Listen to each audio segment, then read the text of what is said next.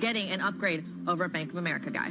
Okay, let's talk about how this market is going to open this Monday morning. We're expecting the FTSE to outperform. FTSE's got a lot of oil stocks, doesn't it? Maybe that's going to be one of the reasons we're going to watch that story so carefully. So here we go. Let's show you some numbers. Let's get an idea of what is happening here. FTSE's already out of the gate. It's a little softer, but not by much. We're down.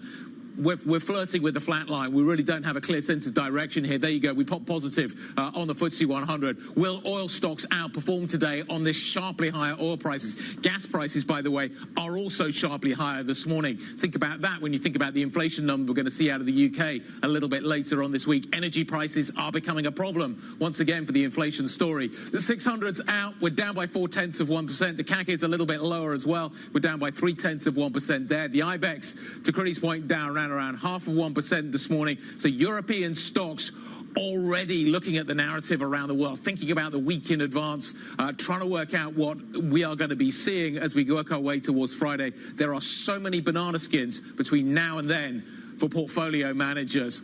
You must be feeling pretty nervous out there right now. Critty, let's talk about the sector story. What's going on? Well, if you're an oil bull, today is a day to smile a little bit because, as you said, Guy, that's exactly where you're seeing the outperformance among a sea of red as well. I mean, look at that Rick sentiment, just a blinding image.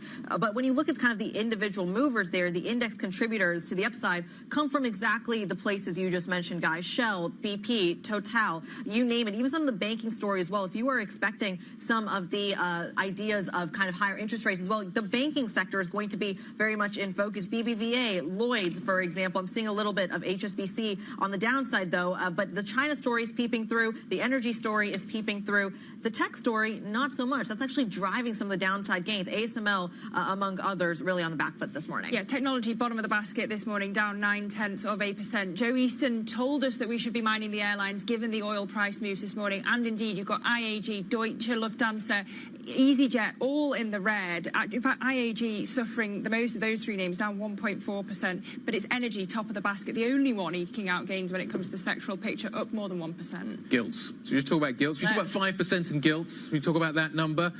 We are currently now trading at 4.899 on a UK 10-year. We're up by another 6 basis points this morning. Just kind of factor that into your thinking when you look at how this week is likely to progress. You are continuing to see that focus on what is happening here in the UK. The Chancellor, Rachel Reeves, is back. She's back from China, as is the Governor of the Bank of England. I just want to kind of point that one out as well. So US 10 years are up by 2.7 basis points. Gilts are up by 6.1% this morning.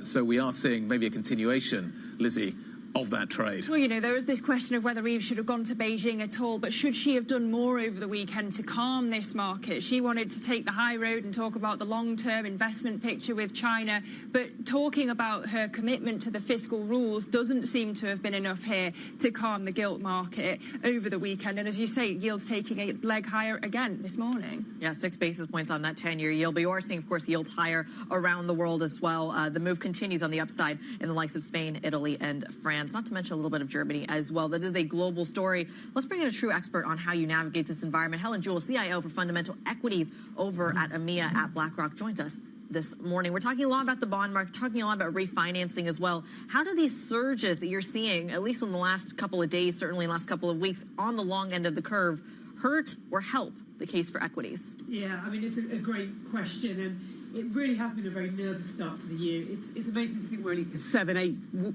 business days into this year already. In terms of how it hurts or helps the equity market, that 5% threshold that Guy referred to is the pain threshold. It's always been that mental pain threshold.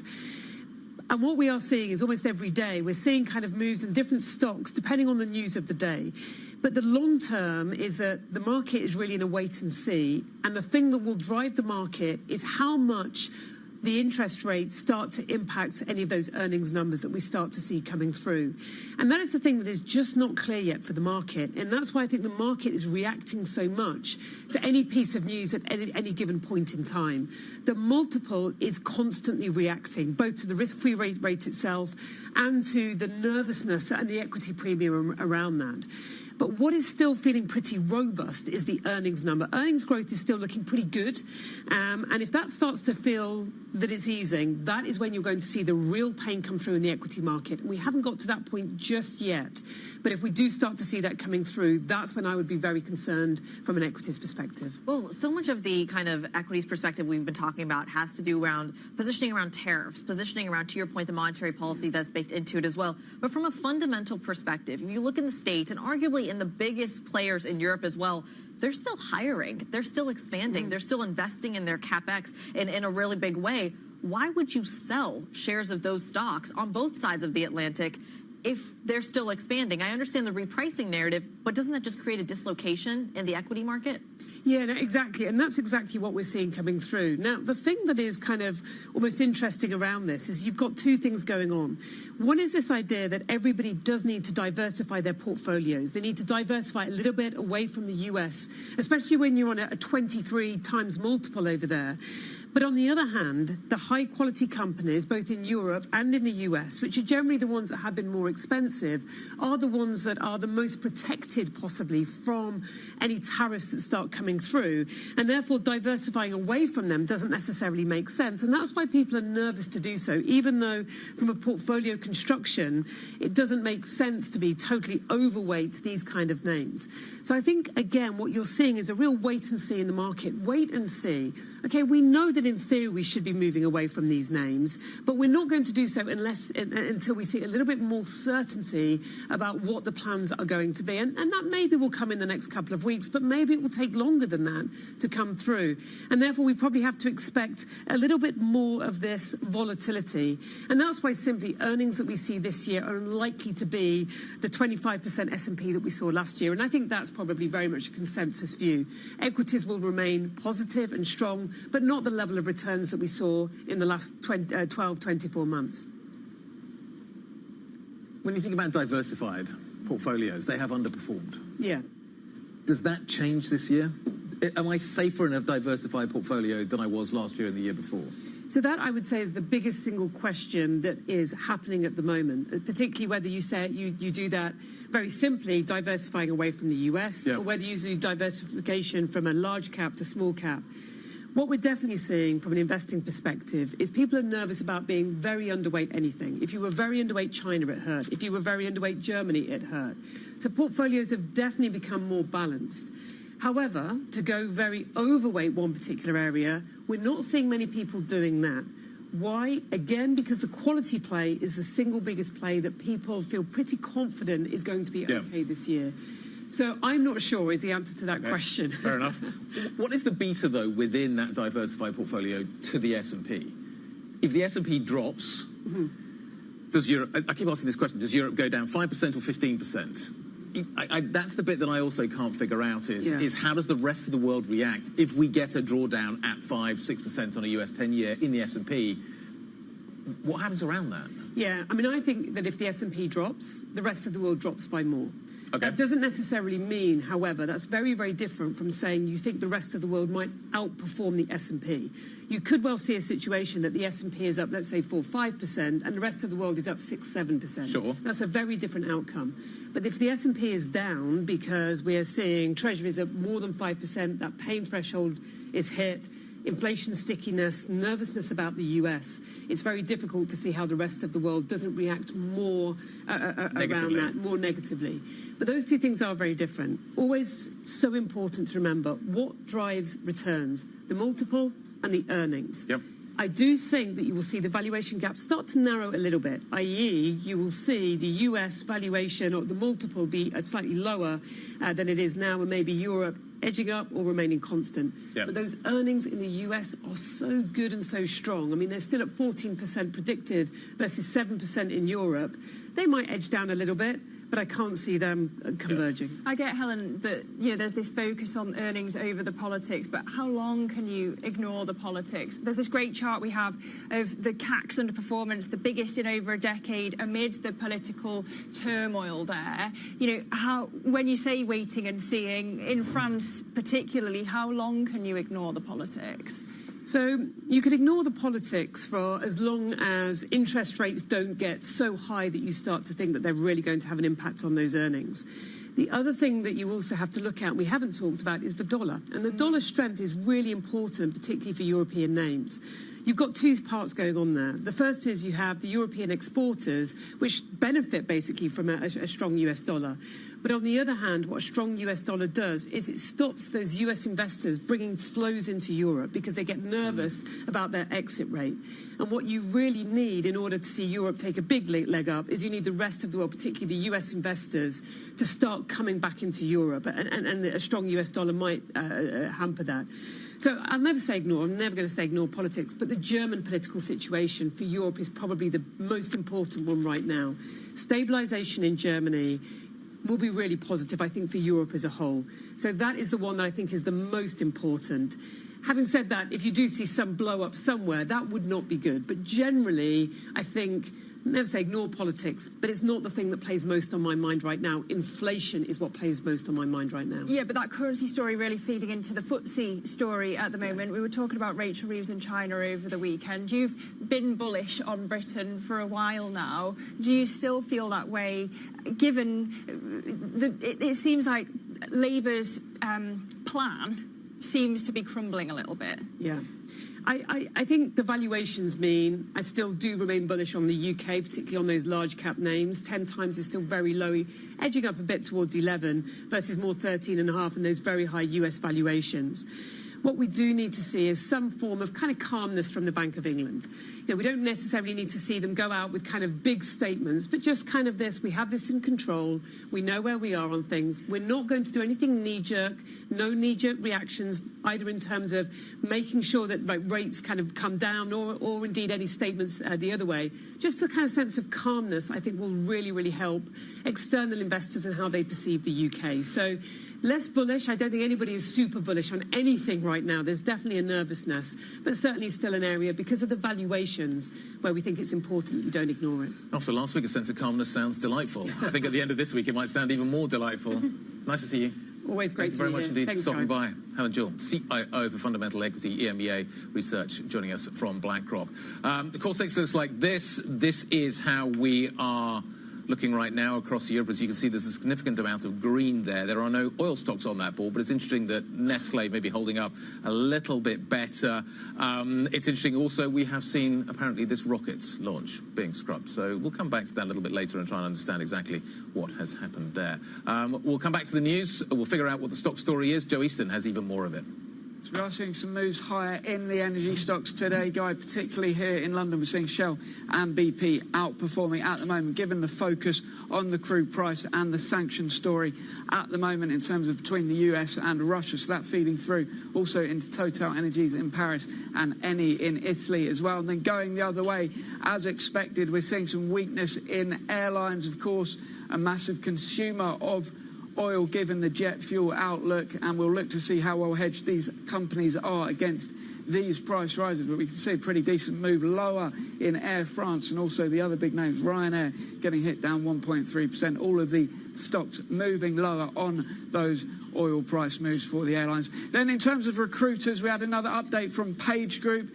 Now the UK listed company actually warning of weakness in France and Germany in particular. They say those are the markets that are now seeing some weakness. I expect the UK outlook not too strong either, but at the moment they are looking at their European markets in terms of some weakness, therefore seeing some feed through into Hayes, Adecco, couple of others like Randstad. Then we got a big move in Entain. Now remember, Flutter a couple of weeks ago, or even last week, warned of weakness in the US due to some adverse results in the NFL betting markets of people winning more money, and that hit Entain. But Entain today reiterating their guidance and therefore quelling some of those concerns, and that stock gaining almost 9% at the moment, a decent rebound for Entain, the Labrix owner at the moment. Then on your ratings, BBVA, as we said earlier, this one up to buy at Bank of America. Now, interestingly, they point to the Turkish exposure. Remember, BBVA owns a big stake in Garanti Bank, and they reckon Garanti is doing better than expected, so they like that one. And then going the other way, Goldman Sachs is downgrading DWS. This is, of course, the big asset manager over in Germany, and getting hit, down 3.7%. Goldman goes to neutral on that. They upgraded it around a year ago. It's had a little bit of a rebound recently. They think that's overdone. And that one, DWS, sliding 3.7% on the German market. All right, Joe Easton from our equities team, we thank you for that update. Just also looking at some interesting moves here on SBB. Those shares are currently higher 8%, 8.4%, but they had been up more than 10%. This off the back of the redhead crossing the terminal that SBB says Fairtree is going to discontinue legal proceedings. This, of course, is all about the lawsuit here that we have seen, this potential lawsuit against SBB, the Swedish landlord.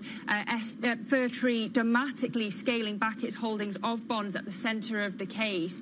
And you are seeing Fairtree saying that it's going to discontinue the legal proceedings. So you're seeing the fallout there, now 9% up on SBB. We're going to have plenty more coming up on the programme, so do stay with us. This is Bloomberg.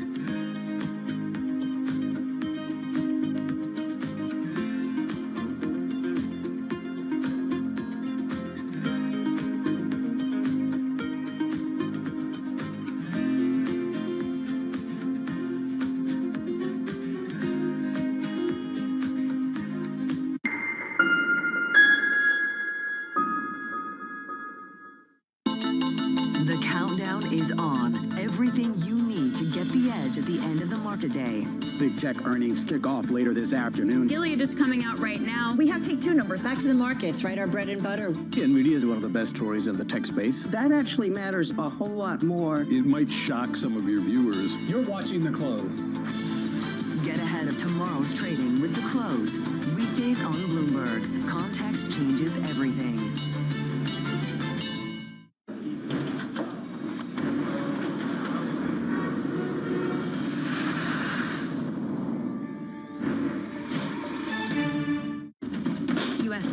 Influencing global markets. Technology is driving business across Europe. Companies in Asia are betting on tech.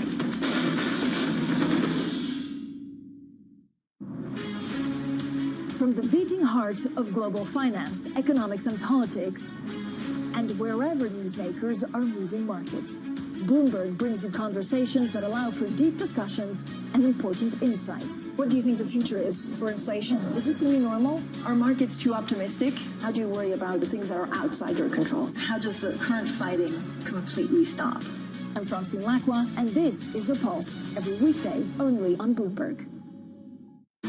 Bloomberg Surveillance covers the latest in global markets and the political events that influence your world. Join Jonathan Farrow, Lisa Abramowitz, and Anne-Marie Hordern. Only on Bloomberg. Context changes everything. Welcome to the world of decentralized finance. Massive outperformance from Bitcoin. Bloomberg is covering all things crypto, the people. The tectonic shift emanating from Washington. All we're looking for is clear rules and an ability to build in the United States. Crypto shouldn't be partisan. The transactions. Really a record-breaking moment. Crypto VC is back. And the technology. It's really the beginning of a global on-chain economy. And if America doesn't embrace it, we're going to be left behind. Bloomberg Crypto, only on Bloomberg. U.S. jobs numbers are released. Bloomberg has the report under surveillance with crucial data and expert analysis at terminal speed. Nobody covers Jobs Day like Bloomberg.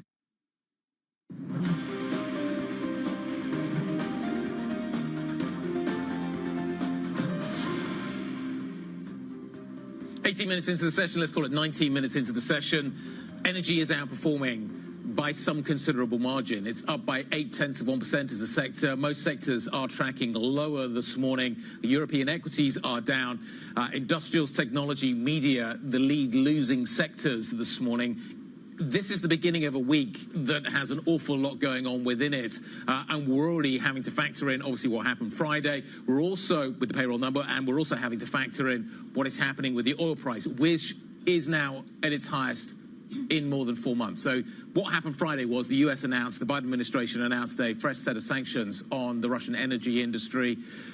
It's going to have a big effect. It looks like it's going to have a big effect, much bigger than anticipated. So a barrel of Brent is now fetching more than $80 a barrel. That's the first time that we're seeing that since July. Stephen Stapczynski joins us now to talk about all of this. Stephen, the world thought that we were coming into 2025 with a lower oil price as pretty much the base case. The oil prices were going to move lower. That was going to be the narrative. It was going to be a part of the disinflationary process. Why is this not happening? Biden threw a wrench in everyone's plan to a degree. Now, what you might remember over the last 4 years, the Biden administration has been very careful about not directly sanctioning exactly Russia to that way it could curb the flow of Russian oil. Now, this is a little bit different. Instead of a price cap, they've gone directly to Russian oil tankers that are part of the shadow fleet. Over 150 of them have been sanctioned. That's the biggest package ever. They also sanctioned Russian oil companies, the ones that help to ship the fuel, and they've also sanctioned Russian insurers. All of those together could take 500,000 to 800,000 barrels a day off the market. That's a little bit less than 1% of total supply.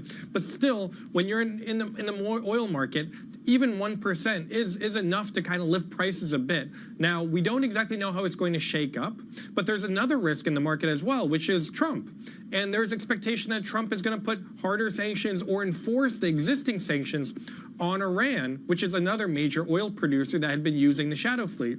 So if you put just the latest Russian sanctions and the potential for Iranian sanctions, oil prices could continue rising. And Goldman said in their note today that if both of those things happen, you could see Brent go from where we're at the $80 level right now up into the $90 level. And that is a bit of a price increase considering, as you said, we were expecting more of a frothy, bearish year coming into January.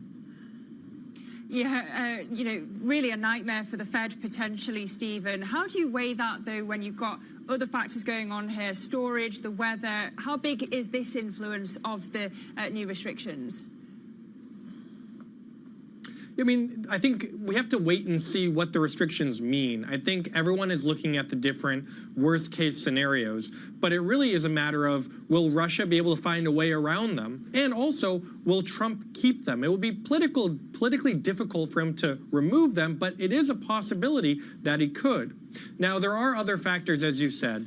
Cold weather in the United States and in Europe have led to a drawdown or increase in demand for diesel and other products that are used for power and heating. In the U.S. in particular, inventories are also falling. But it's a complicated picture because you also have to look at demand. Chinese demand hasn't really been showing up. It's consistently been weaker than what the market was expecting over the last few years. So it's not a really easy up story, but certainly because of the sanction action on Friday, we are seeing a more of a bullish element in the market going forward. All right, Bloomberg, Stephen Stapczynski walking us through that oil story. We thank you so much. We're going to stick with the energy conversation as well and go from oil to natural gas, where futures are up this morning. It comes as Europe risks failing to meet its natural gas storage targets for next winter, as well as some reports around attempted attacks on the Turk Stream compressor station as well. All of that moving the market this morning. Priscilla Azevedo-Roca joins us this morning to talk about all of it. You sat down, you said the minute I started talking about storage, suddenly the conversation conversation changed? Give us, audience, a little bit more insight. The conversation has changed because there's more risks now coming into the market. We are already very short on supplies. We're falling low on stockpiles, as you've mentioned. And Europe this year, it's scrambling to meet its energy needs because simply there's less supply available. Turk Stream, what we know so far is that flows have not been impacted, but it presents a new risk to the market, and the market is reacting to the possibility of something else being disrupted on top of everything else that already happened this year. Just remind us, what comes through Turk Stream? Where does it go? Why is this important? Right. It's Russian gas. And is the last remaining route to Europe after we had the Ukrainian one ending at the beginning of this year. And it feeds Southern Europe through Turkey to Hungary. It can go all the way up to Italy. So it's the last remaining route of Russian gas to Europe. So then where are the pain points? Where are the shortfalls going to be felt? Right. With less supply available in Europe through its pipelines after losing the Ukrainian route as well, Europe has to put itself out there and buy sea cargoes and buy LNG. At the moment, there's not a lot of LNG available because those projects, they're slow to pick up and they're coming online slowly. We've seen some from the US, we've seen some from Canada, but this year they're going to be short, which means that Europe has to keep its prices up to compete with other nations to attract the supply here. That means that other countries that deeply need this LNG to keep its lights on, like Egypt, who has become a net importer last year for the first time in history, will not be able to pay up and compete with Europe. Let's bring it back to the initial kind of drive for having you on the program this morning, which is simply that these storage issues continue to stay there. We've gone about, I think, maybe 3 or 4 years now, where every winter we say, this is going to be the crisis. This is going to be the crisis that breaks Europe. And every winter we've gone by saying, well, the weather's a bit warmer, so we haven't hit that breaking point. How much closer are we to that breaking point? Right. This year, the weather has been extremely cold. It's the first colder winter since the energy crisis, and we are seeing the storage levels in Europe falling extremely quickly, more than any time in the past 5 or 7 years even. Right now, storage levels, just to put into a bit of context, they are 66% full compared to 80% at the same point last year. Storages, just to be clear, they're meant to be a buffer. So they're meant to be used on times of stress. But what is going to make it, it's going to make it harder for traders to stockpile in summer. Let's say China, it's a very, very hot summer in Asia, and China will start out bidding for cargoes, and European traders need to start stockpiling for next winter. And that's when the problems are going to start to arise, and we're going to see the pain points. 90% storage levels mandated by the 1st of November. Europe's going to struggle to get there by the sounds of things. We'll leave it there. Priscilla, thank you very much indeed. Priscilla Azevedo-Roca joining us on what is happening with the gas story. We'll come back to that a little bit later on. It's potentially going to be hugely inflationary for Europe. You're going to see that maybe showing up also already this week in the UK CPI data. Pay attention to that. Up next, we'll talk about why we haven't seen fireworks this morning. Bezos' Blue Origin space team have delayed the inaugural launch of the new flagship Glenn rocket. We are going to talk about what has caused the delay, when are we potentially seeing this launch, and why is it so significant? We'll come back to that next. This is Bloomberg.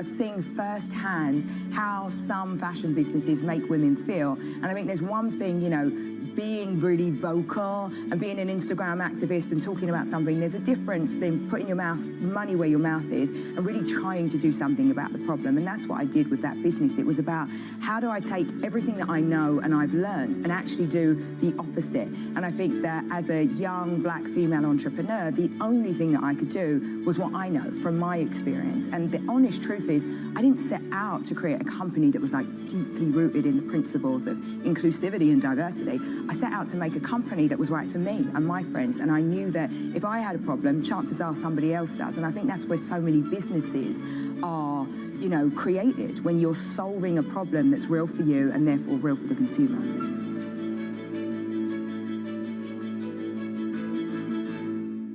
Jumpstart your trading day on Bloomberg Open Interest. 2 hours of single stock stories that are driving the opening bell action. We'll take you to Wall Street, Main Street, the C-suite, and beyond. These are companies that are growing their market. The great companies in the U.S. are the companies hitting the cutting edge. That's a different story. Get the inside track on what's buzzing in markets. With the players who are shaping the narrative. If you have bad earnings reports, you're going to get punished. They're not buying what the industry is selling. Join us on Bloomberg Open Interest every trading day, only on Bloomberg.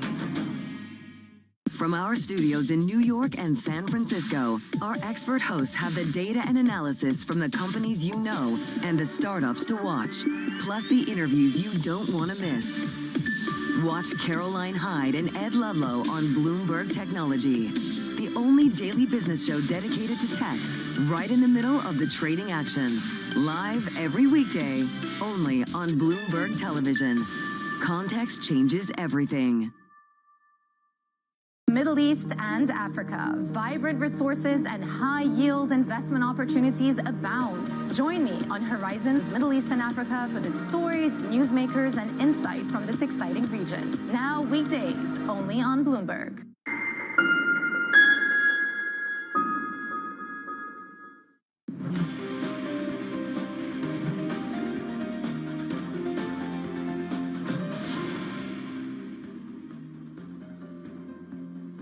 This is the opening trade. We're 30 minutes into today's session. It's red across the screen here in Europe. The Stock 600 lower 0.7%. The FTSE 250 had been managing to eke out some gains, the only one actually, but maybe that is after the pain of last week, a little bit of a reversal there. But if you look across sectors, all but three in negative territory this morning. Energy, basic resources leading the gains as we had expected, given the oil price moves. Brent trading up 1.8% currently, just above $81 a barrel.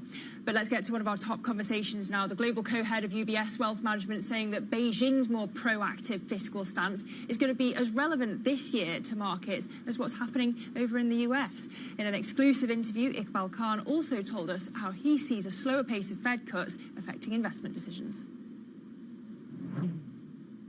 Well, generally, the entire rate curve and everything around rates policy, as well as inflation, has been a key topic and has now reignited again with what we're seeing in terms of the rate curve and what you just mentioned. There was a Bloomberg headline just this morning around scratching 5% in terms of 10-year yields. Having said that, we do still expect a gradual reduction in rates, but we will have to work through in scenarios. Why do I say that? We're waiting for an inauguration. We will see what the U.S. administration will be doing. There are scenarios out there. We need to work through those scenarios. We do believe that there will be continued rate cuts, maybe albeit a bit slower than anticipated, but this is something that we will have to work through. You just said the Trump inauguration. He's threatened a lot of punitive issues, more protectionist American policy, including tariffs, as well as perhaps more debt issues. The deficit has been a problem in the United States. How do you see that impacting China in particular, which is trying to get some traction in its own economy? Well, I think if you step back once again and you look at some of the macro challenges in China, we're talking about the real estate sector, we're talking about local government debt, and we're talking about consumer demand. We've started to see a commitment of China towards the economy, and we've started to see that economic policy come to bear. Everybody's, as you mentioned, waiting for March. We will see what the next steps around the more proactive fiscal stance will be in China. That will be as relevant as what the U.S. does. You think that's what's going to happen in March? Because we've had some false starts, some false dawns, if you will, on the policy front. What would you like to see? I think we would like to see continuous and sustainable steps towards addressing some of the more macro and fiscal challenges that China faces. Will 2025 be tougher than 2024, though? Look, every year, whenever we start a year, there's always this question, will one year be tougher than the other? One of the things that I've learned is don't always follow consensus. That was one of the things we learned when we went to Davos every year. Just think about scenarios, work through scenarios. You will always have additional information. One of the great things about GCC is figure out what is out there. What are the big knowns and what could be potentially the big unknowns, and how are you going to factor that in? Again, one of the key things that we are here to deliver is sustainable performance, sustainable impact for our clients. And we do that by making sure that their portfolios, their investment portfolios, are all-weather portfolios. And we work through this with our clients in making sure that they're diversified globally as much as by sector and theme.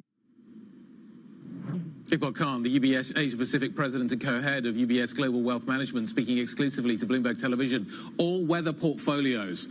At the moment, the market is dealing with knowns, known unknowns, and unknown unknowns. And I wonder where the California fires fit into that overall narrative. The weather, certainly, all-weather portfolios playing an increasing part in how people are positioning. And Kriti, you just think about the implications of what is happening here. The National Weather Service is issuing a particularly dangerous situation warning for Malibu, San Fernando Valley, portions of Ventura County. These are big metropolitan areas, big areas with a lot of very expensive real estate in them, some of which is going to have a mortgage on them, some of which is going to be hard to rebuild. I wonder whether this is also going to show up in the bank story this week. I don't yet know that we've got our arms around the economic implications of what is happening here. Absolutely. The liability insurance as well, as you mentioned, is going to be a key one. And the ripple effects, by the way, to the insurance markets around the world, because so many people are exposed to that globally as well. You mentioned the economic piece. 15% of America's GDP comes from California. So this is going to take a big hit. We're talking about export data this morning out of China. That goes straight to the LA ports, which is also likely being impacted by this as well. Not to mention, from an economic perspective, how much of the government funds are then, in the first days of Donald Trump's presidency, going straight to California. That's already been 100% covered, according to Joe Biden. Yeah, and it looks like it's going to get worse this week. Another round of hurricane-force wind gusts expected. Some of the biggest fires still going and out of control almost at this point. You can see them on the screen there. Yeah, you're looking at pictures that are just so dramatic, and you think about how hard it is going to be to rebuild after this. What are the rebuild costs? Costs of rebuilding are enormous. The value of these properties as well has skyrocketed recently, makes kind of the balance between the mortgage, the rebuilding costs, the kind of who holds the liability. Is some of this stuff economic to rebuild as well? I think is going to be a key question. And again, I wonder, where are these mortgages held? Where does the risk lie? Yes, the insurance is a risk, but if the insurance doesn't hold up, the mortgage then becomes a risk. Yeah, and this has a municipal kind of bond story as well for those who are exposed to the California municipal bond. This become a major political conversation, and not to mention kind of the second wave effects of how this all shows up in terms of ESG investment around the world, given that so much of the ripple effects from these fires and these Santa Ana winds and hurricane winds are really tied to the climate story at the end of the day. We're going to dive into all of those details, I'm sure, in the coming months and perhaps years that's going to take to rebuild after the fires are eventually put out. I want to go to another major story we're following this morning, and that, of course, is Jeff Bezos' Blue Origin, which has been delaying the inaugural launch of its new flagship rocket to deal with an unspecified issue on the vehicle. We were, of course, waiting for that launch just moments ago before it had been scrubbed. Watching this very, very closely is Bloomberg Aerospace reporter Kate Duffy, joining us around the table for more. So let's just start with the latest news. Why was this scrubbed? Well, it was scrubbed because of a troubleshooting issue. So there were clearly anomalies with the vehicle subsystem. So that meant that it couldn't go ahead today. But it's just, this isn't a particular issue. This is what we sometimes see with rocket launches. They do get delayed. It is normal, whether it's down to the rocket itself or weather conditions. But we have been waiting for this launch for a long, long time. This has been in development for more than a decade now. So it's just about getting it off the ground and seeing how it performs. Kate, we know that the space race is really about who has the biggest rocket. How painful is this for Jeff Bezos and his rivalry with Elon Musk? I mean, he's come out recently and said that, you know, it's positive that SpaceX is doing so well and Blue Origin is hopefully going to do as well. So they've got very similar rockets in the sense that they're both delivering satellites into orbit. SpaceX's Falcon 9 is reusable. It's probably the most reliable rocket we have on this planet at the moment just because of the frequency of the launches. So New Glenn is supposed to do the same thing, deliver satellites too, but at a heavier payload, so delivering more at the same time. But we're just waiting to see whether that he can actually pull this off. Obviously, it's a big moment for him. Blue Origin, the space company, they've already taken space tourists into space. So this is a separate sort of division to the business and something that, yeah, would compete definitely against Falcon 9. The comparison with SpaceX is obvious.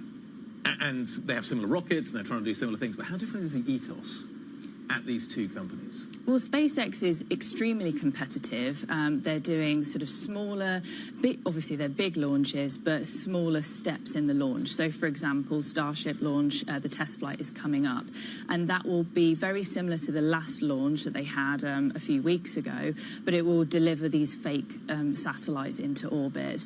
Whereas Jeff Bezos is taking a more sort of cautious approach to it, where this has been in development, as I said, for more than 10 years, and this is the first launch that they're having, and this is supposed to do everything in one launch. It's got the payload on board already. It's going to deliver the satellites, and it's also going to land for the first time on a ship in the ocean because it's reusable, just like Falcon 9. So they're doing everything in one go, and that is different from how SpaceX have operated in the past. Well, talk to us a little bit. I mean, at the end of the day, there are business implications. As Guy mentioned, there's kind of, you're competing with SpaceX, but you're also not competing with SpaceX, and then ultimately you're trying to contract with NASA at the end of the day towards some of these space loads. I mean, I think Jeff Bezos as well, commenting in a Bloomberg interview this morning that there are going to be multiple winners at the end of the day of this industry. To what extent are those kind of the next steps from NASA and the kind of the federal standpoint almost contingent on Blue Origin's success here? As he said, you know, he's positive that SpaceX is in the business as well. But also, the new Trump administration is supposed to be very pro-space, so he's focused on that. He's not worried about the other competitors that come into the space race. If anything, it encourages each other for competition and to reach space. And obviously, it puts America at the top of the leaderboard when it comes to reaching space, the moon and Mars as well. So, yeah. So when do we have any idea when this thing's going to go? No, they haven't released a new date yet. We're just waiting for that. So is that an indication that this is a more major system failure or major system gremlin that they're worried about? Not necessarily, no. Right. It could be that they have to get the fuel out of the rocket and just for safety reasons. They have to delay it by a week, potentially. It could be a couple of days. We're not sure at the moment. So we've been on the edge of our seats all morning and we'll have to stay there. I vote for Saturday. I think Saturday would be a great launch opportunity if you're watching Jeff Bezos. Not between the hours of 7 and 9 a.m. Monday to Friday, basically. Kate Duffy, our Bloomberg Aerospace reporter. Lovely to have you with us round the table. But coming up on the programme, the UK Chancellor Rachel Reeves returning from China with deals worth £600 million. Is that going to be enough to ease the broader market concerns? We'll dive into that next. This is Bloomberg.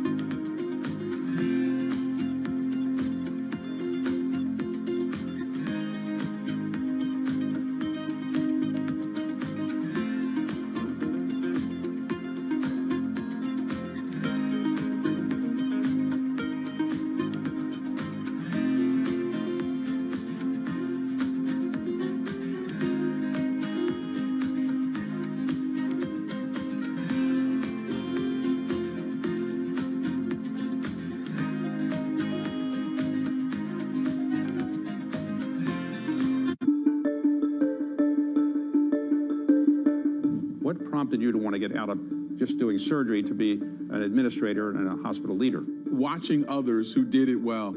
I had a dean who recruited me from Birmingham, Alabama to Minneapolis, Minnesota, which is a big jump to convince me to move my family. I realized over time that my training as a surgeon brought a set of credible things to the table. One, if surgeons have a measure of emotional intelligence, not much of our training reinforces that. It reinforces skill, not necessarily emotional intelligence. But if a surgeon has some self-awareness and emotional intelligence, what they bring to the table of leadership are three fundamental things. Number one, they do everything in teams.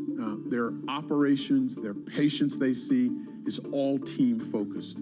Number two, they value process, but they hold themselves very much accountable to execution. They understand that it's good to explore a patient, but what really matters is that you take the tumor out. And then number three, they make difficult decisions on incomplete information.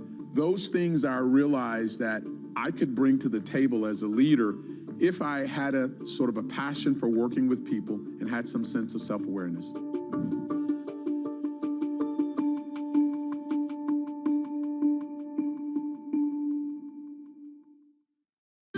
Good morning. This is Bloomberg Surveillance. Welcome back to the opening trade. This is Bloomberg Technology. This is the Asia Trade. This is Wall Street Week. Welcome to Balance of Power. This is Bloomberg Television. Bringing you up-to-the-minute financial news whenever and wherever it happens. I'm Michael McKee at the Federal Reserve, and this is Bloomberg.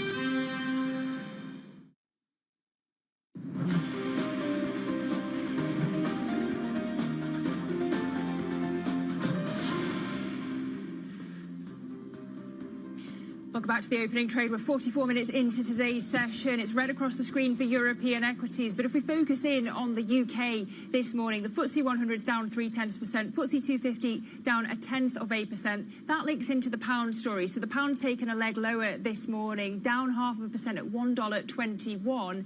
And in the gilt market, you've got yields climbing again this Monday morning. So on the 2-year high of 5 basis points at 4.5%, the 10-year high of 5 basis points at 4.89%. And this is after the Chancellor Rachel Reeves over the weekend tried to calm things down. Of course, she's been in Beijing. She's been trying to rustle up interest in that economic relationship. But journalists, of course, asking about the market turmoil at home. She says she is wedded to her fiscal rules. Has she done enough? Let's get analysis now with our senior economics reporter, Philip Aldrich, who joins us round the table. Phil, good to have you with us this morning. Let me just start with the announcement from Reeves, this £600 million deal that she's got from Beijing. That's a drop in the ocean, isn't it, when you talk about China? Yeah, it's very much small fry. It doesn't feel like it's clearly not a significant amount of money. The visit? I think obviously there's other things going on which they're discussing. I mean, because obviously the UK's energy transition, the clean energy transition that we're making, is going to rely enormously on China for the supply chain. So I think that there's a lot of talk on behind the scenes about those issues. But in sort of immediate £600 million investment announcement, I think everyone could just ignore that. In terms of what we're going to see likely play out this week, we've got data coming up. We've got CPI data that the UK is going to have to do with, and GDP data. How is the bank viewing all of this in totality? The governor was on the trip as well, remarkably quiet in terms of the commentary that he was making. What does he have to do this week? How will he be and the bank be viewing what is happening here? So, I haven't heard directly from the bank, but people talking about what the bank needs to do would stress that clearly inflation. I mean, if we get an inflation shock, an upside inflation shock, we can expect a more sort of ruckus in the market. So hopefully we won't get that, but the bank's going to have to reinforce at some point through some of the speeches that they are absolutely stressing that getting on top of inflation is key. And then beyond that, they've got to be watching what's happening in the market to see if there's liquidity problems. So if there are liquidity problems, which there's not really signs of yet, then does the bank have to intervene? They've got emergency liquidity tools. You could, in an extreme case, they could stop active sales of QT. These things. As soon as you start, extreme, is it? Well, I would say that if the bank has to intervene like this, then they're kind of reinforcing the idea that there's some kind of emergency situation going on. So the last thing you want to do is to respond in such a way that you exacerbate the problem. So I would have thought that running out some of their liquidity tools, reinforcing the use of their liquidity instruments, a lot of using words rather than using actions would be the preferable way to go. And there hasn't. Spreads have not blown out any more today. If you look, they've moved everywhere up. So the UK spreads are not relatively worse. Obviously, sterling is where you've got to keep an eye on this. But and the Chancellor's got to somehow give that absolute. She said my fiscal rules are non-negotiable, so we are going to protect the public finances. She's got to sort of reinforce these messages, but it's up to the market participants to decide whether they believe it's credible. Where's the inflation risk coming from? Is it the upside risk from the West? Is it the deflationary risk from the East? Or is it the market, to your point, getting ahead of itself before any of the policy changes have come from any three regions? So the inflation problems in the UK are still this underlying. We've got core services, which is higher than core inflation, which is higher than the sort of 2% rate that we're supposed to have. We've got services inflation, which is around 5%. So that's very much a concern for the markets because you can't. These are the second round effects that are very hard to squeeze out of the economy, and we've not seen it squeezed out yet. So I suppose the concerns are you've had a fiscal impulse from the budget, which will only push these up. You've had these NICS rises and minimum wage rise, so the payroll tax rise and the minimum wage rise, which businesses are saying we're going to push through into wages potentially, and then that's into prices potentially, and that is all going to put sort of this further pressure on inflation. So that's what people are worried about. More pressure on inflation at a time when the underlying level of inflation is already relatively high. Phil's talking about the idea that maybe you don't want to upset the markets by doing something, because doing something implies that there is a situation that exists that needs something doing about it. But presumably, Lizzie, the pressure must be growing enormously at the moment for Reeves to do something, or at least say something that addresses this issue. One might agree, but on the flip side of that, even Sarah Breeden, the Deputy Governor of the Bank of England, said that the moves were orderly, echoing Phil, echoing Darren Jones, her deputy, when he spoke up. Well, this is debatable, isn't it? But look at, as you make the point, Phil, compare it to what's happening in Europe and the US. Everywhere is having the problem, but it seems particularly pronounced in the UK, right? Phil, if this continues, we've obviously got these important milestones, the Bank of England read on the situation, the OBR read on the situation, but what are the tools available to Rachel Reeves other than kind of constantly reaffirming her commitment to the fiscal rules? Well, first of all, I'd just say that obviously the market moves have not been orderly, but they're not at the moment in panic setting. So, but what can Rachel Reeves do? Fundamentally, the issue is about lack of credibility with the fact that her headroom is so small from her side, from the debt side, rather than from the inflation side. But the concern is that she's going to have to be constantly coming back with new policy measures to fill her, to basically hold to her fiscal rules. So if she was going to intervene and do something, she should basically say, list out maybe a few policies that she is definitely going to pull out of the hat if necessary, so that markets or businesses know what will be coming. Now, this is taking that step is, as I said, I think that you do that and you're basically saying there's something to worry about here. But the last thing you want is what happened before the budget, which is we had in October, which we had 2 or 3 months of endless speculation about what was coming, and that led to all this uncertainty, and that itself caused all sorts of economic spillover effects in terms of depressing, sentiment. And so you don't want just another 3 months or 2 months of speculation. You at least have some policies. So that's. I feel that's all Rachel Reeves can do. And then obviously the bank can do liquidity stuff should market conditions get more fraud. A lot to dive into. Bloomberg's Phil Aldrich walking us through both the politics and the economics, mirroring it very nicely for us this morning. We thank you so much for joining us around the table. It doesn't just stop today, though, because there's plenty going on for the UK. On Monday, we, of course, today, I should say, we do get Keir Starmer's AI speech. Does that really change the narrative around that tech investment story here in the UK? We will certainly find out. I'm going to stick with the UK before I go to the other regions as well, because we do get UK CPI on Wednesday and then those GDP numbers on Thursday. So that's the UK story. For France, we have plenty of ECB speak throughout the week, but the policy agenda, the French speech from the new prime minister into parliament happens on Tuesday. We'll see if that actually changes any of the conversation around the deficit. But I have to say, a lot of the kind of conversation this week is going to happen in the States. That CPI report on Wednesday, the bank earnings that kick off on Wednesday, bleed into Thursday as well, and then two major Senate confirmations. First of Marco Rubio for the new Secretary of State under the Trump administration, and then Scott Bessent to talk about the potential new moves from the Treasury. So it's going to be a fairly exciting week. Yeah, last week felt brutal. Yeah. This week? Yes. Well, let's see what our very own Valerie Teitel is walking through, because she's got plenty on your agenda. We've got plenty on our agenda. What moves the market this week, Val? Look, I'm focused a bit more on U.S. CPI, because I think it might put to bed the recent narratives or the recent worries about inflation reaccelerating. If we look at what the Bloomberg survey of economists estimate is for core month-on-month, we're due to end that streak of 0.3s, and this month we're looking at getting a 0.2. So that kind of softer reading might calm the market down when it comes to those inflation readings. For now, you know, we have had many economists across the street slash their view on calls for Fed cuts this year. The big one being Bank of America saying that the Fed's rate cut is over, and they think the threshold for hikes is a reacceleration of core PCE above 3%. We're currently at 2.8, so it would entail a bit more of acceleration coming through inflation. I just don't think we're going to get that in the monthly core print this week, due out on Wednesday. How much of a game changer was the payroll number? From just looking at this from an inflation point of view, the inflation print, like, we're going to go maybe 0.3 to 0.2. That's not it's a decent move, but it's not like a sort of huge move. The payroll number was really big. So it feels like the kind of the symmetry around all of this is that the labour market is looking super strong. Inflation slowly coming down. Does the inflation number going from 0.3 to 0.2 really change anything for the Fed?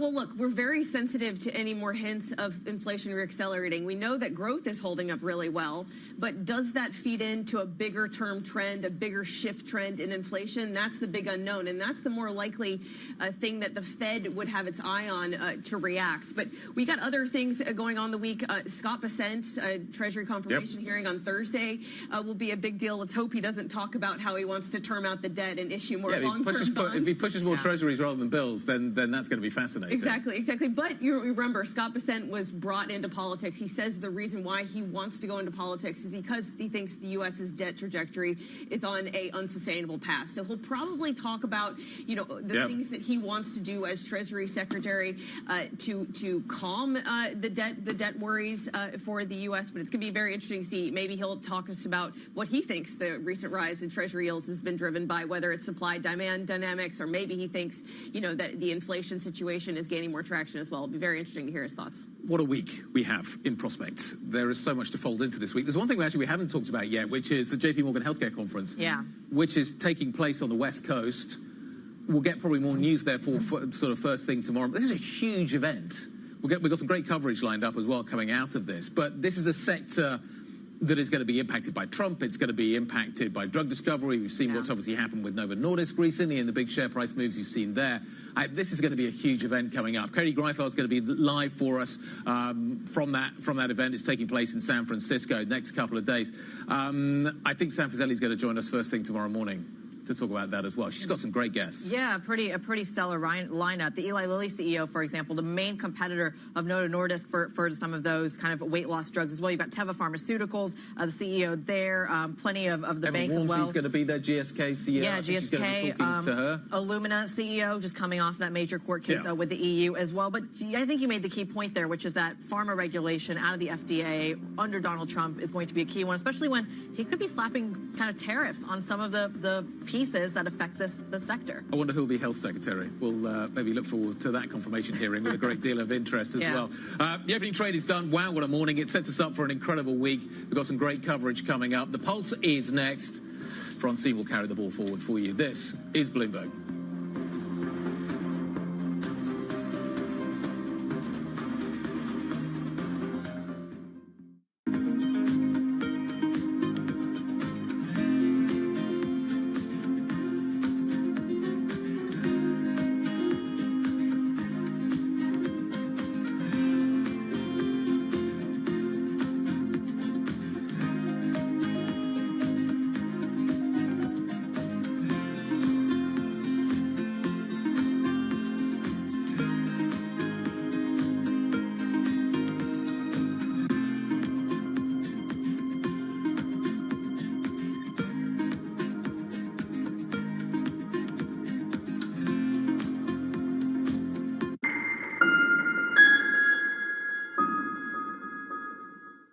This is Bloomberg Daybreak Europe. I'm Tom McKenzie in London. These are the stories that set your agenda.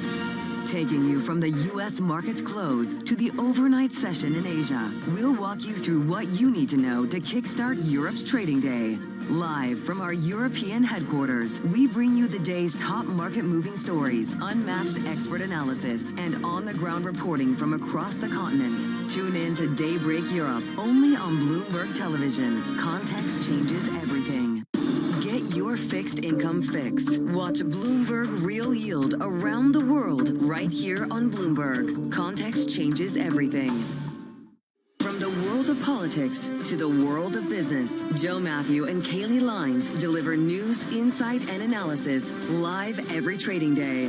Balance of Power, live around the world only on Bloomberg.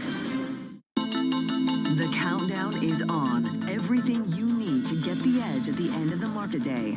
Big tech earnings kick off later this afternoon. Gilead is coming out right now. We have take two numbers. Back to the markets, right? Our bread and butter. NVIDIA is one of the best stories in the tech space. That actually matters a whole lot more. It might shock some of your viewers. You're watching The Close.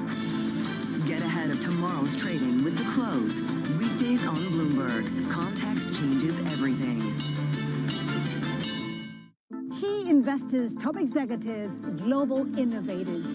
Join me for in-depth conversations with the biggest newsmakers on the day's top stories. Insight with Haslinda Onen, only on Bloomberg. From the beating heart of global finance, economics, and politics, and wherever newsmakers are moving markets, Bloomberg brings you conversations that allow for deep discussions and important insights. What do you think the future is for inflation? Is this a new normal? Are markets too optimistic? How do you worry about the things that are outside your control? How does the current fighting completely stop? I'm Francine Lacqua, and this is The Pulse, every weekday only on Bloomberg.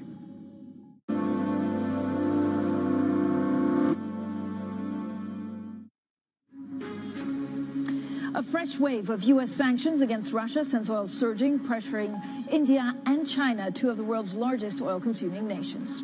While traders trim bets on Fed cuts after Friday's blowout jobs report, the pound extends last week's slump, dropping to the lowest level in a year. Plus, with UK assets under pressure, the Chancellor, Rachel Reeves, returns to from China today, facing growing calls to quell market jitters. Now we'll be joined by Jim O'Neill, member of the UK House of Lords, former chair of Goldman Sachs Asset Management. At 9:30 a.m., we'll also talk about the markets with Janet Henry of HSBC. Now let's take a look at the global macro movers. Now we've switched things up. We always look at the European markets map, but actually there's so much going on around the world, and it's all linked, that we decided this would be the best way to look not only at sterling 121.37. We'll delve into that a little bit deeper when it comes to cross-asset, but there's quite a lot of stuff going on with China, for example. So we had some trade surplus in China. It ramped up its support for yuan, and then a couple of other things that we need to watch out for, of course, is some of the concern as we head into inflation data. Traders, after that U.S. jobs report, that was really a blowout, underscoring resilience in the American economy, now need to see exactly what Trump policies mean for inflation. So cross assets, We're looking at the U.S. 10-year yield, but also sterling as Rachel Reeves comebacks from China. So you can see sterling 121.38, the U.S. 10-year 479.23, so quite close to the 5% mark. S&P futures under pressure, down 0.7%, and then we start talking about oil with these extra sanctions. Brent 81.46. So for the conversations that matter and the insights you need, let's get started.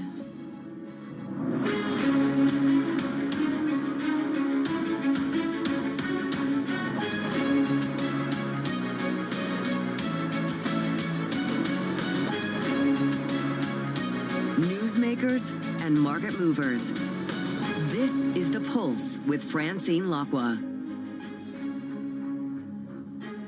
Well, good morning, everyone, and welcome to The Pulse. I'm Francine Lacqua here in London. Now, in a moment, we'll talk about the global bond sell-off, inflation, and, of course, weakening pound with Janet Henry, HSBC Global Chief Economist. But first, to really try and understand the impact of new aggressive sanctions on Russia, we're joined by Bloomberg's Will Kennedy. Oil has hit the highest level in more than 4 months after the U.S. announced fresh restrictions on Moscow's energy industry. So, Will and Janet, thank you both for joining us. Well, so I was a little bit confused because I almost thought that they did everything that they could already, and then suddenly there's quite a lot of anxiousness in the markets because of these extra sanctions that the Biden administration did a week before leaving office. No, these are by far the boldest sanctions yet imposed on Russia by the United States. The United States and the Biden administration had actually been quite cautious in its approach because it wasn't wanting to drive oil prices higher. Clearly, this is a parting shot, and I think they feel it comes at a time when the market is generally quite well supplied, so there's room to do this. But the market has taken these sanctions seriously, and I think for 3 reasons. First, because they directly sanctioned 2 major Russian oil producers, Surgutneftegas and Gazprom-Neft. That's 1 million barrels a day. 2, they double the number of tankers that have been sanctioned. And third, they hit one of the biggest insurers of Russian ships. So you put those 3 things together, and the market is clearly worried that this could ultimately have a material impact on supply. I mean, Donald Trump could presumably just roll them back as soon as he comes in. He could. These are done by the executive, so they can be rolled back. But it's not clear that he would want to do that. It would be a very blatant way of doing a favor for Russia. It would not necessarily be popular with all parts of the Republican Party, especially in the Senate. And, of course, as he seeks to, as he said he wants to do, solve the conflict in Ukraine, this, of course, gives another piece of leverage in those negotiations, potentially.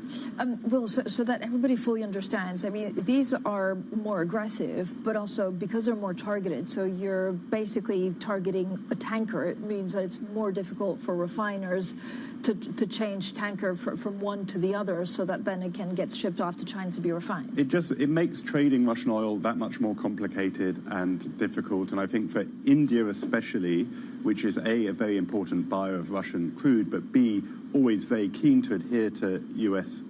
sanctions and not violate them, they're going to have to work very hard to make sure their cargoes aren't coming from those oil producers, aren't on sanctioned tankers, and are not insured by the sanctioned insurer.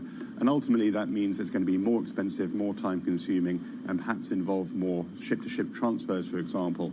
So it does make that trade in Russian oil that much more difficult and expensive. Well, thank you so much, Will Kennedy, who oversees all of our commodity coverage. Now, the sell-off in UK assets is continuing, with gilt yields higher across the board and the pound continuing to slide. Well, joining us now is Janet Henry, Global Chief Economist at HSBC. Janet, Happy New Year. It's so good to get started with Janet Henry on such a busy week to try and understand inflation and also what is happening in the UK. Is there a debt problem, or is it just in the eye of the storm? I think what we've seen over the course of the last week, we know has been primarily a global issue. You know, what we have got everywhere is recent months, disinflation has slowed. We've got enormous policy uncertainty regarding, and this was in the Fed minutes, regarding trade policy, regarding immigration policy, regarding tariffs, etc.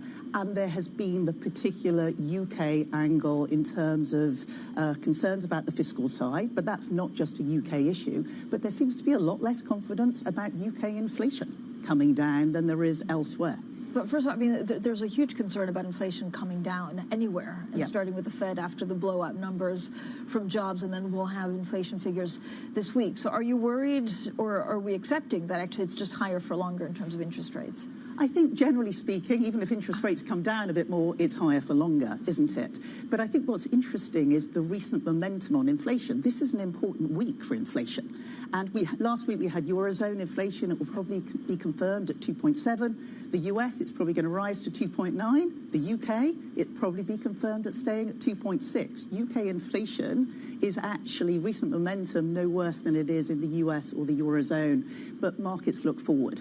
And this is why there's all this discussion regarding the fiscal rules, but not just over the next 5 years. They want to be more confident. They want to believe the Bank of England's forecast that inflation is going to fall more sharply so that there will be more scope for interest rate cuts, because UK rates are higher than they are in the US or the Eurozone. Yeah, and Anna, I guess there's a concern, the buffers actually were a lot smaller that the Chancellor priced in or put together in her budget. Does it mean that there are question marks from investors on what the UK does next, including either tax hikes or cutting spending?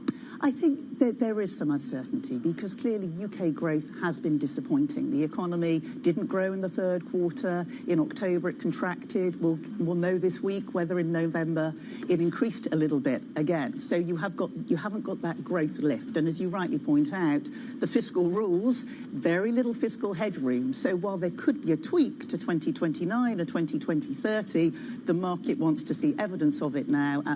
My suspicion is if they need to do something sooner, it will be on the spending side rather than the taxation side. So we sit in Europe, and I guess we're trying to understand these proposed changes in U.S. policy, which there's a lot of talk, but we don't know exactly where they end up. But also, we're stuck between China and their promise of loosening monetary policy that we haven't quite fully seen yet. No, we haven't, but I think that we will. It's clear that we will see more in the way of fiscal stimulus, and we will see more in terms of monetary easing, in terms of interest rate cuts and reserve requirement cuts. But the market keeps being impatient when growth is so sluggish, and while we are seeing some lift to consumer spending from these trade-in schemes, they want to see something more convincing. They want to be confident that employment prospects are going to rise. And while there is more in the pipeline in terms of pension spending and social security spending, you do need to get that confidence back in the economy, and certainly a stronger growth in China would lift world trade to a larger degree, and Europe in particular. But remember, in China, this is a consumer story, not a manufacturing investment boom that in the past did list the likes of Germany. How difficult is it to model actually some of the possible U.S. policy changes into growth forecasts for China, but also for Europe? It's very, very hard because we know that the data are going to be volatile. So, for instance, this morning we had that China trade data for December. Nice bounce in Chinese exports, particularly to the US, but also to ASEAN. It was even stronger. What we don't know at the moment is how much of that is the continued strength of the US and how much of that is ongoing front-loading. It's always called China's front-loading exports. US companies are front-loading imports in anticipation of these tariffs. So while we know what the general trajectory might be because you're adding friction to world trade, you're not going to see it in the January or the February data. But so what I'm struggling to actually get to the bottom of is at what point is this self-fulfilling prophecy? Is it really that this U.S. exceptionalism means that the rest of the world will do badly, or can we somehow benefit if these tariffs are only threats and Donald Trump doesn't follow through?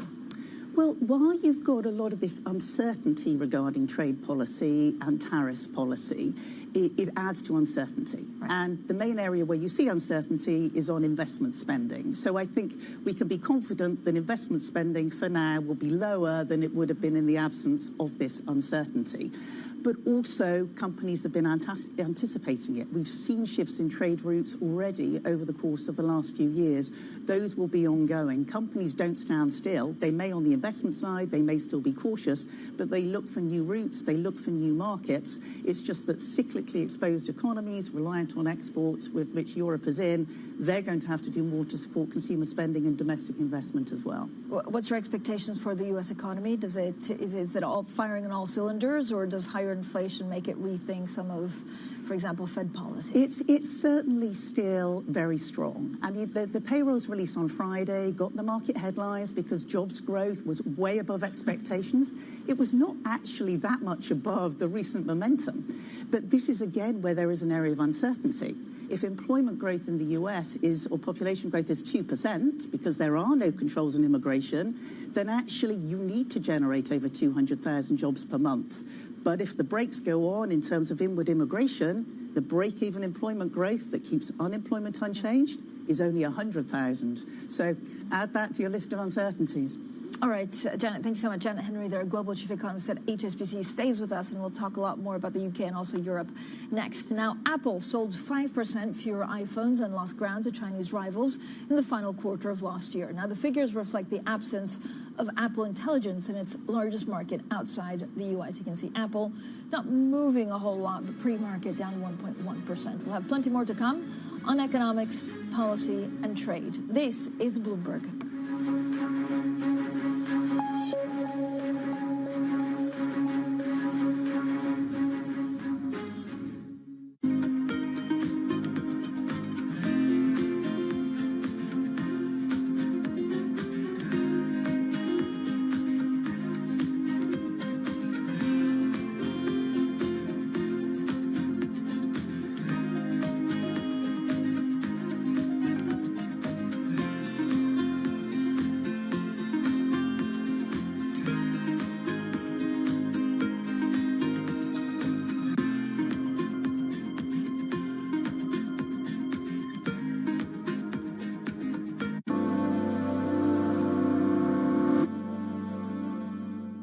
Welcome to the world of decentralized finance. Massive outperformance from Bitcoin. Bloomberg is covering all things crypto, the people. The tectonic shift emanating from Washington. All we're looking for is clear rules and the ability to build in the United States. Crypto shouldn't be partisan. The transactions. Really a record-breaking moment. Crypto VC is back. And the technology. It's really the beginning of a global on-chain economy. And if America doesn't embrace it, we're going to be left behind. Bloomberg Crypto, only on Bloomberg.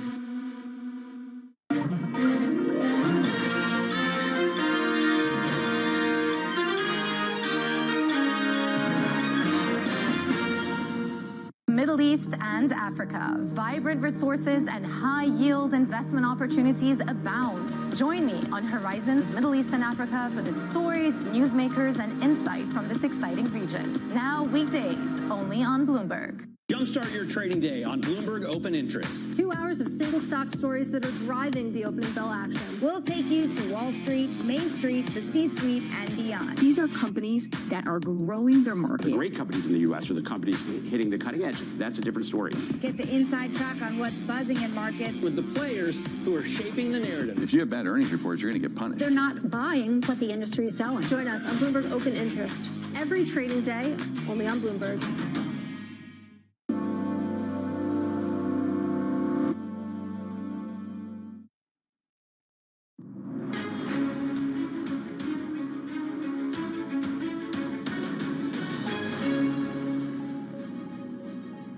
Welcome back, everyone. We're back with Janet Henry, Global Chief Economist at HSBC, who's still with us. Janet, thank you so much for sticking around. We were having a great conversation on U.S. exceptionalism and where that leads to in 12 months. How difficult is Jay Powell's job now? I think it's difficult, and this was what was very clear in the minutes from the last meeting, from the December meeting, when obviously they did cut rates, but it almost seemed reluctant, and they indicated that there would at least be a pause before we would get the next rate cut. But we've since had the minutes, and what was quite clear in those minutes, was that various members were concerned about the outlook for policy.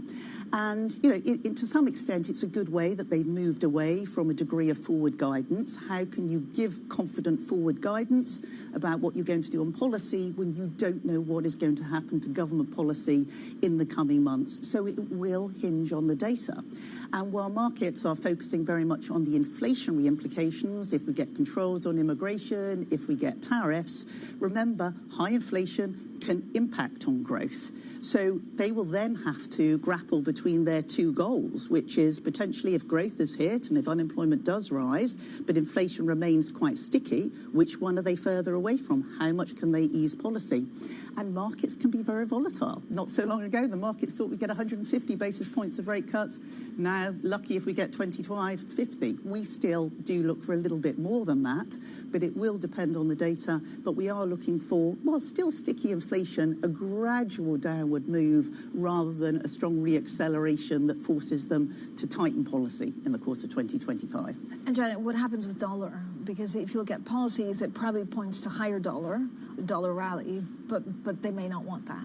No, they may not want that. And I think this is why the incoming Treasury Secretary, Scott Bessent, his Treasury, I guess what he says this week in front of the Treasury will be important. I don't expect a change in tone in terms of what he says about dollar policy. Our currency strategists have been in the long dollar camp, the strong dollar camp for some time. They had looked for a period of consolidation, but since November, they've been looking for dollar to go through parity with the euro, slightly below that. So it's still a strong dollar policy based on that view of stronger US growth and clearly the Fed cutting by less than the ECB. And that, Janet, could be problematic for a lot of the emerging markets. Yes, it can. Most emerging markets, the majority of them are in some form linked to dollar policy that will limit their magnitude for easing policy. And now they've got the potential headwinds of higher oil to some degree as well. And they will be, still a cautious outlook for emerging markets. I mean, it feels like it's going to be complicated for a lot of the world. Yes. Is there anyone that will come out well out of 2025? Well, I guess in some ways it might be some of the more idiosyncratic countries. Clearly, Turkey was the darling of emerging markets over the course of last year. Actually, the disinflationary process has even taken a little bit longer in Turkey, but it has improved to quite a significant degree. We think the economic adjustment is still underway, and while markets have to wait a little bit longer for bigger rate cuts to come through, that still stands out as a potential area. And within Asia, we still like the growth stories, despite some recent disappointment in India and the likes of Indonesia. Some more specific countries, I think, will do somewhat better. Where does Europe sit? So, again, the ECB has to calibrate it, given there's elections in France in July for sure. There's also this February election in Germany, and it's very close to Ukraine with a question mark on what happens with gas exports. Yes, I mean, clearly everyone is bearish on European growth. Forecasts have been falling for European growth, and the industrial sector has been extremely weak. The rest of the economy has not been quite as bad, and actually, to some extent, has been stabilising on the domestic side. We actually think that consumer spending could even tick up a little bit. But the market has repriced on the ECB as well. For a long time, we were considered to be in the hawkish camp for the ECB. We did not expect rates to fall below 2%. We've got a trough of 2.25. Suddenly, we look like the doves in the room. Political uncertainty. But I think what's different in Europe, Germany is particularly weak, but Germany is not the disinflationary force this time like it was pre-global financial crisis. Germany's got higher inflation than France, than Italy, and the rest of the Eurozone. And BOE, what are you expecting Governor Bailey to do? Again, there was a huge repricing. There's been a huge repricing, and that's potentially, relative to our view, where there is the biggest mispricing. We think that the Bank of England's got some low inflation forecasts. Ours isn't quite as low, but they need to improve their communication and their confidence with which they expect inflation to fall to the numbers they're projecting. Janet, thank you so much, as always, for joining us. That was Janet Henry, Global Chief Economist at HSBC. Now, coming up, the wildfire threat in Southern California is far from over, with forecasts of dry, hot winds in the coming days. We'll, of course, have all of the details next, and this is Bloomberg.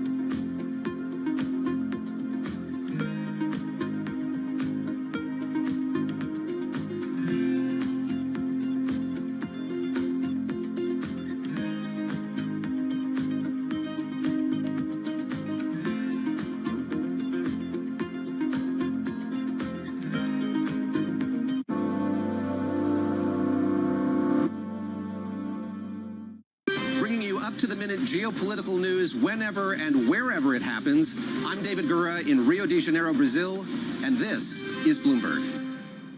From our studios in New York and San Francisco, our expert hosts have the data and analysis from the companies you know and the startups to watch, plus the interviews you don't want to miss. Watch Caroline Hyde and Ed Ludlow on Bloomberg Technology, the only daily business show dedicated to tech, right in the middle of the trading action. Live every weekday, only on Bloomberg Television. Context changes everything. There is this real momentum from Wall Street. We are basically deep in the European earnings season. Take a look at how we're faring when it comes to Asian markets. Morning, this is Bloomberg Daybreak Europe. I'm Tom McKenzie in London. These are the stories that set your agenda. Taking you from the U.S. market's close to the overnight session in Asia, we'll walk you through what you need to know to kickstart Europe's trading day. Live from our European headquarters, we bring you the day's top market-moving stories, unmatched expert analysis, and on-the-ground reporting from across the continent. Tune in to Daybreak Europe, only on Bloomberg Television. Context changes everything. U.S. tech is influencing global markets. Technology is driving business across Europe. Companies in Asia are betting on tech.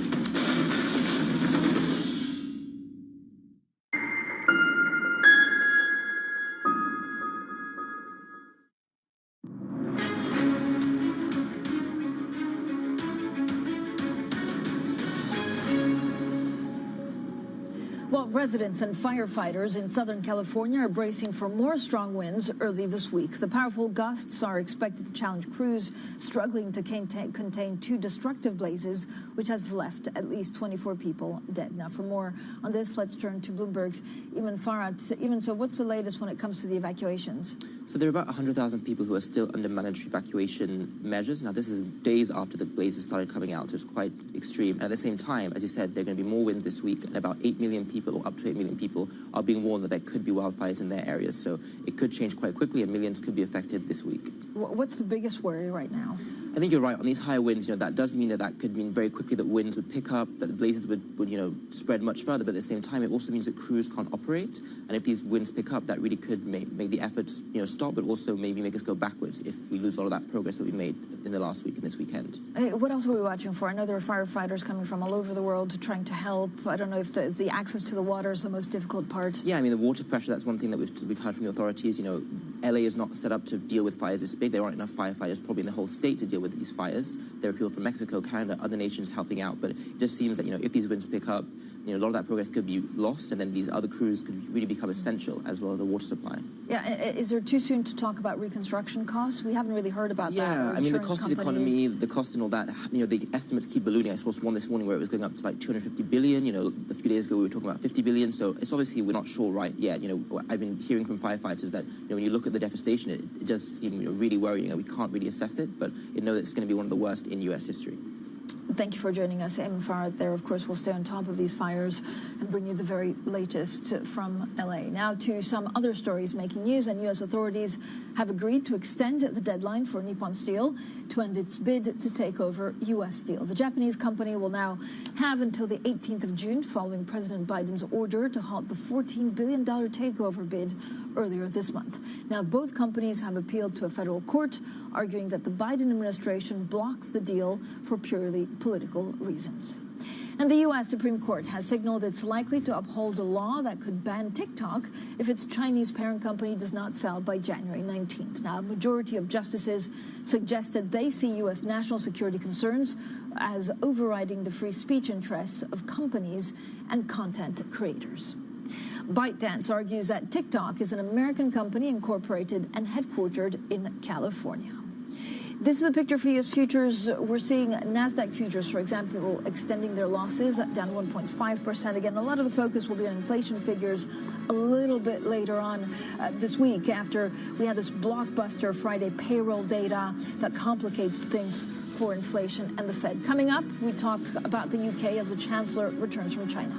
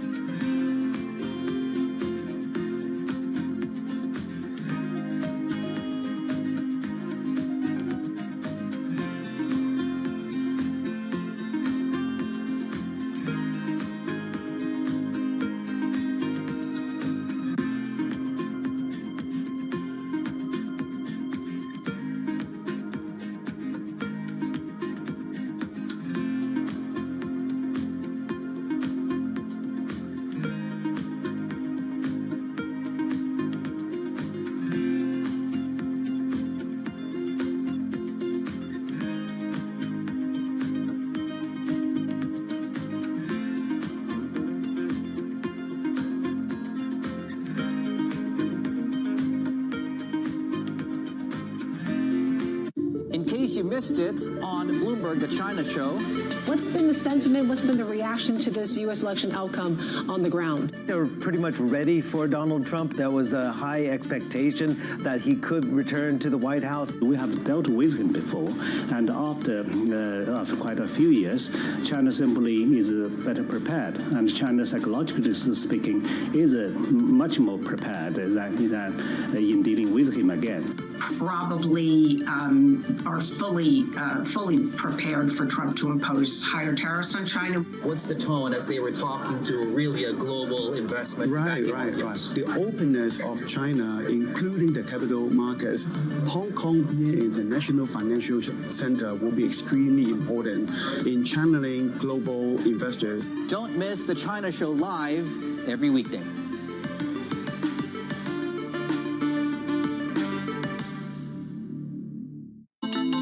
The countdown is on. Everything you need to get the edge at the end of the market day. Big tech earnings kick off later this afternoon. Gilead is coming out right now. We have take two numbers. Back to the markets, right? Our bread and butter. NVIDIA is one of the best stories in the tech space. That actually matters a whole lot more. It might shock some of your viewers. You're watching The Close. Get ahead of tomorrow's trading with The Close. Weekdays on Bloomberg. Context changes everything. Bloomberg Surveillance covers the latest in global markets and the political events that influence your world. Join Jonathan Farrell, Lisa Abramowitz, and Anne-Marie Hordern. Only on Bloomberg. Context changes everything. It's a multi-trillion-dollar industry. We'll show you what's happening in ETFs like no one else. ETF IQ. Only on Bloomberg.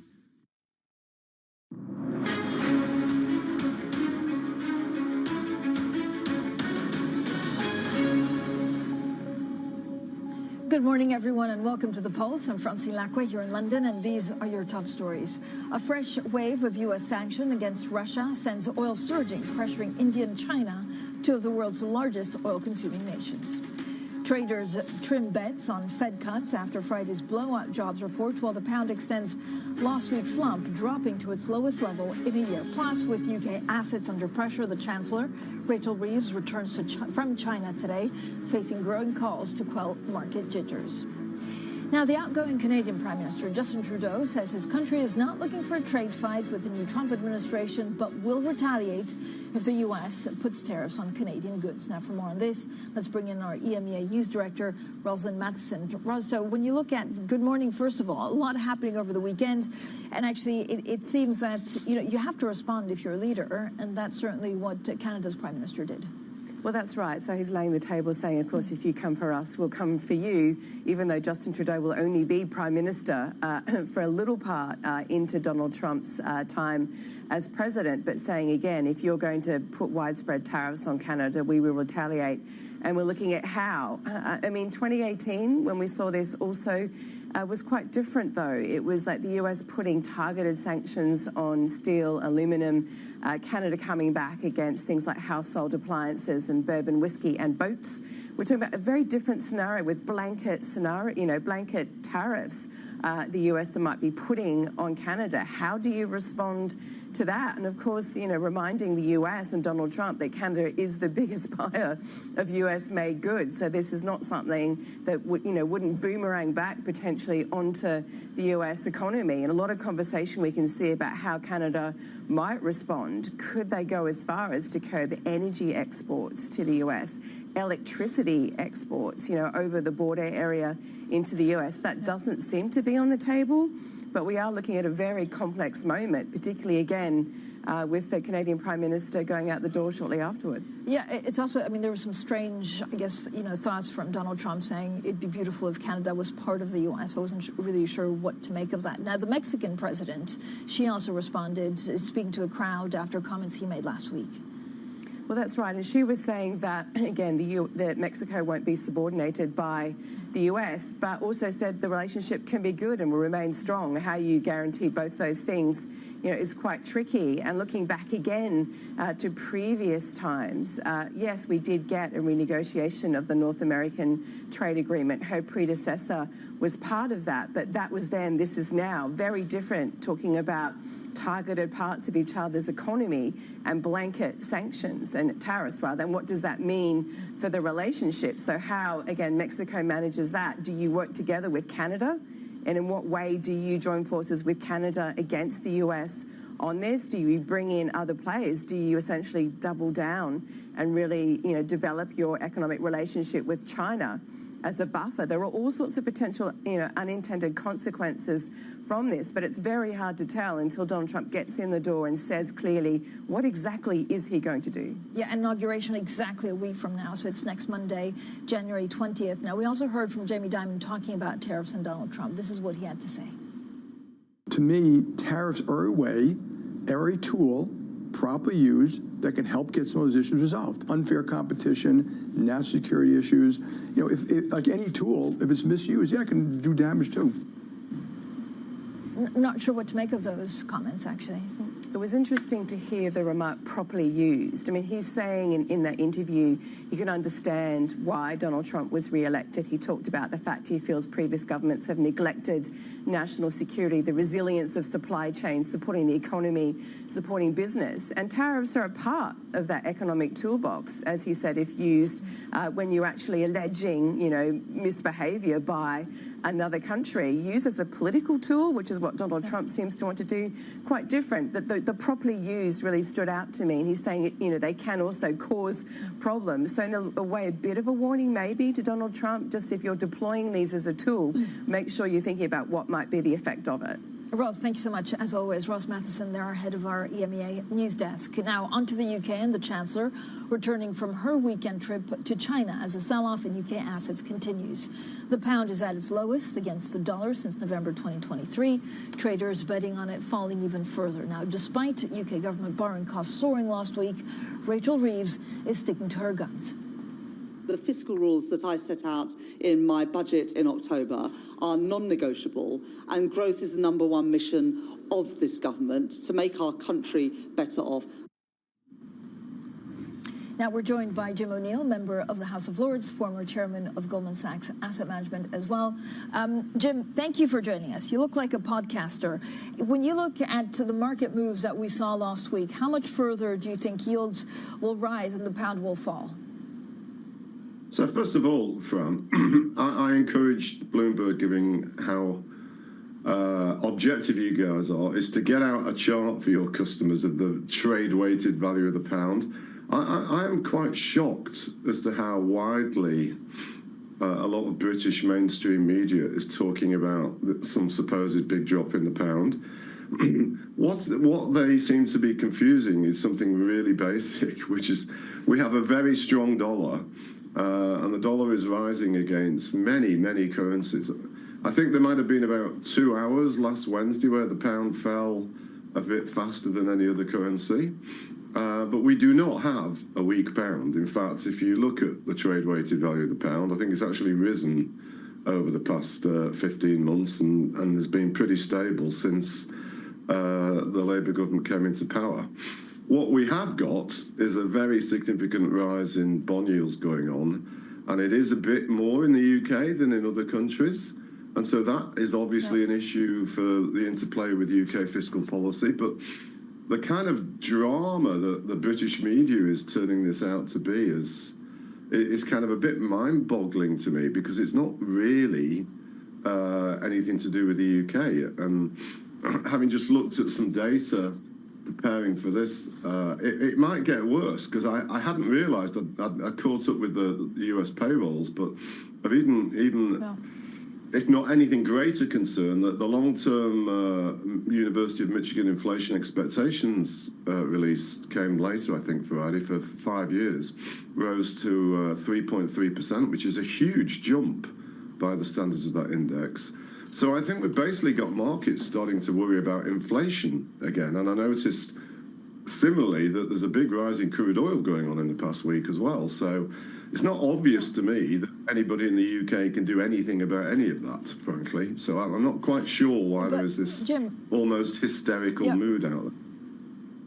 I mean, gilt's moved, and gilt moved quite a lot. So there was a pretty painful sell-off. Now, it was maybe started in the U.S., but it feels like, and you're saying maybe this is the wrong way of looking at it, but it feels like the epicenter is the U.K., or certainly the U.K. is taking the brunt of this turmoil. Well, as I said, I mean, it's pretty easy to measure these things.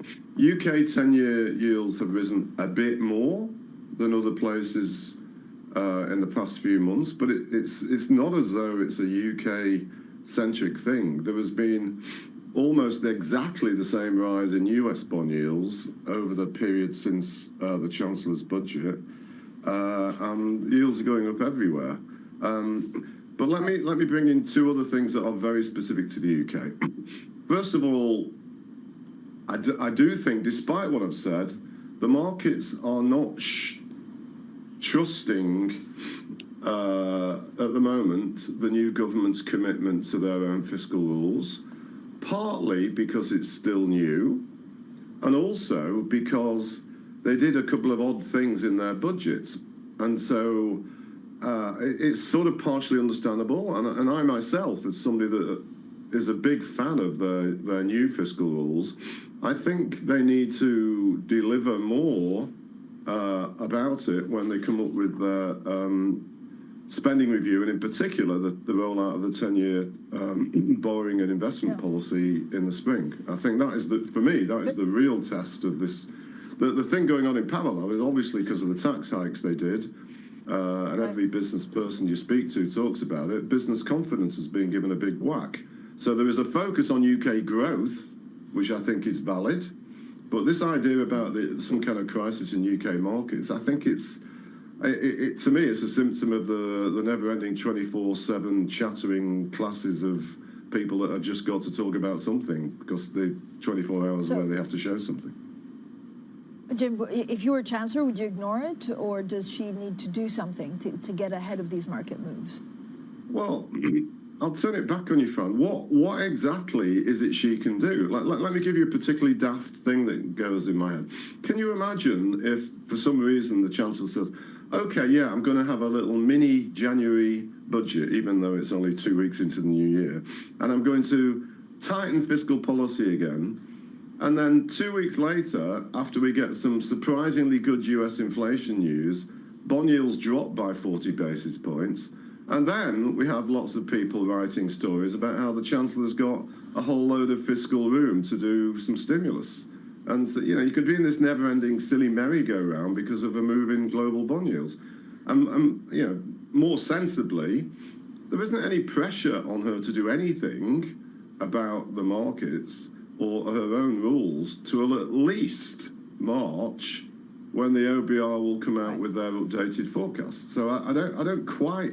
Yeah, I can see the kind of fun and games of must be a lot of fun for the Tories in the House of Commons and to some degree the Lords, given the bashing that they've had. But I don't really get why this is such a big topic. It's kind of a bit strange to me, to be honest. Well, because at the moment, I mean, she had buffers that were so razor thin. If market continues falling, then she'll have to find extra money. And I don't know whether it's U.S. markets, Jim, that are latching onto this, but there's uneasiness in the market. And, I guess the worry is that if she doesn't address it, it gets worse, and then it becomes a crisis confidence. So here's the second thing I was waiting to find the right point to add. And I don't want to get either academic or too sort of technical, but this is a government that seems to be being, quite rightly in my opinion, pretty seriously committed to trying to boost investment in real assets and infrastructure and what people would call illiquid investments. And if you are trying to do that, and that's partly what the spring policy initiatives are going to be about, it is quite likely, therefore, that there's going to be less domestic buyers of UK gilts if you want them to buy something else. So unless we raise our domestic savings rate then there will be some kind of compensatory move higher in gilt yields to attract other buyers. And if I were Rachel Reeves or if I were a policymaker, I wouldn't overly worry about that because that's kind of what I'm trying to do. The real crux is, are they going to come up with initiatives that are really going to stimulate economic growth? And I think a lot of that depends on the things they're going to be announcing soon about regulatory steps, whether they can really get the housing market going in the way they've talked so ambitiously about, and crucially, and this relates to gilt yields, can they announce investment projects that have a massive positive economic multiplier that results in the OBR boosting their trend growth forecast? Right. And if they can do that, then I think you'd see a very different mood, particularly coming out of the UK equity market, which is clearly and understandably quite bothered about the evidence of a slowdown in growth. But Jim, those projects would also have to yield results quite quickly if they're going to be folded into the OBR. Is that possible? What would you target? I don't agree with that. I think what is particularly admirable, it's really politically challenging.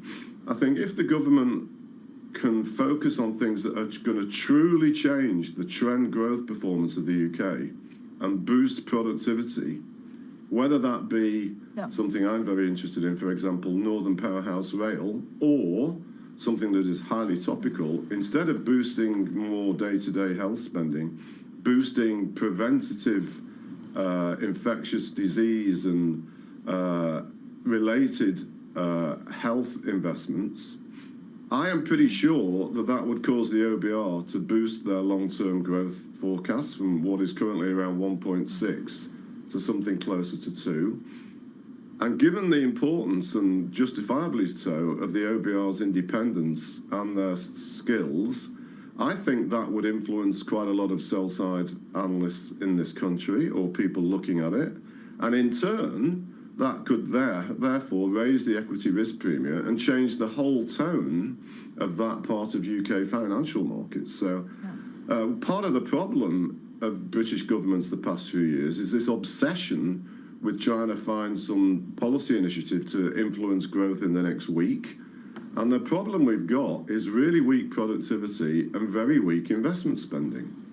The only thing that I think they really could do to change the mindset of growth in the short term is to be quite successful about getting the housing market going in the way they're talking, as well, of course, as changing the mood, which has turned so sour since the budget amongst the business community. Jim, if you were needing to find some money in March, and you were the Chancellor, where would you find it? I mean, I think we know where it's coming from. I interpret the Chancellor's comments from Beijing or Shanghai as that she will toughen up further on spending. I think it would be very, very, very difficult for her to change her fiscal rules, and I don't think she should. And I think she's pretty much ruled out any further big rises in tax increases. So I think it would be further tightening up of, or fresh tightening of current spending rules. Let me throw in another thing on the back of that. I don't think it's a bad thing that the markets, or the coverage of the supposed market woes is going on, because that in itself, I think, will force the government to be truly disciplined and truly focused on their own fiscal rules that they've introduced. Jim, when you look at inauguration next Monday, Donald Trump gets into the White House. We had this blowout U.S. jobs number on Friday, coupled with policies that could be inflationary. What's your biggest worry for, I guess, allies of the U.S. in 2025? Well, that goes back to my core thesis of how this UK market development should be looked at. There are a lot of things to be concerned about as it relates to the US. As you said yourself, very strong jobs number we had Friday, and as I touched on myself, because it's something I've followed for most of my full-time professional life, and I still do. I think the big rise in 5-year inflation expectations is something that will trouble quite a lot of people at the Fed. And, you know, it's not impossible that we are in the early stages of the Fed not just shifting from only doing, instead of doing 4 cuts, only 2, that within another month of something, of indicators like this, the Fed will be telling us they're not going to be cutting at all, and they'll be thinking about the opposite. And what is so difficult for everybody to figure out, given the character we've got coming into running the US in the next week, Mr. Trump, it's hard to know how much he would stick to even things it appears he's really committed to, because amongst the other things that appear to be pretty clear about Trump, he doesn't like markets saying they're not happy with what he's trying to do. And it's very interesting if you look at the US stock market. It's had a pretty challenging time the past 3 or 4 weeks, including some of the things of a lot of his now new close allies have dear to their heart. And if you look at the famous MAGA 7 and some of the really, really buoyant stocks of the past couple of years, they've started off this new year not being too happy with life. And if the US bond yield developments knock on badly for those again, that in itself might not be an unhealthy thing. And I think personally it might empower the likes of Scott Bessent coming in as Treasury Secretary, because despite, and I noticed with interest your reference to the Jamie Dimon comment, despite how quite a lot of people suddenly finding it fashionable to say that tariffs can be useful, I'm sufficiently old school that I just don't buy that. I think the combination of significant tariffs and a fiscal expansion from the new president, on top of the very strong cyclical state of the US labor market, is not a great recipe for financial markets. Jim, thank you so much, as always, for joining us. Jim O'Neill, the former chairman of Goldman Sachs Asset Management, talking, of course, about the UK and possible Trump policies. We'll have plenty more in the markets ahead. This is Bloomberg.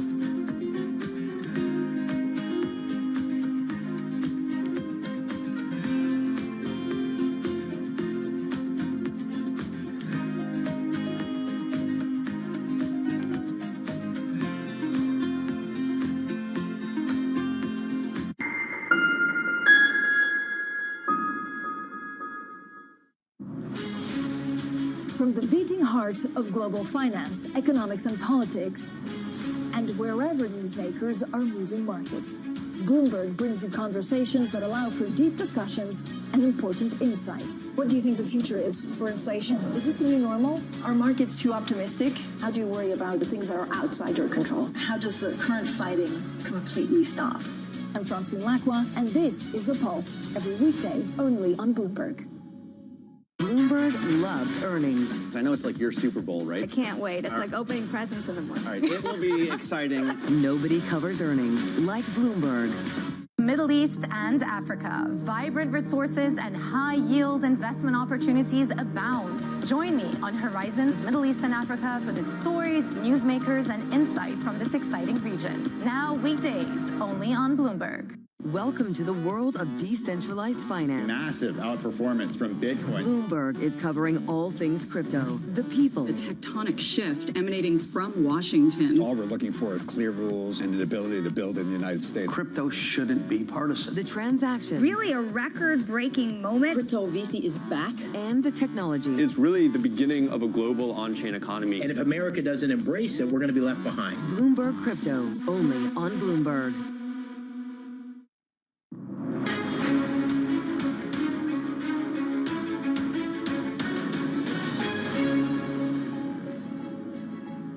European natural gas prices jumped in early morning trading. This as analysts warn that Europe is at risk of failing to meet its storage targets for next winter. Well, with us now is Bloomberg's Rachel Morrison, who oversees all of our gas coverage. So what are the potential consequences, Rachel, if Europe fails to meet its targets for next winter? Well, we're really looking at potentially much higher prices. So if Europe ends the winter with very low storage of gas, then it'll be potentially open to this big global competition to try to get supplies of gas. So we'll be looking at competing with Asia and everywhere else also looking for extra gas in the summer. And it could really lead to much higher prices. And I guess potentially in the end, if we don't make those targets by the end of the summer, that would be, put more pressure on next winter, but really it will be a much, it will support prices going into the summer. Who does the negotiation? Is it country by country or is it as a bloc? Well, there is a bit of both. So since the crisis, Europe changed to do some gas purchasing as a bloc, but it's really down to the country that owns the storage to make sure it's full. Rachel, thank you so much. Rachel Morrison there with the very latest on gas prices. This is Bloomberg.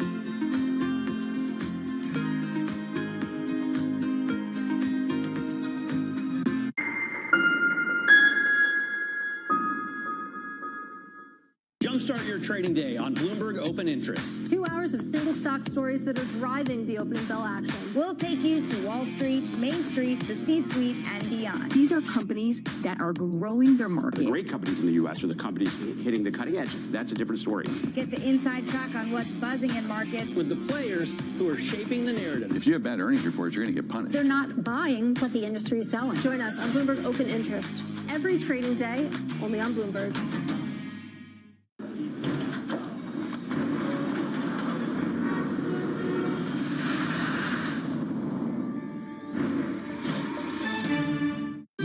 Good morning. This is Bloomberg Surveillance. Welcome back to the opening trade. This is Bloomberg Technology. This is the Asia Trade. This is Wall Street Week. Welcome to Balance of Power. This is Bloomberg Television. From our studios in New York and San Francisco, our expert hosts have the data and analysis from the companies you know and the startups to watch, plus the interviews you don't want to miss. Watch Caroline Hyde and Ed Ludlow on Bloomberg Technology, the only daily business show dedicated to tech, right in the middle of the trading action. Live every weekday, only on Bloomberg Television. Context changes everything. U.S. jobs numbers are released. Bloomberg has the report under surveillance with crucial data and expert analysis at terminal speed. Nobody covers Jobs Day like Bloomberg.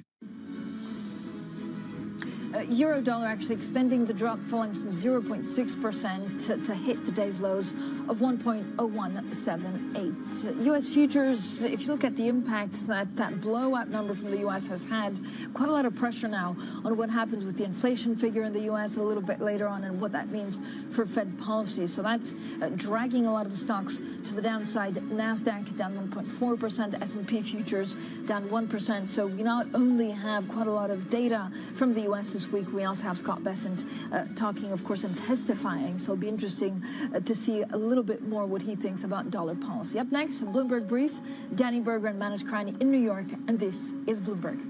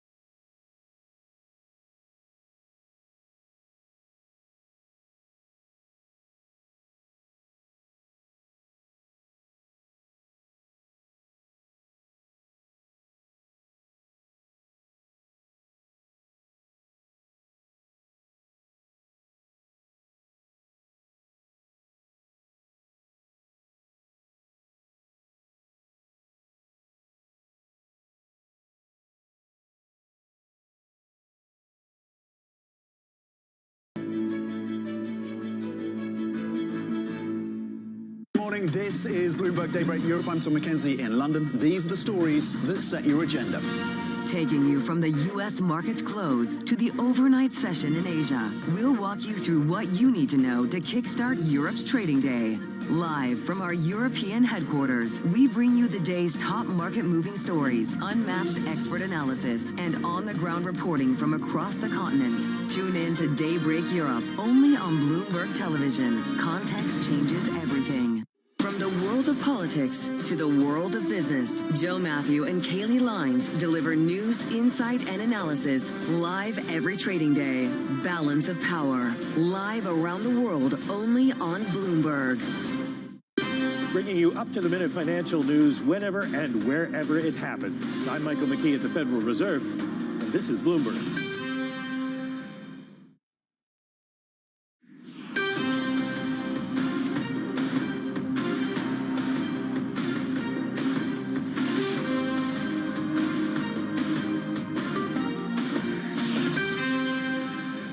Good morning from our global headquarters in New York. I'm Manish Krani alongside Danny Berger. You're welcome to Bloomberg Brief. Let's set that agenda. Global risk assets retrench, the bond rout continues, and the easing cycle is challenged. The U.S. scales up its Russian oil sanctions, crude surges to a 4-month high.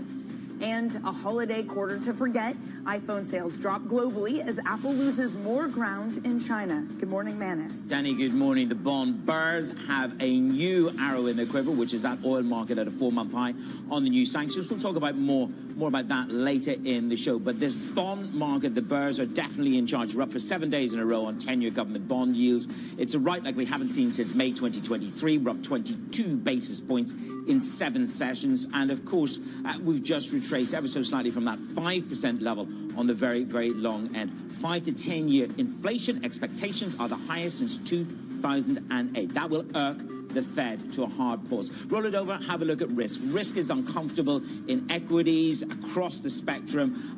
We're waiting for CPI this week and retail sales, but the gains of the S&P 500 are gone. We are firmly on the back foot, Danny. This is about, as Steve Solzniak said at Interactive Brokers, we're shaken in terms of our liquidity addiction. Well, there's no doubt what's driving the market is macro at this moment. There are some individual stocks that we are keeping their eye on. As we mentioned, Apple, where iPhone sales dropped 5% in the third quarter. Global market share also slipped to 18% in 2024. Those shares down more than 1%. We'll have more on that story coming up. Biopharma company Intracellular is up double digits. Johnson & Johnson said to be in talks to buy it, according to the Bloomberg sources. And U.S. steel is also higher this morning in the pre-market session, 1.5%. The U.S. extended the deadline for Nippon Steel to abandon its takeover bid. That, according to a statement from U.S. Steel. Okay, coming up this hour, we're going to catch up with Sam Linton-Bryan of BNP Paribas and Skylar Montgomery Coning of Barclays later this hour, and it is just all going to center around this dollar. It is just showing such flex this morning. It's showing a lot of flex, as is the pain in the bond market. After a hot jobs number, which I think it's important to really emphasize, Manis, it wasn't a breakout of the trend. Yes, it was hotter than expectations, but it didn't represent a huge deviation. Perhaps what is more telling than the figure itself is the market reaction that we're so sensitive to a one-off data point.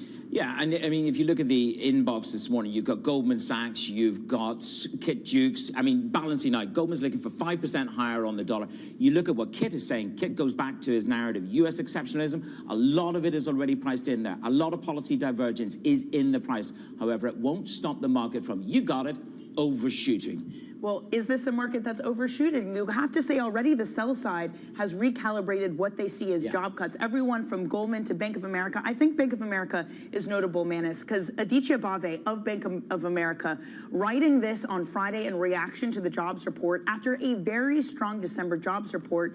We think the cutting cycle is over. Hikes will probably be in play if year-over-year core PCE inflation exceeds 3%. I want to bring in now Sam Linton-Bryan, BNP's head of global macro strategy, because he has been calling for no Fed cuts since the start of December. Sam, great to see you. It looks like other people are catching up to what you've already been saying for at least a month now. So should the conversation be moving even more forward? Should we be talking about hikes now? Good morning, and thank you very much for your introductory comments. We don't expect any cuts from the Fed this year. As you say, we've not expected that since the beginning of December. Do we expect hikes? No. We think it's too early to be calling for rate hikes here.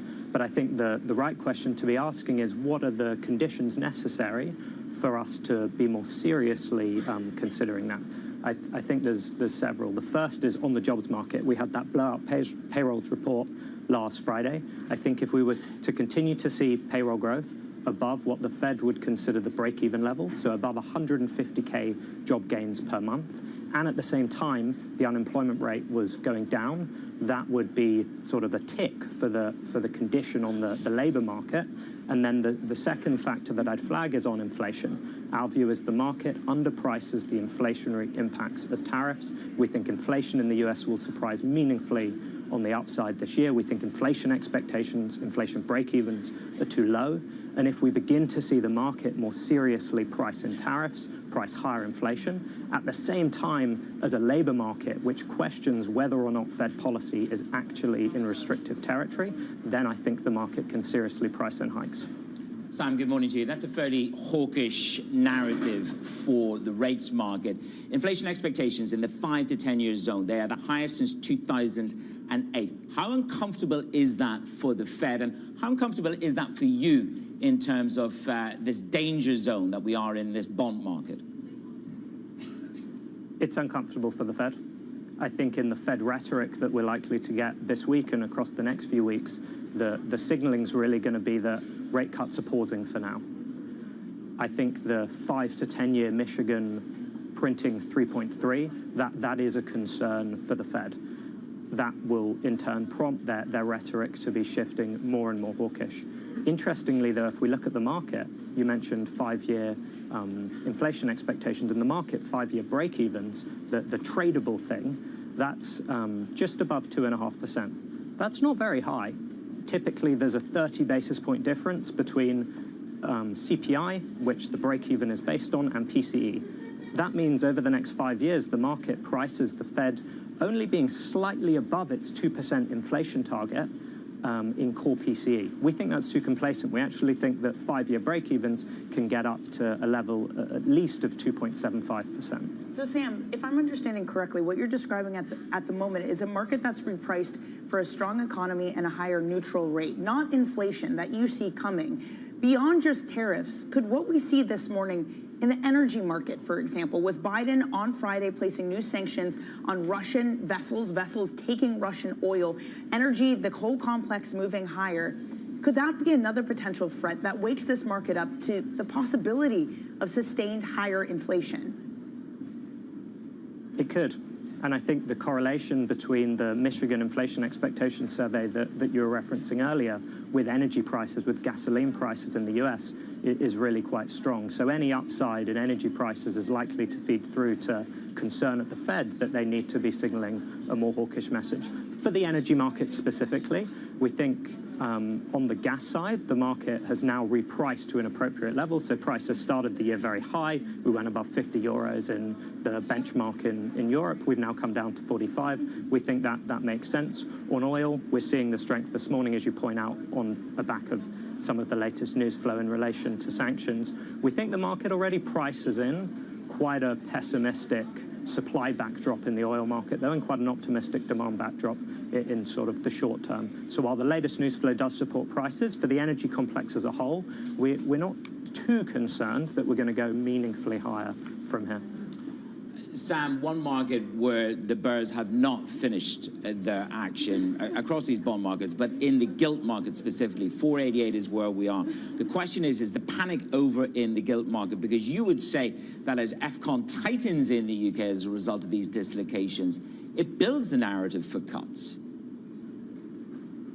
Exactly. So the first point I'd make for the UK is, over the past month, not a great deal's really changed. So the context with which one should view the sell-off in gilt markets is that it's a consequence of what's happening in the US. It's higher US rates, enabling the market to differentiate more between the countries that it views as more fiscally fragile and those which it doesn't. And the UK is perceived by the market, partly related to the way that QT is being done and how that means the feed-through from higher rates into financing costs for the UK is quite quick. So what we'd really emphasize, though, to your point, is price action in the UK over the past month has tightened financial conditions. So if you're at the Bank of England, you view that as needing to ease more rather than less. So right now, the market prices in just 2 Bank of England rate cuts over the next 12 months. We expect there's going to be 4. And so our view is that lower UK front-end rates, once the market begins to stabilize, will add a further downside risk to the pound. So we're bearish on the pound, both because of lower UK rates and also because of our broadly bullish dollar view. Well, the Chancellor, she's sticking to her guns, isn't it, in terms of the fiscal lines? And this bond market will certainly challenge that, one could say, before it's all said and done. Sam, thank you very much. Sam Linton-Brown of BNP Paribas. There are the stories trending on your Bloomberg terminal this Monday morning. Let's get you up to speed. Residents and firefighters in Southern California are bracing for at least 2 rounds of vicious, dry Santa Ana winds early this week. The powerful gusts are expected to challenge crews struggling to contain 2 destructive blazes, which have left at least 24 people dead and destroyed over 12,000 buildings. China's trade surplus has reached a record that is just shy of $1 trillion in 2024, driven by record exports and weak imports. Potential trade wins are now on their way, with Donald Trump's return to the White House just 1 week away. Tesla overtakes Audi in the global car sales for the first time. That's despite selling fewer vehicles than expected. Audi, which is owned by VW, suffered a 12% slump and intensifying competition in Europe, and you got it, China.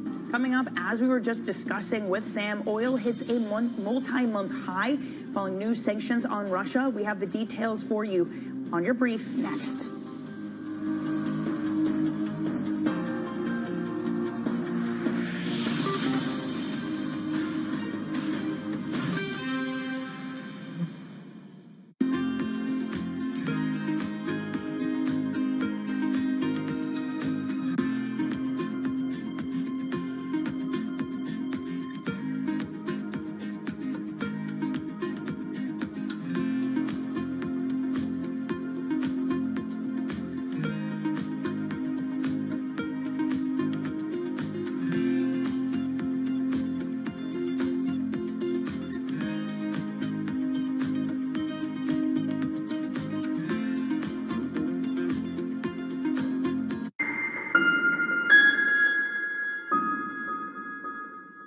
Jumpstart your trading day on Bloomberg Open Interest. 2 hours of single stock stories that are driving the opening bell action. We'll take you to Wall Street, Main Street, the C-suite, and beyond. These are companies that are growing their market. The great companies in the U.S. are the companies hitting the cutting edge. That's a different story.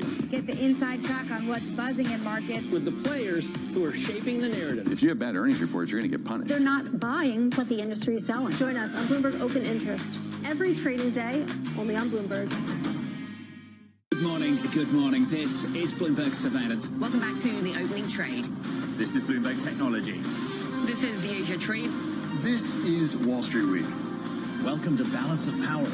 This is Bloomberg Television. Bringing you up-to-the-minute geopolitical news whenever and wherever it happens. I'm Stephen Engel at the Forbidden City in Beijing, and this is Bloomberg.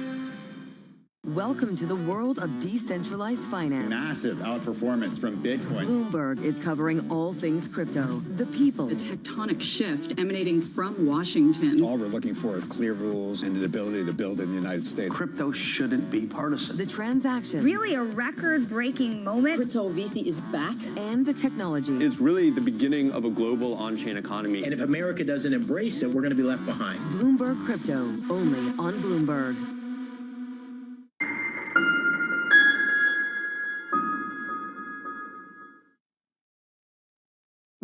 Next week, live from the Alpine Mountains of Switzerland, it's the World Economic Forum annual meeting in Davos. Bloomberg Television brings you unmatched coverage and conversations with world leaders, business executives, and billionaires as they navigate the AI age, energy transition, and geopolitical tensions. Tune in for daily coverage all next week, only on Bloomberg. Context changes everything.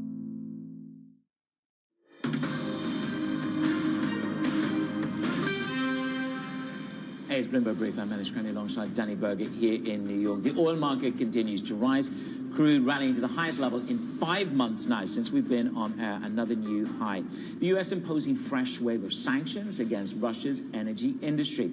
Joining us for more detail on the story is Bloomberg's Will Kennedy. Will, when I look at this story, I want to understand the scale and the breadth of these sanctions in the dying moments of this administration relative to the kind of sanctions that you have on Iran. Just give us a sense of the breadth and the scale. I think it's fair to say, Manus, that these are the most significant sanctions yet placed on Russia by the United States. I think they're important in three ways. One, they directly sanction two large Russian oil producers, Surgut Neftegas and Gazprom Neft, which produce 1 million barrels a day of oil between them. They double the number of sanctions on tankers, directly on oil tankers, to about 260 ships globally. Now, those sort of sanctions have been seen to be quite effective. And third, they sanctioned the biggest insurer of Russian tankers, which could have real implications in the freight market. And you put that all together, and it's fairly significant. It is not quite as broad as the sanctions on Iran, but you can see from the market reaction that many people in the oil industry see these to be pretty material. Material and lasting. Will, are these the type of sanctions that are likely to and will stay in place in a week's time when Donald Trump gets inaugurated as the President of the United States? It's a really important question, but I think, again, you can see from market reaction that people don't expect them to go away overnight. We need to understand what the Trump administration's reaction to them is going to be, but there are reasons to think that they won't just roll them back straight away. There are lots of people inside the Republican Party, especially in Congress, who aren't huge fans of Russia and will be glad to see increased sanctions on Russia. It definitely gives the Trump administration leverage in any negotiations that it gets involved in about how to end the war between Russia and Ukraine. And it's unlikely that Trump, with his negotiating style, would want to give Russia a freebie right off the bat. So we do not know. We need to have those discussions. We need to hear from Trump people. But it's not a slam dunk that they will just last a week and then go away. Will, appreciate it. That is Bloomberg Senior Executive Editor for Energy and Commodities, Will Kennedy, with oil gains just under 2% this morning. Meanwhile, President-elect Donald Trump met with House Republicans from New York, California, and New Jersey over the weekend. On the agenda, state and local tax deductions, or SALT. Those representatives from those high-tax states said that the talks were, quote, positive. Joining us now is Bloomberg's EMEA News Director, Rosalind Matheson. Roz, it's a moment where Trump needs cohesion in the party if he wants his big, beautiful bill. How likely is it that there's cohesion on this issue?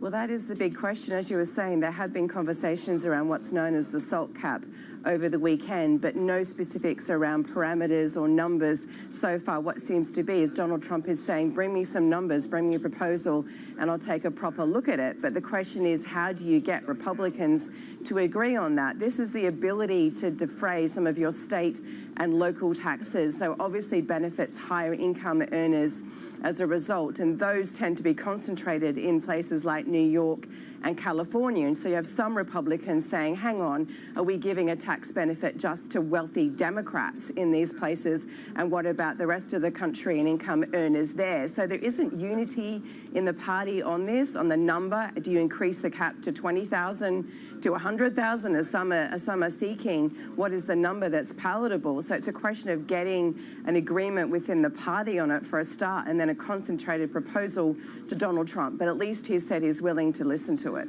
Yeah, some of the New York voices calling for $100,000 and beyond. Phenomenal story. The Biden administration in these last days is extending the possibility for a deal with Nippon Steel Roz. Now, look, this is quite shocking. The stock this morning is up 1.6%, still way under where the offer is. And there's a lot of accusation here that Biden, I think Terry Haynes, Biden's waffling, used CFIUS process purely for political payoff. Why this U-turn from just 10 days ago? Well, it seems to be that maybe the outgoing administration, trying to do a bunch of things really in the final days, has decided this one goes in the basket for Donald Trump when he comes in.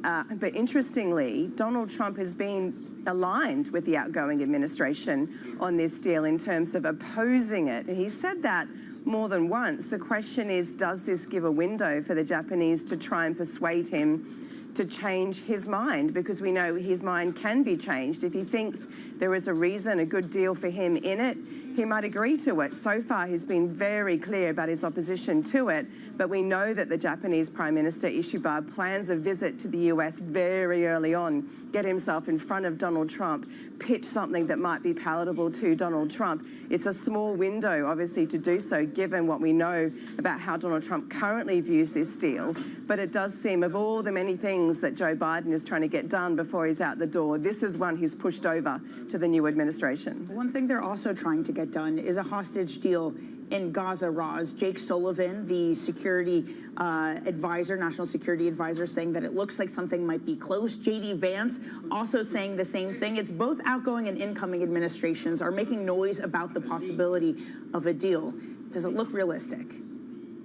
Well, it's interesting to see both the outgoing and the incoming administration essentially working together on this and pushing very, very hard. Lots of high-intensity talks going on in the region. What we can see is that it seems to be at the point where they've got a new document or getting towards a new document to present to both Hamas and Israel for their sign-off. The question is, will it be palatable to both sides? Because again, the fundamental difference is that Israel doesn't want to commit to ending the war as part of a ceasefire. Hamas says a ceasefire must be a pathway to ending the war. Can you get over that bump in order to get an agreement? And is leaning on Hamas with the threats, of further attacks on them going to do the trick? Can it be sold at home in Israel for the Prime Minister Benjamin Netanyahu? So certainly a lot of pushing going on, but we're not quite there yet.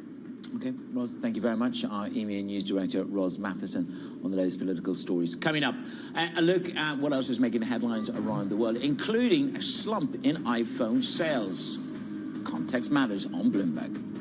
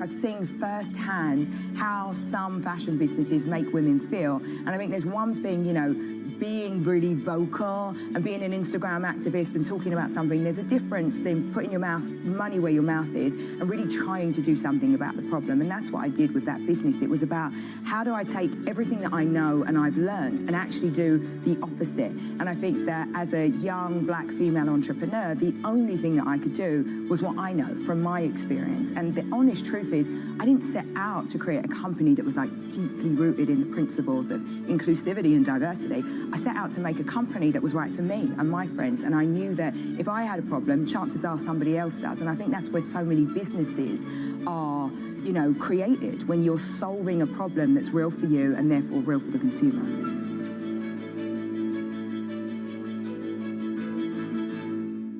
Bloomberg brings you breaking news 24 hours a day, powered by 2,900 journalists and analysts in more than 120 countries across the globe.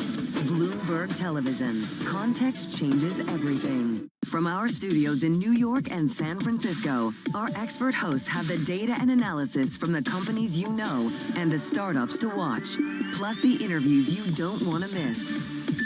Watch Caroline Hyde and Ed Ludlow on Bloomberg Technology, the only daily business show dedicated to tech, right in the middle of the trading action. Live every weekday, only on Bloomberg Television. Context changes everything.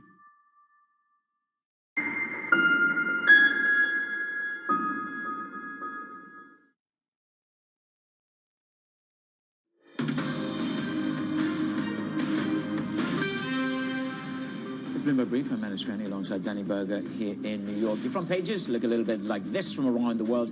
First up, we kick it off with Washington Post. Now, this is an interesting one. Steve Bannon ramping up the public attacks on Elon Musk. President-elect Trump's former chief strategist says Musk should go back to South Africa where he was born. Bannon also says Musk should be denied privileged access to the West Wing, and he would do anything to keep Musk out of the White House. This one on the Financial Times, on the front page. Porsche delivering to China has dropped on rising competition. The luxury car maker delivered under 57,000 cars to China last year. That's a drop of 28% from the year before. Porsche, for their part, blamed a challenging economic situation in China, where, as we know, homegrown EV brands have been ramping up production and sales and discounts. Does that mean maybe I'll get a cheaper second-hand Porsche? What do you think? It's a bit like Rolexes, no? I don't need a Porsche. Okay. You've got to choose one, man. You can't be buying Rolexes and Porsches. Can't have both. You can always have both. Let's talk about Bloomberg. We're leading with the Apple. I can afford an Apple iPhone. At least we know that. An Apple iPhone sales, they declined by 5% in the final quarter of last year, partly due to the lack of Apple Intelligence features on the latest iPhone 16 series, which is still not available in China. Apple's market share slipped to 18%. Chinese rivals like Xiaomi and Vivo also gained market share. I mean, as we both picked up on this interview, we have to talk about in context of Apple. With Mark Zuckerberg talking to Joe Rogan on Friday, some really harsh criticism of Apple. Just pulled out one of the things he said. They haven't invented anything great in a while. It's like Steve Jobs invented the iPhone, and now they're just kind of sitting on it 20 years later. I gotta say, feels like a bit of projection. I mean, Meta's expansions have all been acquisitions. What have they really done innovative since the news feed in 2005? Mark Zuckerberg seems to have just gone on a whole new communications role last week. You know, a shift in gear politically in terms of policing, in terms of how he wants to position, even his look. I mean, we're not going to go back and talk about his look again, but his whole positioning about where he's speaking, how he looks, how he's dressed, really, really cuts through. And Joe Rogan himself says, you know, he's pivoting from Apple to Android. He doesn't want to be tied into the Apple ecosystem. You're kind of with him. I don't know. For me, this is like the Elon Muskification of all tech CEOs, that they see his success and how outspoken they are, and now they're all doing the same, apparently.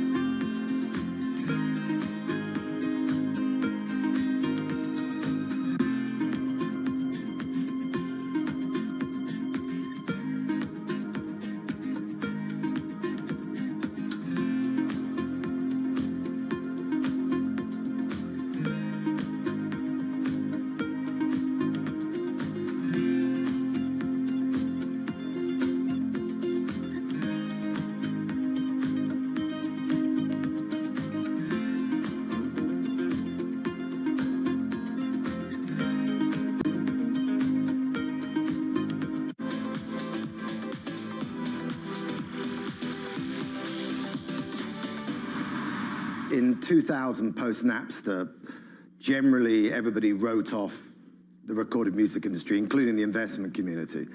And I didn't mind that chapter because then I got left alone. And actually, I think out of that period, we started to create better art because the pressure wasn't on from the technology to be the most powerful chapter.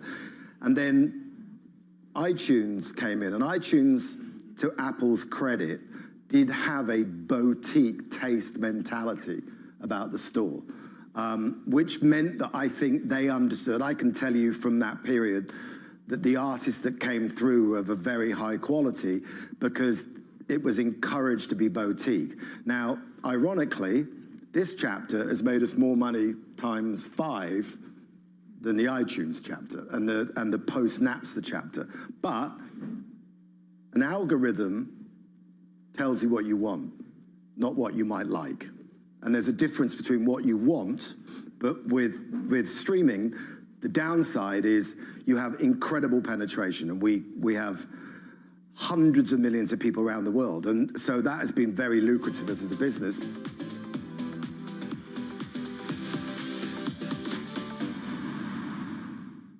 Key investors, top executives, global innovators.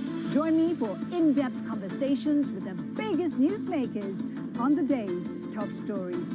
Insight with Haslinda Onen, only on Bloomberg. Bringing you up-to-the-minute geopolitical news whenever and wherever it happens. I'm David Gura in Rio de Janeiro, Brazil, and this is Bloomberg.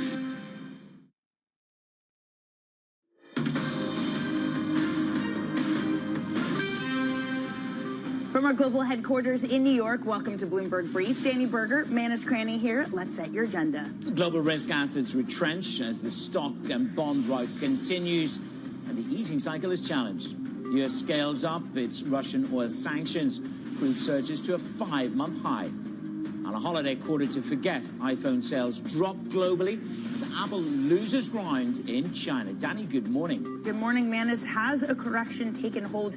A painful Friday meets a painful Monday. NASDAQ 100 futures down 1 1/3%. Small caps also under pressure. All of it because of this bond market and a hot jobs number. U.S. Treasuries 10-year yields crossing 4.7% on Friday. Now we approach 4.8%. Not only are bonds under pressure, it's a stronger dollar this morning. The euro versus the dollar, that is at its weakest since November 2022.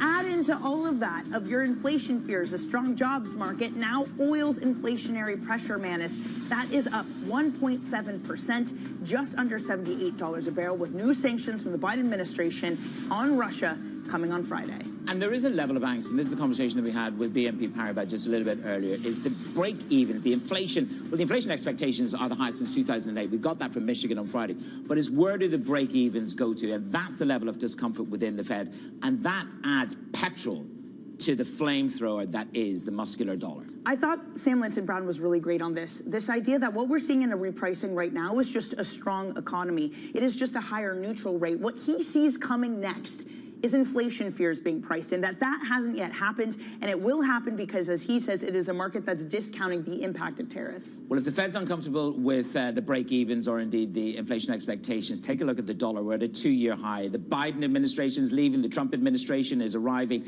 and we know that President-elect Trump is uncomfortable, to say the least, with a muscular dollar. We're at a 2-year high. Greed on the dollar hits the 3rd highest level since 2008. And our next guest, Skylar Montgomery Koenig, FX strategist at Barclays Capital, says this dollar sentiment is outright bullish and it can endure. Good morning to you. What is it that makes you most comfortable with your strong dollar continuation call? I mean, we've seen a multitude of factors, right? And the question we get asked most by clients right now is, we've had such a big move, can it really extend? And we say yes for 3 reasons, and particularly on euro dollar. Those 3 reasons are, the first is it's just not tariffs alone. Tariffs alone for us mean that you could get to parity if you have a 10% import tariff on stuff from Europe, but you add to that the growth differential being strong, the rate differential being strong, and that rate differential is also fed into the euro dollar move. The second is euro dollar prices more tariffs than China. There still needs to be tariff priced in China. So on dollar CNY, you could get to 750. And if you get to 750 on dollar CNY, that will certainly put pressure on euro dollar. And then finally, the third reason I'll finish off with, yes, dollar sentiment is bullish. It's more bullish than we've seen recently, actually, but it's not at the very highs. And you can have periods where you have extended dollar valuations or extended dollar positioning for very long times. So George Seavelis of Deutsche Bank would agree with you. He just has a note out talking about what you're speaking of, but also the high external deficits that are creating financial gaps. Add to that political instability in many parts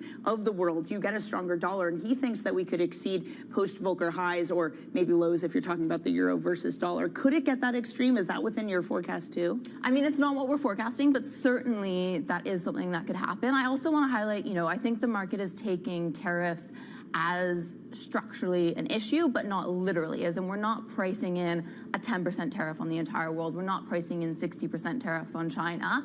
And just tariff uncertainty in itself is a positive for the dollar. It creates this environment where households save and companies don't invest to the same extent, and they don't do the same kind of hiring elsewhere. And so that in itself is a risk asset shaking motivator as well as being positive for the dollar. Well, look, adding fuel to this is, if you take our mind back a year ago, we started this year 2024 with 6 cuts and recession calls. Here we are. We are starting the year with Bank of America 0 cuts and a hard pause. I mean, we lurch. We go from one extreme to the other. Or is this, you think, the base case? No cuts and a hard pause in the U.S. So for us, we have 1 cut this year, so 1 further cut. Obviously, that's not a lot when you compare it to Europe or a lot of these other countries in developed markets, which means you get dollar strength on the back of that. But I think certainly in 2025, we need to consider hikes again. The difference between soft landings and recessionary periods is that the cutting cycle is much shorter in soft landings, and the pause that follows is also much shorter.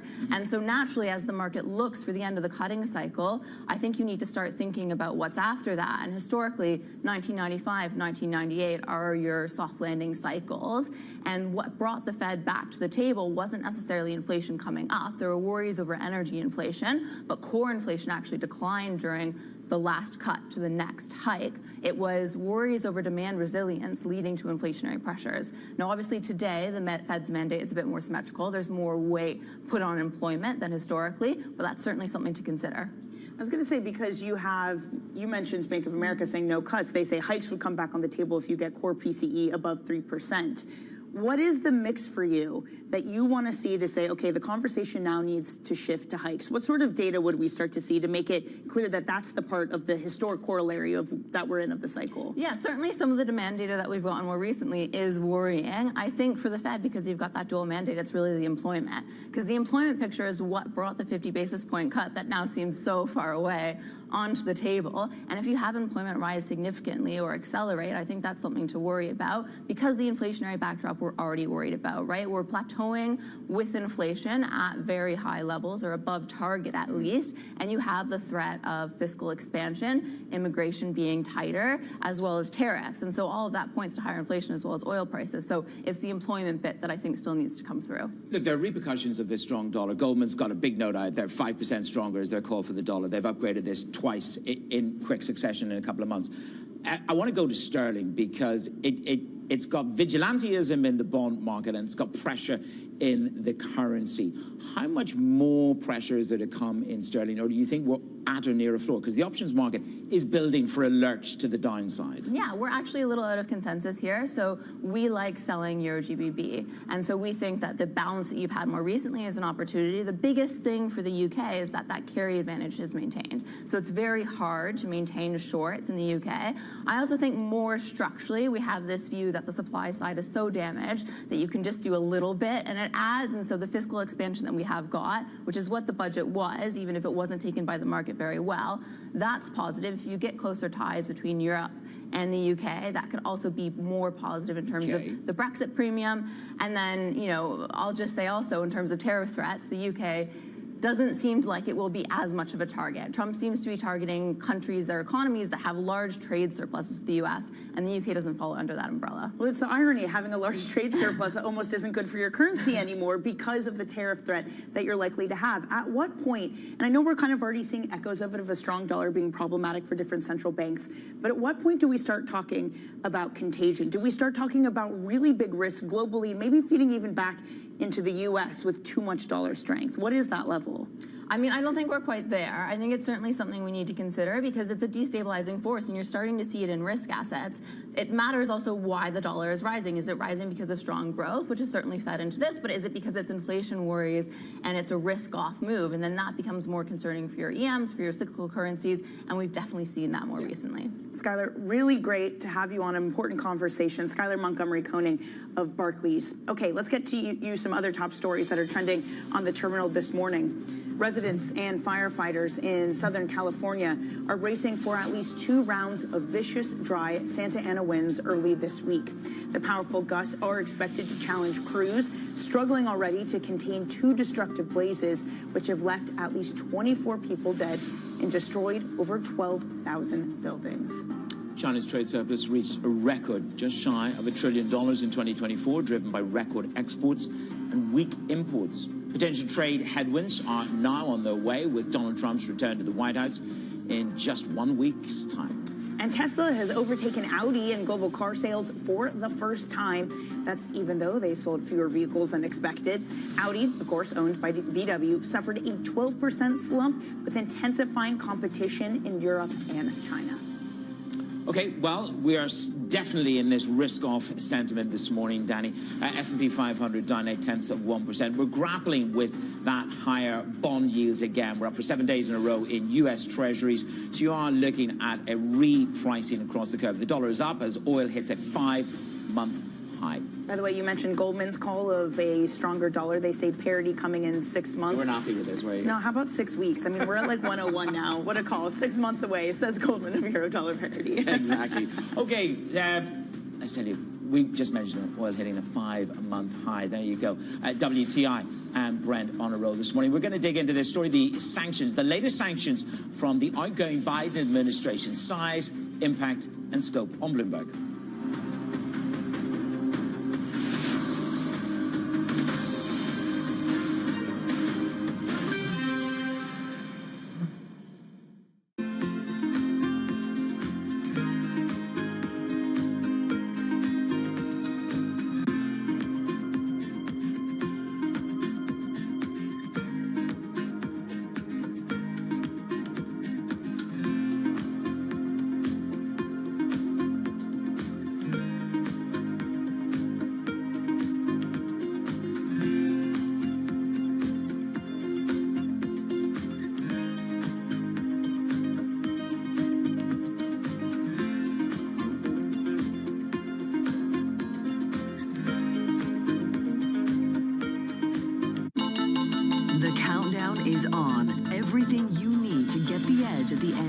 Day.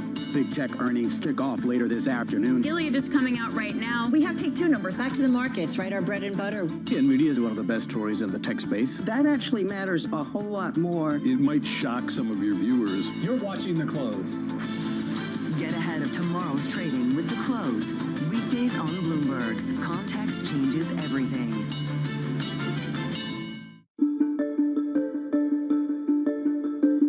What about artificial intelligence? Is artificial intelligence going to enable you and others to say, we have enough information to know exactly what something is going to be worth in terms of insuring it or not?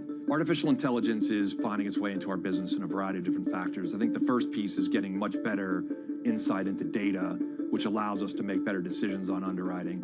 It's also a great opportunity to service business better in terms of like call centers and different ways of what's using robotics and other AI will be very helpful. But it is an emerging practice within the industry and one that is evolving very quickly. So it's also going to present risks that other companies, how they use it and how they use large language models and making sure the decision making is very sound. So it's complicated, but it definitely is benefiting the business today.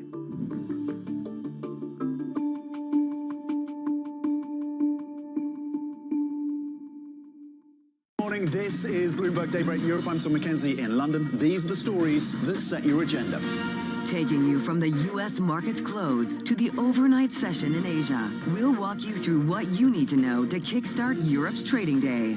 Live from our European headquarters, we bring you the day's top market-moving stories, unmatched expert analysis, and on-the-ground reporting from across the continent. Tune in to Daybreak Europe, only on Bloomberg Television. Context changes everything.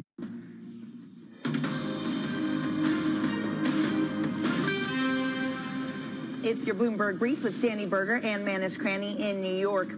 Traders are now reacting to the most aggressive U.S. sanctions against Russia's industry yet. Those were announced on Friday. Let's get the details with Bloomberg oil strategist Julian Lee. Julian, great to see you this morning. Can you describe to us just how much more these sanctions are going to be in terms of size and impact than what this market was already grappling with? Yeah, I mean, these sanctions are a big step up in action taken against Russia. Up until now, I think Western powers, the US in particular, has been very wary of doing anything that would hit the flow of Russian oil in any way. So we've had this price cap mechanism that has aimed to reduce the price at which Russia can sell its oil, but not harm the flow of barrels onto the market. This is a big change from that. These latest sanctions go after two of Russia's big oil producers, not the two biggest, but the two that come after that. And I think that's very deliberate. If these sanctions were completely effective and stopped these companies from exporting in entirety, which I doubt, it would take off close to 1 million barrels a day of Russian exports. That would hurt. That's a little under a third of the total. So it would be a big hit for Russia. But it wouldn't take an amount of oil off the global market that couldn't be dealt with. It's about the size of the supply surplus that the International Energy Agency was forecasting for this year. Well, we know that OPEC Plus will be able to fill that gap. Saudi Arabia certainly will be able to step into any material breach. But if we look at the confluence of events that are hitting Europe and are expected to hit Europe, gas is ratcheting higher. We've got inflation expectations also very much front and center if there are new trade tariffs on Europe. So there's a level of angst here around the energy complex and around the tariff narrative that's set to come from a new administration, isn't there, Julian? There certainly is. I mean, I think leaders in Europe are quite concerned at the moment on a number of fronts. I mean, we have a number of European leaders who don't like these sanctions against Russia. They are still very dependent on Russia for their energy, particularly for natural gas. And so they are very concerned about any sanctions, whether they're gas or oil, that are going to hit their energy markets.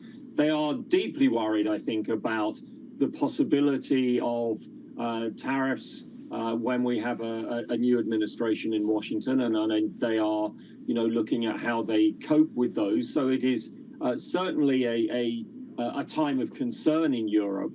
But to come back to the point you made about Saudi Arabia and other OPEC Plus countries having the capacity to make up for any oil that's lost from Russia, that is certainly true. The big question remains, though, whether they would be willing to use that capacity or whether, with Russia being a joint leader of OPEC Plus alongside Saudi Arabia, whether they would sit on their hands and say, no, you, the US and others have made this situation, you live with the consequences of higher prices.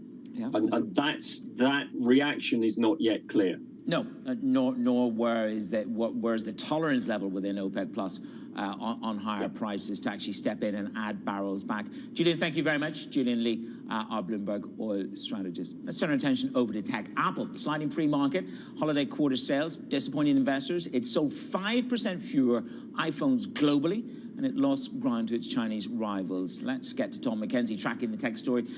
Tom, this was quite a pernicious slowdown in sales. Is it because I don't have the AI functions and I don't want to upgrade and I'm holding out? Or is the competition really snapping at iPhone's heels? Yeah, Manus, I think it's a combination of both of those key factors that is now a drag on Apple. It wasn't just the last quarter, and you rightly point to that 5% drop. This number and this research is coming from Counterpoint Research, and they point to the full year as well. And overall, in a market that grew globally 4%, sales for Apple's iPhones dropped 2%. They have market share now of about 18%, global market share. That's down from about 19%. So the global market share reduces as well. And it is down to increased competition from some of those Chinese competitors. China, the market where they get 17% of their revenues versus 36% in the US, is still a major market for them. The competition from domestic players like Xiaomi, like Vivo in China. And then the other crucial point, which you touch on, is the fact that the iPhone 16 in China does not have those AI functions that it is starting to get now in Europe and the US, because Apple has not found Chinese partners to build out that functionality. That will come, presumably, but that seems to be weighing in terms of sales going forward for Apple. That's a potential challenge as well. This is particularly interesting, Tom, because we had heard from analysts that had said investors are overly optimistic about expectations for AI features. It's a criticism that almost chimes with what we heard from Mark Zuckerberg over the weekend speaking to Joe Rogan, saying that Apple hasn't innovated. Whether or not that's true and how that contrasts with Meta is another story. But is there some degree, Tom, where given these figures, it's an Apple that's already fallen behind when it comes to AI? Well, that is certainly the critique, Danny. And you talk about TF Securities, who came out with that note that weighed on the stock on Friday for Apple, suggesting that shipments this year will be around 220 million, potentially 225, but well below the consensus estimates of 240 million. And part of that is the competition, part of that is the catch-up that they're playing when it comes to AI. If you're looking for the bright spots, Counterpoint Research say, look, they're growing in non-core markets like LATAM, but also some of their more margin-rich phones, so the Pro and the Pro Max, are actually selling quite well in China, actually getting up more than half of their revenues in China coming from that higher price model. So they're holding up at the top end in China for now. The key question for Apple going forward is not just if they can become and put themselves on the front foot when it comes to AI, but also what happens to tariffs. And they are, of course, very potentially vulnerable to that. Jeffrey's saying that in the worst case scenario, if tariffs come through, maximum tariffs that Trump has outlined, you could be looking at an extra $250 cost per iPhone. Again, that's the worst case scenario from Jeffrey's. Cook has been very adept at managing both sides of this geopolitical debate. But this year and coming months could be a really key test of Apple, given its vulnerability on that list of potential retaliatory target for China, and then, of course, the fact that it builds so many of its products still in that country and ships them globally. Well, he certainly shifted the political relationship, hasn't he, with Trump, perhaps not to the same distance that Mark Zuckerberg has managed to achieve. But nonetheless, the question is, can he get a carve-out for the iPhones? Mark Gurman writes a great piece. He talks about the first update on the iPhone in 5 years. This is a stepping stone. Mark Gurman says, our Bloomberg columnist, is stepping stone towards a more revolutionary product. I mean, this is the essence. You've got people like Joe Rogan on that podcast that Danny talked about. He's shifting from Apple to Android for a number of reasons. How important is it that we have a revolutionary product from Apple? Because that's the accusation from Zuckerberg, that there's been very little innovation. And that is the critique that others level at this company, which has such a massive balance sheet, so much cash to put to play around R&D. They had the car project, of course, that we know was scrapped last year. They have the Vision project as well, the Pro Vision project, that doesn't really seem to be gaining as much traction. And Mark Gurman points to the fact that maybe they release one of those new headsets, redesigned, cheaper price, easier to wear in 2026. That's a 2026 story, according to Mark Gurman, not 2025. He does see those innovations coming through this year. Will that be enough to satisfy investors? Just a bit of personal bias. I could live without the Facebook, Instagram ecosystem. I could not live without the Apple ecosystem. Tom, thank you so much. Bloomberg's Tom McKenzie. Okay, coming up, we're going to set you up for this week as Manus gasps at what I just said. CPI and big bank earnings all on deck.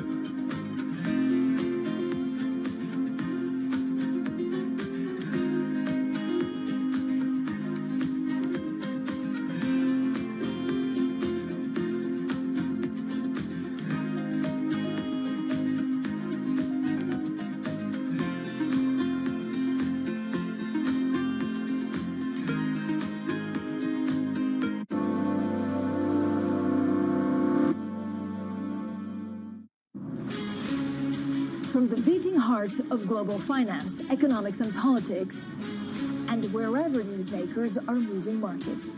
Bloomberg brings you conversations that allow for deep discussions and important insights. What do you think the future is for inflation? Is this new normal? Are markets too optimistic? How do you worry about the things that are outside your control? How does the current fighting completely stop?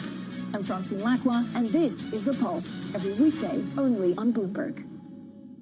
U.S. jobs numbers are released. Bloomberg has the report under surveillance with crucial data and expert analysis at terminal speed. Nobody covers Jobs Day like Bloomberg. Middle East and Africa. Vibrant resources and high-yield investment opportunities abound. Join me on Horizons Middle East and Africa for the stories, newsmakers, and insight from this exciting region. Now weekdays, only on Bloomberg. Jumpstart your trading day on Bloomberg Open Interest. 2 hours of single stock stories that are driving the opening bell action. We'll take you to Wall Street, Main Street, the C-suite, and beyond. These are companies that are growing their market. The great companies in the U.S. are the companies hitting the cutting edge. That's a different story. Get the inside track on what's buzzing in markets. With the players who are shaping the narrative. If you have bad earnings reports, you're going to get punished. They're not buying what the industry is selling. Join us on Bloomberg Open Interest. Every trading day, only on Bloomberg.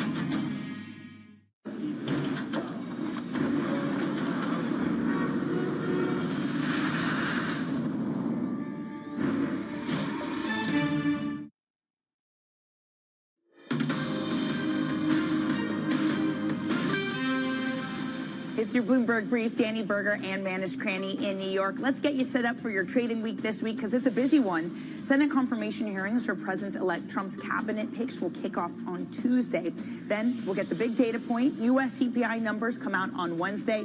Is that more important or is it this? Big bank earnings. Those will also kick off on Wednesday. This week we'll get J.P. Morgan, Goldman Sachs, and Citi, Madness. Danny, certainly the inflation expectations are rising. More of that in a moment. Some stocks on the move. Have a look at this. Intracellular Therapeutics, biopharma company, continues pre-market gains, up 31%. Johnson & Johnson said to be in talks to buy this. That's according to our Bloomberg sources, a Bloomberg scoop. U.S. Steel up 3.88%. The U.S. has extended the deadline for Nippon Steel to abandon its takeover bid. That's according to a statement from U.S. Steel. Still way below the offer price. Travelers continues to drop as the horrors of the LA fires and the insurance business, how they grapple with that, as well as the human cost. Danny. Manis, let's leave everyone with a view of the strength of the dollar that is coming through. Currently at the strongest versus the euro since 2022. George Servelis at Deutsche Bank out with a note this morning saying despite recent moves, the market is not pricing sustained macro divergence between the U.S. and rest of world, nor a big trade war. So saying that there could be more pain to come here. Yeah, and I mean, we just caught up with Skylar Cunning. She said, still not stretched in positioning. You got Goldman's going with that massive upgrade. Danny's very uncomfortable with the euro dollar call, but this is their second upgrade on the dollar, up 5% in 2 months. So people are scrambling to catch up with exceptionalism, but when does exceptionalism morph into something a little bit more dangerous? Okay, this is my only critique of the Goldman call is I feel like we're all tripping over ourselves to say when is parity going to happen. Yeah. We can argue whether that's important or not. It is a psychological level. Goldman says that parity will go below parity in 6 months' time. I mean, like, we're already there. It feels a heck of a lot closer. It does feel that way. And if you listen to Ollie Wren, who was on the tape in the past couple of hours, it's going to be a much more aggressive ECB. That's it from us. We'll hand it over to Surveillance. Take you through the next couple of hours.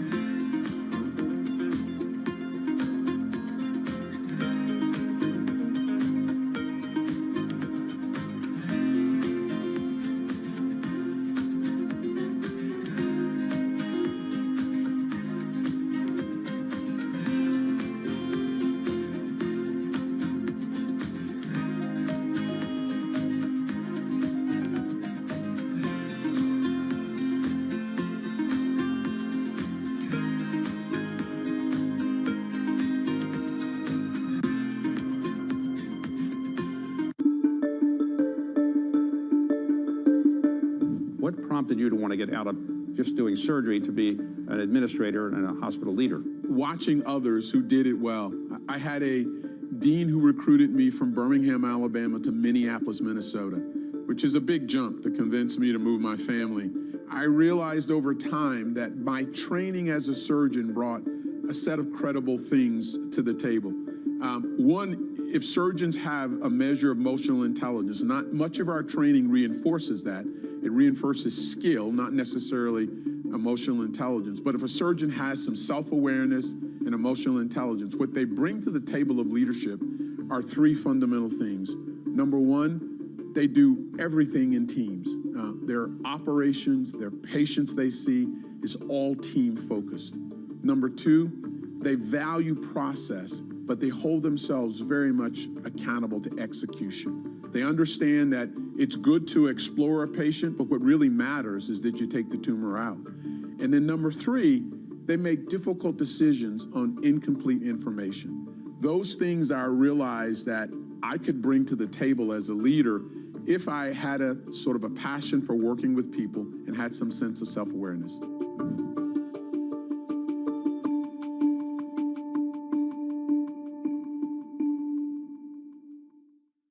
Always on the heartbeat of the tech sector. Spread across global markets. The real-time data aspect is going to be important. We're going to bring you expert analysis on that. Sure. Don't miss Bloomberg's interview with the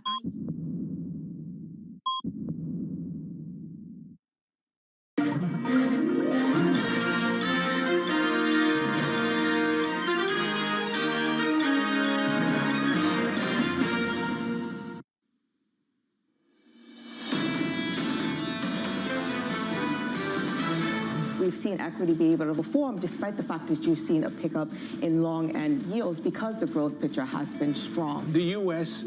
has a particularly good spot. We're likely to see many pockets of volatility brought on by this drip feed of tariff news. You can have a real kind of protracted pullback. That is basically the story for the 2025 outlooks is uncertainty and unforecastability. This is Bloomberg Surveillance with Jonathan Farrow, Lisa Abramowitz, and Anne-Marie Hordern. Live from New York City this morning. Good morning, good morning. For our audience worldwide, Bloomberg Surveillance starts right now. Coming into Monday, following a blowout jobs report on Friday, the sell-off continues. Equity futures pulling back on the S&P 500 by 0.8%. On the Nasdaq 100, we're down by 1.2. In the bond market, yields are still pushing higher.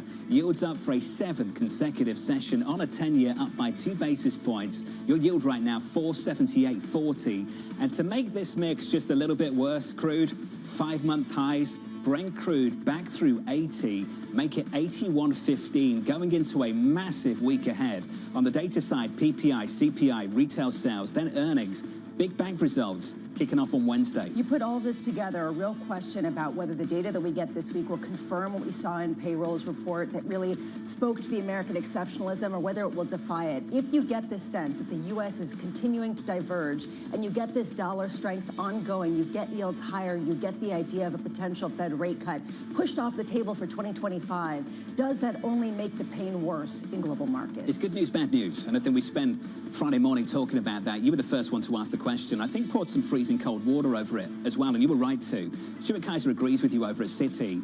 Good growth data outweighs higher 10-year yields, but unless and until inflation surprises, and I think we can't talk about Friday by just talking about the payrolls report.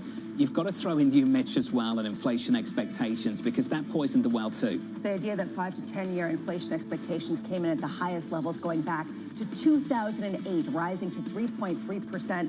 If you look under the dynamics of the University of Michigan sentiment survey, you could argue, again, this is a political barometer because Democrats increased their expectations for inflation dramatically. Republicans ratcheted back their expectations for inflation, and that seemed to be the divide.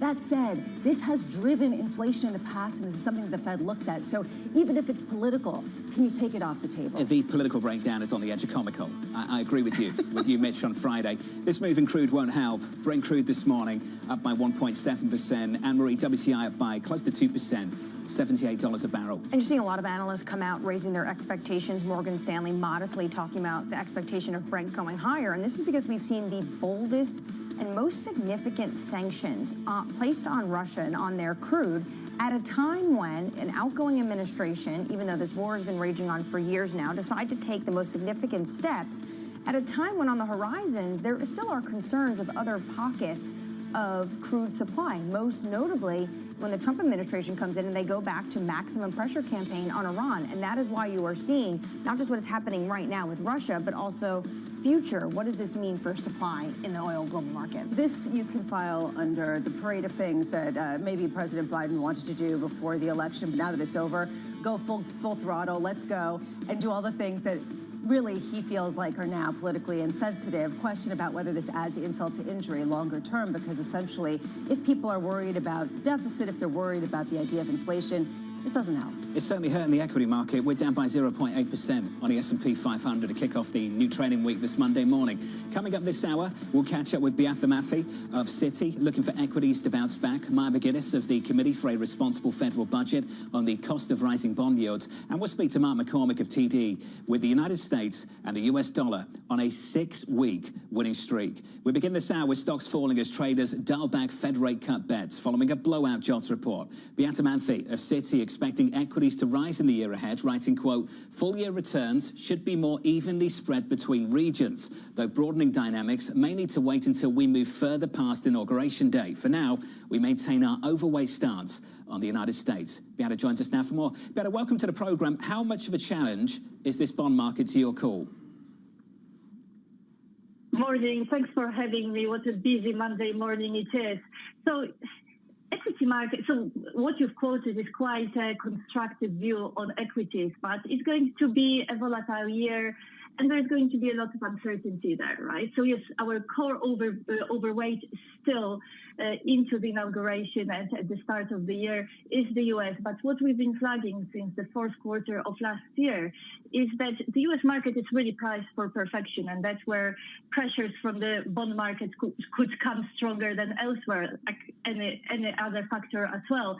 So what we've been arguing is that now is the right time to start diversifying from very expensive price for perfection US equity market into the rest of the world bucket. Now, within the rest of the world, our model suggests that the market that has been most beaten up through all various pressures in the second half of last year is the continental Europe. So this is our preferred diversifier. And of course, when the US is under pressure, all of the markets are going to go down. But you've been seeing this dynamic starting already, that big pressure on NASDAQ or S&P doesn't necessarily translate in the same amount of pressure on the rest of the world equities, and especially in Europe. Beata, the idea here is that you guys are upgrading Europe to overweight at a time where you're concerned about the whole price for perfection idea in the United States. And this goes to this question of, is it just that the bar is so low in Europe, or do you actually see something positive coming out of the region? And I don't mean to sound snarky, but we're talking at a time where you have inflationary pressures ongoing, you have governments in disarray, and you have the potential of China's slowdown just basically eating into the region as they get caught between trade wars. Absolutely. So these have all been pressures on Europe playing out since the summer last year, right? So it downgraded Europe before at the beginning of June with the French election announcement. Then China slowdown happened. The biggest bulk of these pressures through downgrades on EPS in Europe has happened in the third quarter of the year. We've been noticing back then that downgrades, EPS downgrades from the analysts have reached recessionary levels of downgrades, of cuts. And historically, actually, it tends to be a contrarian buy indicator for cyclicality in Europe if you have a patience of waiting 6 to 12 months. So that call has started to work. The pressures continue, but these are not new pressures, right? So the market, through its underperformance versus the US, has had time to price many of these in. And what we see right now in terms of, we have this proprietary what's priced in for EPS model. It's a rate adjusted model as well. And what it's telling us right now is that markets like Europe or emerging markets, the more beaten up markets in the second half of last year, are now pricing in line with this already cut EPS forecast from the analysts, right? So it's a more reasonably priced market. The US is priced for perfection, double analyst forecast. So this is where we are. Of course, it's not a smooth sailing as into this year for Europe, but there is a huge amount of bearishness already priced in, that's all.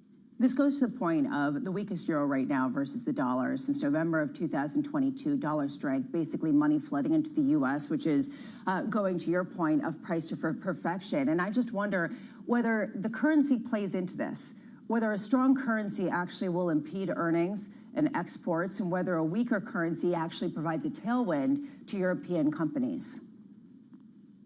The way I look, this is one of the potential catalysts, right, for Europe going forward. And currency, absolutely, the magnitude of move that we've been seeing last year has been very meaningful. And when dollar is so strong, and most of the assets and investors are dollar denominated, you stay with the dollar denominated assets, as simple as that, right? Now, from our FX strategies perspective, perhaps we have another 1-2% move stronger on the dollar, but most of these moves are already behind us.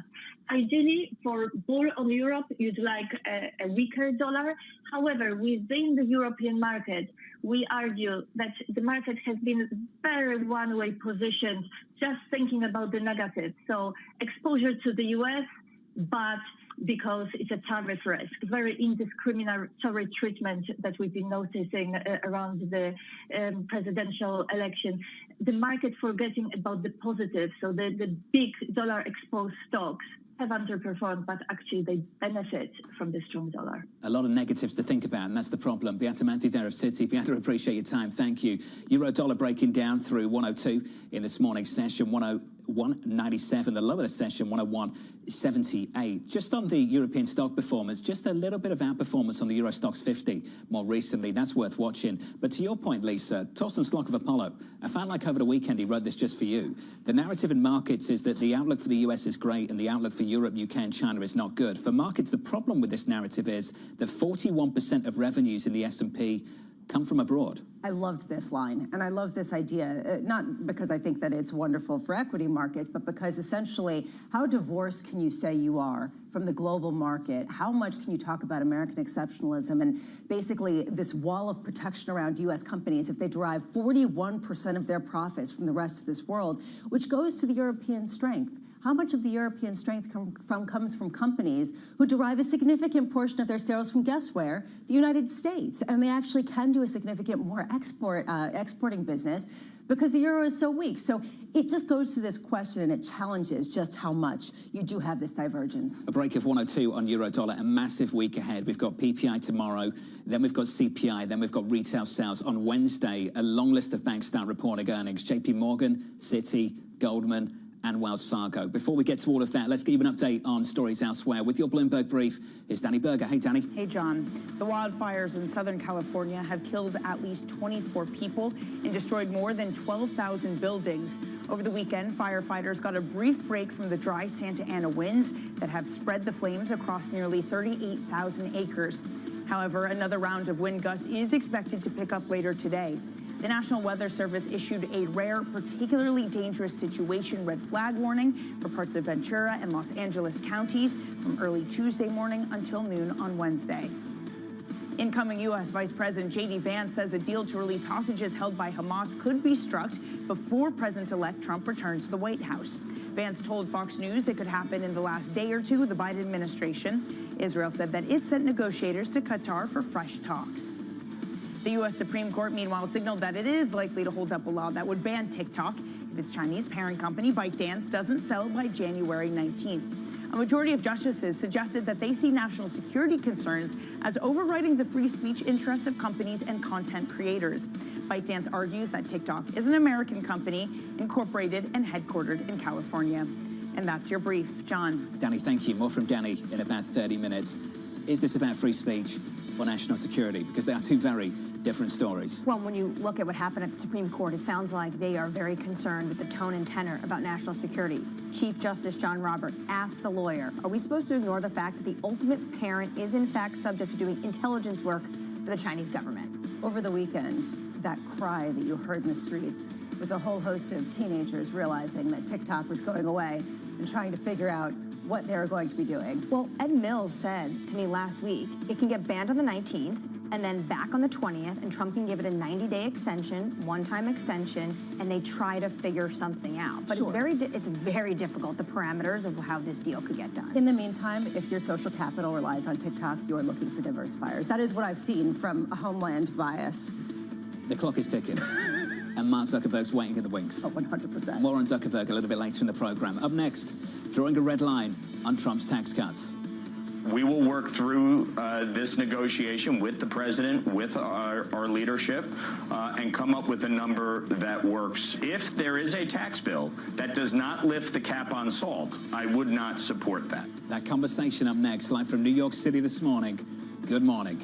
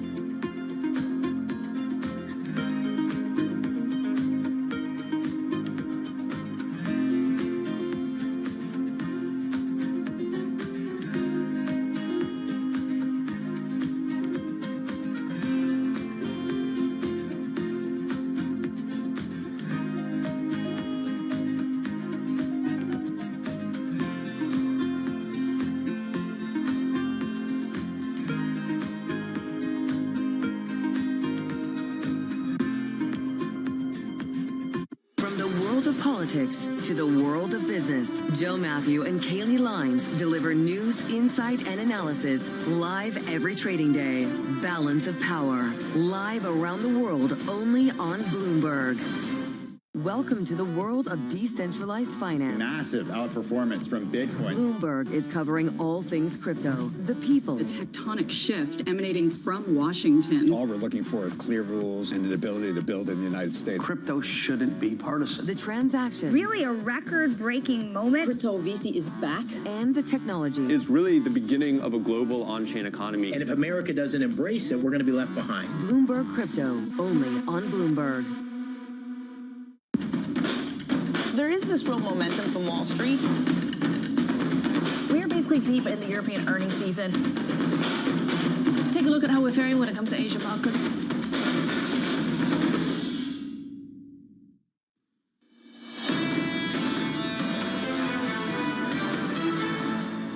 Equity futures on the S&P down here by 0.8%, building on the losses from Friday post-payrolls. Bond yields still climbing. We're up 2 basis points on a 10-year. Just south of 480 on a 2-year, back through 440. Bank of America, Aditya Bharve and the team. With inflation stuck above target, the labor market stabilizing, we no longer expect any additional rate cuts through this year, and in line with Matt Lazzetti over at Deutsche Bank. And previously, they had expected 2 rate cuts, so this was a huge change for them. And this is basically something you saw across the street with strategists at all the big Wall Street firms cutting their expectations for rate cuts.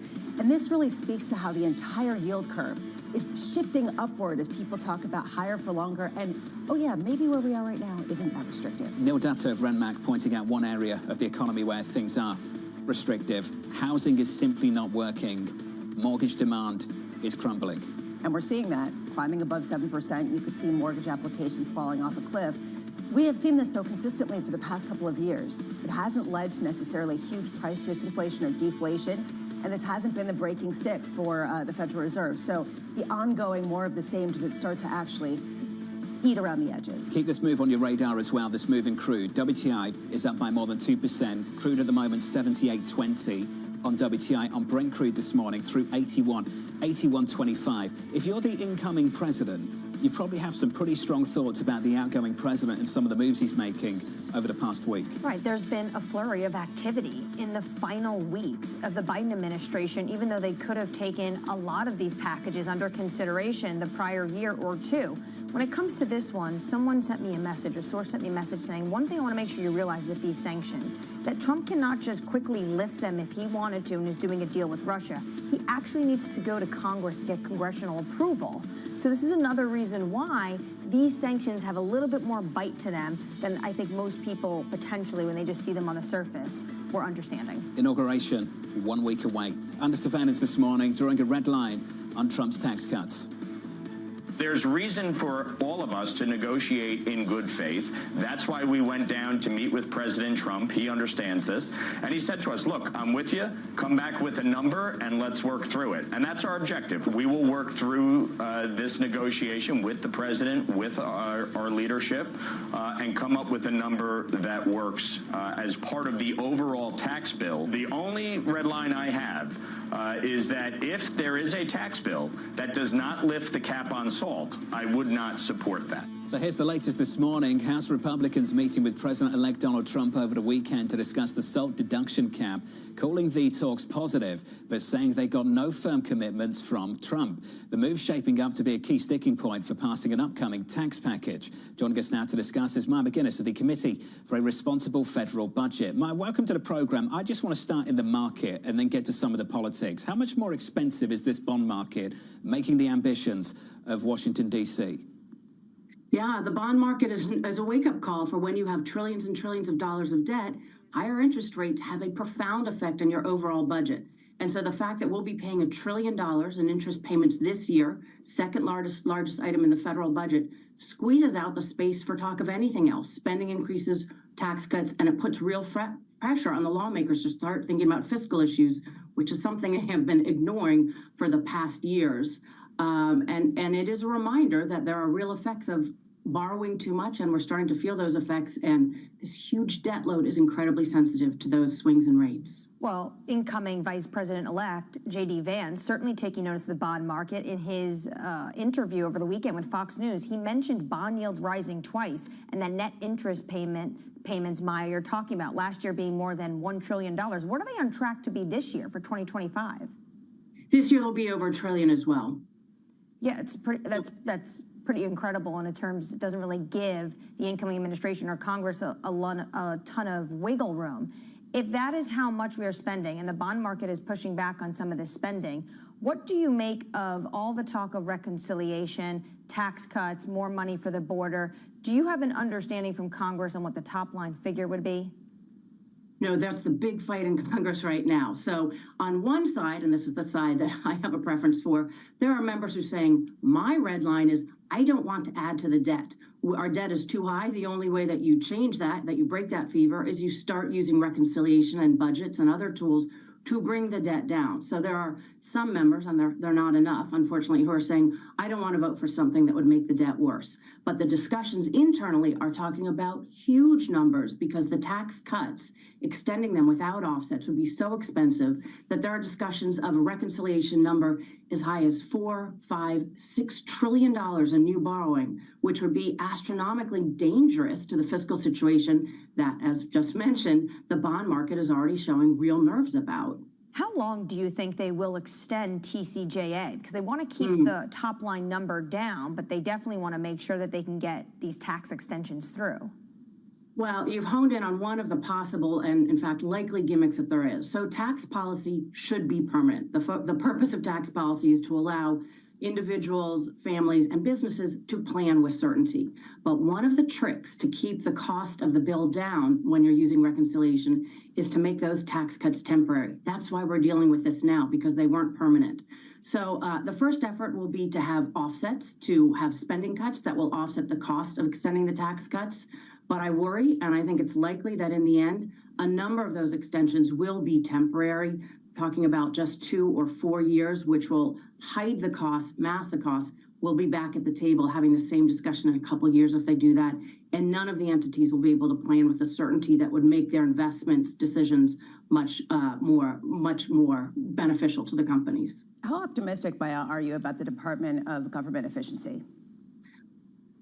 huge fan about the DOGE effort. I'm really excited about it for two reasons. One, it's so clearly needed. There are huge pockets of places where we could have massive savings in the federal government, from procurement for defense, from a huge healthcare industry that is remarkably inefficient in almost every aspect of how it works, to the regulations that they're looking at. So I think that's very exciting. I was concerned when they came out and said, we're going to save $2 trillion in a year, because that fiscal ambition is so far from reality that I was worried this was all bluster and kind of like the California hype cycle more than the reality of how budgeting works. But as I've seen the efforts that they're putting together, and they've walked back that metric, saying we're going to get as much as we can at trillions, maybe more likely over a year, I continue to be encouraged. I think that they will find a lot of places in executive orders where you can save money. I think they will find a lot of regulatory changes. I just hope they're not all directed towards loosening regulations in the financial industry on crypto and AI, rather than thinking about where you can make things more efficiently and actually save the government real savings. The hardest pockets, though, are Social Security and Medicare, and they have said those are off the table. And as far as I'm concerned, that's really one of the tests of seriousness. Are you willing to go to where the money really is? So far, they have said that that is a red line. I get it. Politically, those are hot buttons. Nobody in Congress wants to touch them, but anybody who's serious about the budget knows that those are where the real savings are. You talk about they. We're talking about a sort of loosely brought together coalition of people in an area that isn't actually a department. They're not actually government officials, and there's a real question about what kind of political clout they'll have, especially at a time where everything gets watered down, when you have constituents that want everything. So at what point do you believe there's a political will to get through some of these cuts that might be recommended by DOGE? That's a great question. You know, I'm on one hand on the other today, but on one hand, I think we actually need to outsource some of this. Congress has failed to do its job when it's come to fiscal oversight and the fiduciary responsibility for over a decade now. And it's been really disheartening to see that the only party that cares about fiscal responsibility is the minority party trying to stop the other one from doing something. There are very few people out there really talking about how to reduce our borrowing. So I think that's great. On the other hand, obviously, a lot of the people who are involved in this have a number of interests and potentially conflicts of interest with the federal government. And I think that's really worrisome at a time when we need to be rebuilding trust with how our leaders are serving as stewards for the overall economy and not just looking after their own interests. So I think their ability to disrupt and not care about the political constraints is incredibly encouraging, but I think we have to make sure that they're very transparent about how they're doing it. Biggest concern I have, President Trump, we've seen him in office before. He was not a fan of spending cuts. In fact, he increased spending massively on top of huge tax cuts, and the debt went up under him a lot because he hasn't liked to say no to things. So I think you may see a real political meeting of the minds between those working on DOGE, the opposite of meeting of minds, between those working on DOGE and President Trump, who, when he realizes how hard these things are, says, ooh, that politically is going to be difficult. And I don't know how that will play out. We'll see if it's any different the second time around. Myra, appreciate your time. Myra McGuinness there, the Committee for a Responsible Federal Budget. Up next on the programme, Neela Richardson of ADP, joining us ahead of CPI data later this week. From New York City, this is Bloomberg.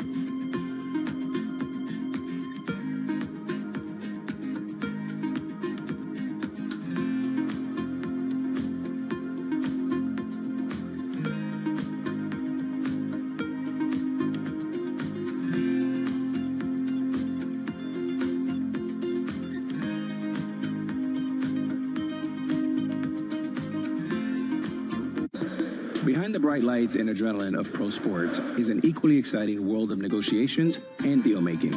That's what we cover each week on our podcast, The Deal. I love the fact that you have, we say the cojones, but we can't say that at Bloomberg. Maybe moxie. Yeah, moxie. I'm Alex Rodriguez, former baseball player turned business executive. And I'm Jason Kelly, a journalist at Bloomberg. Over the next couple months, we'll hear from all-stars like Billie Jean King. Well, what should I learn? What should I do? I said, learn the business. Jay Williams. You're the asset, but how do you become the principal? Paul Rabel. We're going to be the league of digital, and that's why you're going to invest. Adina Friedman. I definitely am competitive. David Rubenstein. People don't come up to me on the street and say, let's talk about this private equity deal you did recently. No one does that. They say, let's talk about the team. And so many more. Do you need a clap? No, I think we're ready? Go. From our studios in New York and San Francisco, our expert hosts have the data and analysis from the companies you know and the startups to watch, plus the interviews you don't want to miss. Watch Caroline Hyde and Ed Ludlow on Bloomberg Technology, the only daily business show dedicated to tech, right in the middle of the trading action. Live every weekday, only on Bloomberg Television. Context changes everything.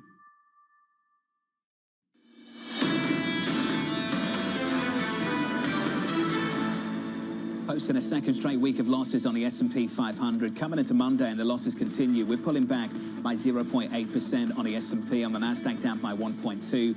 Similar move on a Russell. The wire is all over the place. It's in the bond market, it's in commodities as well. So let's get to fixed income first. Yields up again by 2 basis points. Yields are climbing for 7 consecutive sessions, close to 480, 477.99. Wasn't just payrolls on Friday. A few hours later, Lisa, we got the UMich inflation expectations read, and that wasn't pretty either. The idea that some people were saying you can basically discount some of the strength in the payrolls report by saying that the inflationary impulse in the wages was shattered. When we got the University of Michigan sentiment survey, people looked at the actual details. They said, okay, this is Republicans feeling fine about inflation and Democrats feeling terrible about inflation ahead, and it led to the highest inflation rate going back to 2008. Nonetheless, it really puts that much more pressure on Wednesday when we get that CPI print, and it just speaks to how jittery this market really is. So you can always poke holes in UMich. We often do on this program.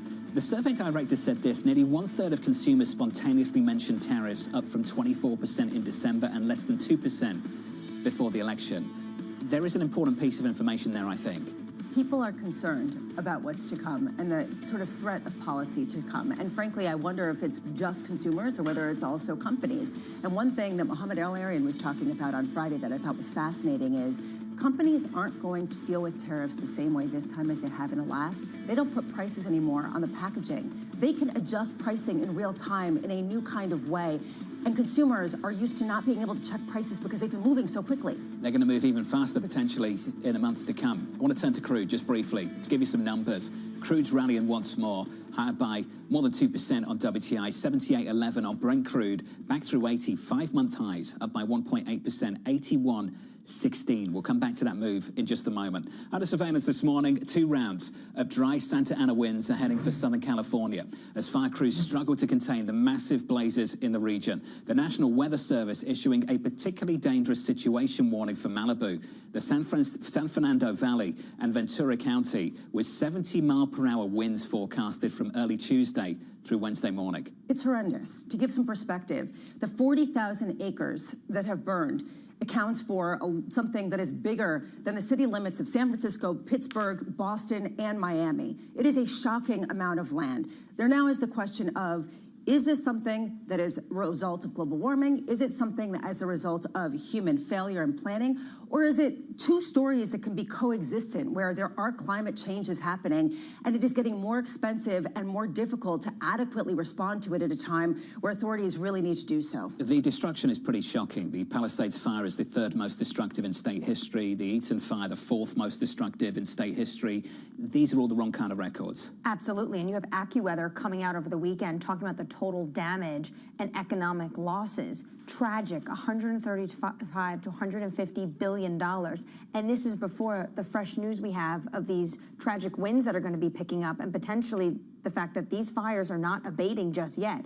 This economic toll is going to be crushing on California. We'll talk about federal assistance later on in the program, but the incoming administration, the tension between President-elect Donald Trump and Governor Newsom, I think, is worthy of attention through the next several weeks or so. Back in September, President Trump said, regarding his demands for water delivery and forest management, if he, Governor Newsom, doesn't sign those papers, we won't give him money to put out all of his fires. Of course, context matters here.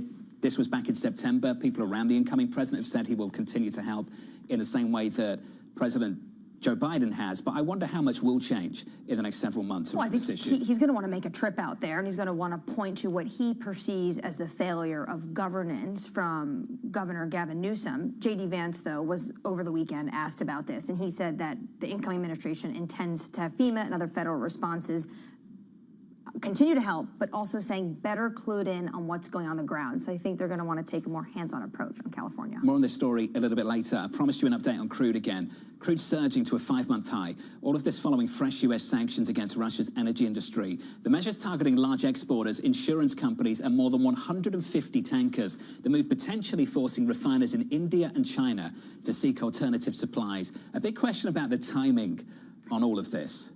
There's a lot of question about the timing. Many people are being very critical of the Biden administration. This war has been raging, Russia's invasion of Ukraine, for years, and now they're waiting for the final weeks to actually really make a bold action when it comes to sanctioning, not as much as the U.S. has sanctions on Iran, but closer, much closer, going after Gazprom Neft and Surgutny Gas. These are two massive producers. We're talking about 800,000 barrels of oil, and it comes at a time when there are critical concerns about supply in the oil market when Trump comes in terms of maximum pressure on Iran. So how much more can we see risk premium added to the price? I will say, if you're Saudi Arabia or the UAE, you might be liking this, and you're probably reaching out to China and India and saying, we'll fill that gap.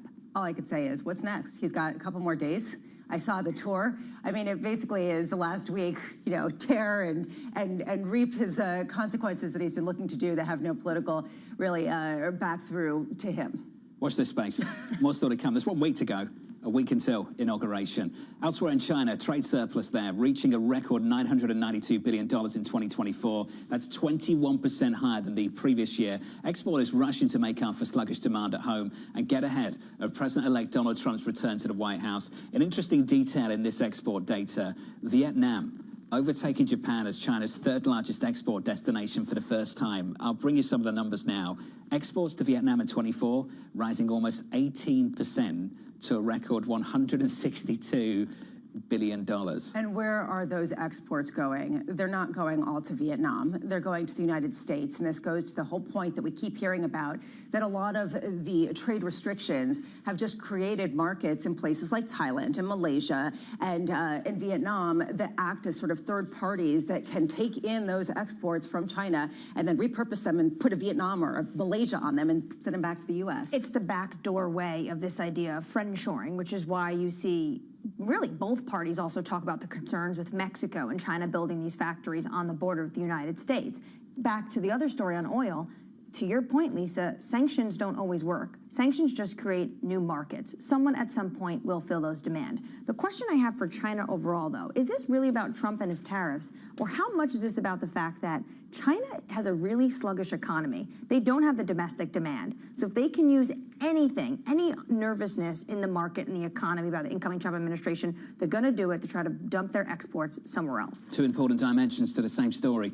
Let's turn to the data coming through this week. CPI and on Wednesday, after December's blowout jobs report. Neela Richardson of ADP writing, given the uncertainty of last week's jobs report, the CPI will either reverse Friday's market sell-off or justify it. Neela joins us now for more. Neela, good morning. It's good to see you again. Good morning. Good to see you. 256,000 on Friday. How strong was that 256,000 beneath the surface?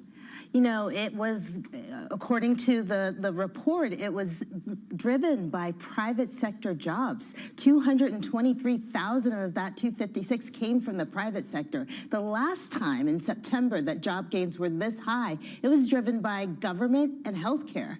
So this is actually a sea change. It's the same number as September almost, but the composition changed. And it looked like from that report that private sector was accelerating at the end of the year. So, and I know that the ADP report doesn't necessarily track the same kinds of metrics that the non-farm payrolls report does, but it was actually a lot less optimistic. It was. And I'm wondering why the dissonance there. We saw a downshift in private sector hiring, and you're right, part of this is a data construction difference.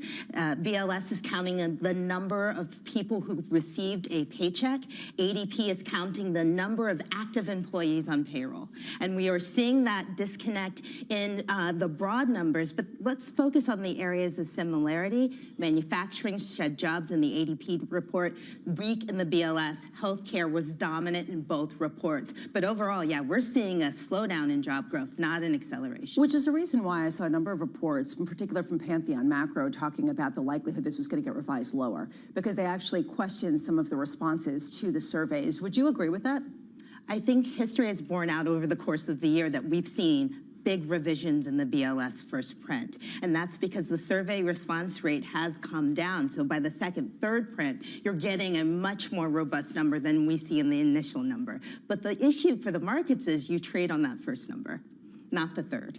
And so that's why I think looking at these two reports gives you a range of what the private sector is doing. So based off these two reports and how the market reacted, even though you think maybe it's going to get revised, how offsides is the market going to be for that potential revision? Well, if the market, maybe this is an educational opportunity, if the market is looking at wages, wages are going to tell you a different story than that really robust 256,000 number. It's going to tell you that wage growth has stepped down a little bit in both reports. And if you follow the wages to inflation, that means lower labor costs, and you match that with higher productivity gains that we've seen so far, you might get a better feeling in your stomach going into January that at least wage growth is not likely to trigger inflation. We talk about this a lot because you do a lot of work looking at workers and employees. Who has the leverage right now? Well, I don't think anyone has the leverage. If you look at the historical level of layoffs we're seeing right now, it's very, very low. So employers are keeping their employees tight. And what employers are thinking about is not how to add headcount or replace headcount. They're thinking about how to make their headcount more productive, how to make their workers more skilled, how to engage them and how to keep them. At least that's where we are right now. So we're in this moment of stasis where neither side has the leverage to, until we go further into the 2025, where I think we're going to see employers dominate the labor market this year. Nina, there were some big moments in Q4 where the data was quite disrupted by strikes, by other things like hurricanes as well. We've got another big issue to deal with now. How disruptive will the incoming information be now, given the wildfires in California? If you use the hurricanes as an example, the damage they did in the Carolinas did show up in that jobs report. And I would think that LA, being the massive market in terms of job creation that it is, especially for retail and leisure and hospitality and the service sector, and you match that with the massive amount of damage and destruction we're seeing on the ground, I think it will have an impact in the jobs report, maybe not in January, but also in future jobs reports as well. One of the biggest economies, not just in America, but on the planet. The 7th largest in the world is California, and LA is a key component of that. Yeah, honestly, this is absolutely tragic and will have ripple effects at a time where you have to wonder what other effects it will have, like on housing prices. I mean, talk about some of these regions that don't have a lot of housing supply, where prices were going up. Well, you have this type of situation. Doesn't that cause inflation on some level? Doesn't that actually really create demand for a lot of these workers?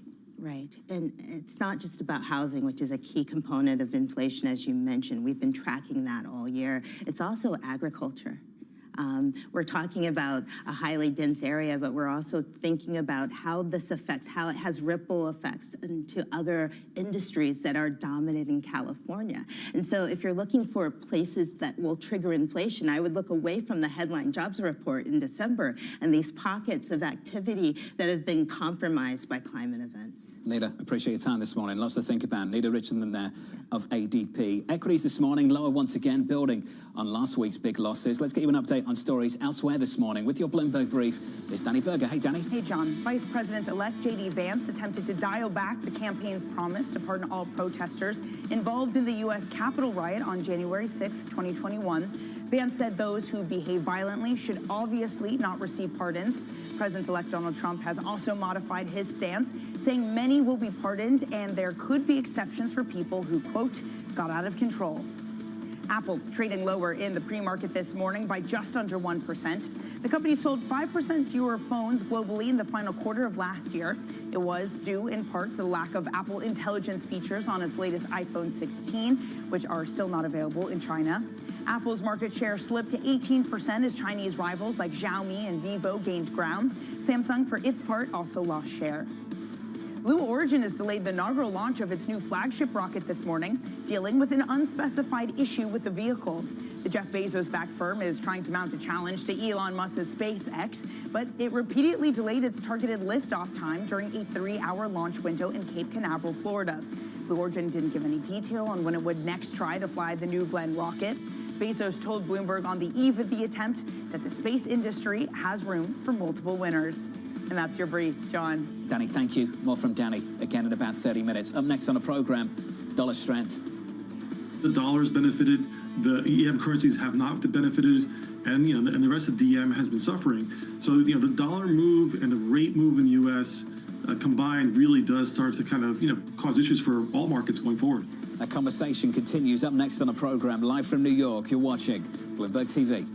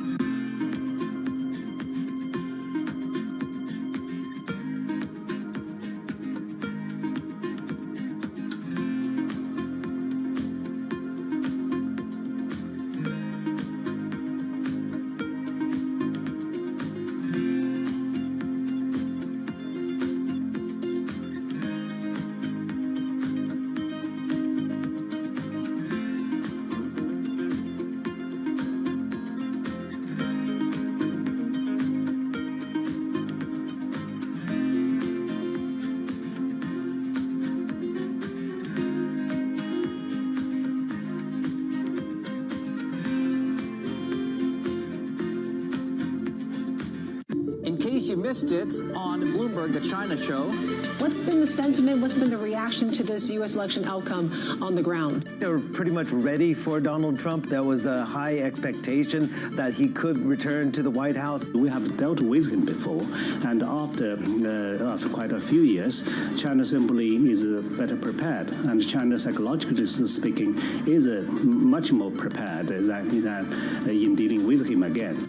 Probably are fully prepared for Trump to impose higher tariffs on China. What's the tone as they were talking to really a global investment? Right. The openness of China, including the capital markets, Hong Kong being an international financial center will be extremely important in channeling global investors. Don't miss the China show live every weekday.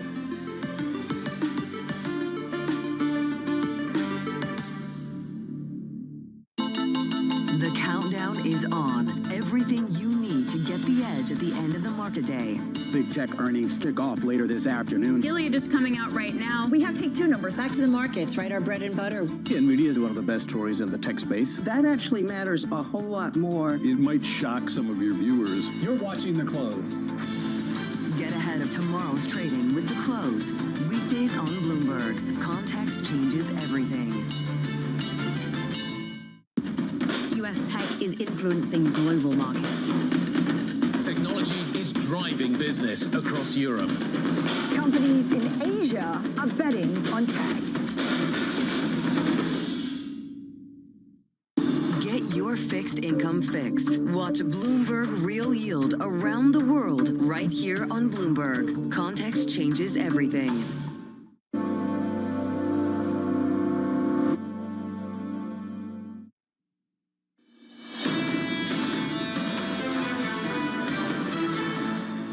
Not a great mix this morning. Crude higher by 2%. Bond yields elevated by another 2 basis points. The 10-year just south of 480. Bringing equities down with some more dollar strength. We're negative by 0.8% on the S&P 500. Under surveillance this morning, dollar strength. The dollar's benefited. The EM currencies have not benefited. And, and the rest of DM has been suffering. So, the dollar move and the rate move in the U.S. Combined really does start to kind of, cause issues for all markets going forward. There's only 3 ways you can fix that U.S. outperformance. Either the rest of the world catches up, the U.S. goes sideways, and nothing ever goes sideways, or the U.S. goes down. So here's the latest this morning. The US dollar surging to its highest level since November 2022, following an upside surprise on payrolls. Mark McCormick of TD Bank writing, the dollar remains the only game in town, and US data is getting better, not worse, supporting a solid backdrop for US flows. Mark joins us now for more. Mark, welcome back to the program, sir. Talk to me about those flows. You've talked in the past about the importance of the performance of a domestic equity market, and I think there are some subtle signs that just more recently you've started to see some performance kick in on a Euro Stoxx 50. How important is that? Well, I think what's important is it's kind of U.S. equities are slipping, but everything else is slipping almost harder. You can see that, yeah, Euro stock has not declined by as much, but if you look at local currency terms or adjusted for currency flows, it's down pretty significantly as well. I think a piece of it is that the rates market, the tightening of financial conditions is feeding back into equities, and it's causing risk off, which is now feeding back into the dollar. So now you're kind of moved to the other side of the smile where the world's kind of looking like it's in a worse place. And now we're seeing oil prices rising. And it feels like, to me, it feels like the themes are US is exceptionalism. Europe is more stagflation. And the more that we see kind of elevated oil prices and we see slowing growth in Europe and we see somewhat like sticky inflation, this is not good for European currency. So it's still, again, regardless of positioning or valuations, the market is transitioning into a new environment. And this price discovery is still bullish for the dollar, especially when we look at the data, which is where we were last year, data dependent. It's data dependency, geopolitics, geomacro, and Trump 2.0 are still going to be bullish for the dollar. Mark, when you see big, powerful moves like this, you know better than most, it's not much time for nuance, but if we could take just a minute or so for a little bit of nuance. When you look at various currency pairs at the moment, are there currency pairs where this dollar is inflicting unnecessary pain? And are there currency pairs where this dollar is forcing a necessary adjustment? How would you draw the distinction between the two? So I think it's kind of a massive wave that's hitting all of them at the same point. There's just so much unpredictability. Again, you think about CAD. I don't see the reason why CAD should be a part of the discussion on U.S. tariffs. Again, there's a piece of it. The big driver of the U.S. trade deficit with Canada is energy that's refined basically in the U.S. So it's not that it's not like when you talk about the trade surplus in China, which is, again, one of the reasons, one of the main things that Trump's focused on is kind of reducing that trade deficit with China. That's not the game with Canada. Maybe, again, that's the game with Mexico. Again, you look at Europe. Europe has the same composition. Germany has the same export composition as China, which is why it's been so challenging for Germany to remain competitive, which is why we're seeing the political uncertainty in Germany is its business model is broken from what we've seen over the last 20, 25 years. So I think when we think about the currency pairs, everyone's kind of being impacted by the same uncertainty, which again is reinforcing the strength in the dollar. But the key thing that's happening is governments are trying to find ways to stimulate their economy at the same time that inflation is elevated. So you see fiscal and monetary policy working together and rates are selling off and curves are steepening. And that's creating a lot of panic and uncertainty. And this is just an environment, again, given the outperformance of U.S. data where it flows back to the dollar. So euro, sterling, CAD, MEX, they're all going to continue to underperform. I think the one place you want to look as a hedge is again being long the yen because the BOJ is probably going to have to hike again very soon. Your defense of the Canadian loonie made me think maybe he's running. I mean, at this point, pretty much, it's a pretty open field. I am wondering what you think about 6 months forward, because some of the interesting Wall Street prognostications are exactly opposed to one another. Goldman Sachs, Kamakshia Trivedi talking about we expect the dollar to rally by 5% over the coming year, pretty much in line with a lot of people what they're saying about the idea of parity. Bank of America forecasting the euro-US dollar to rise to 110 by year end, simply because there isn't going to be the same kind of inflation that comes with tariff in their mind. And frankly, the blowback on the US economy is going to be more significant. Would you agree with that?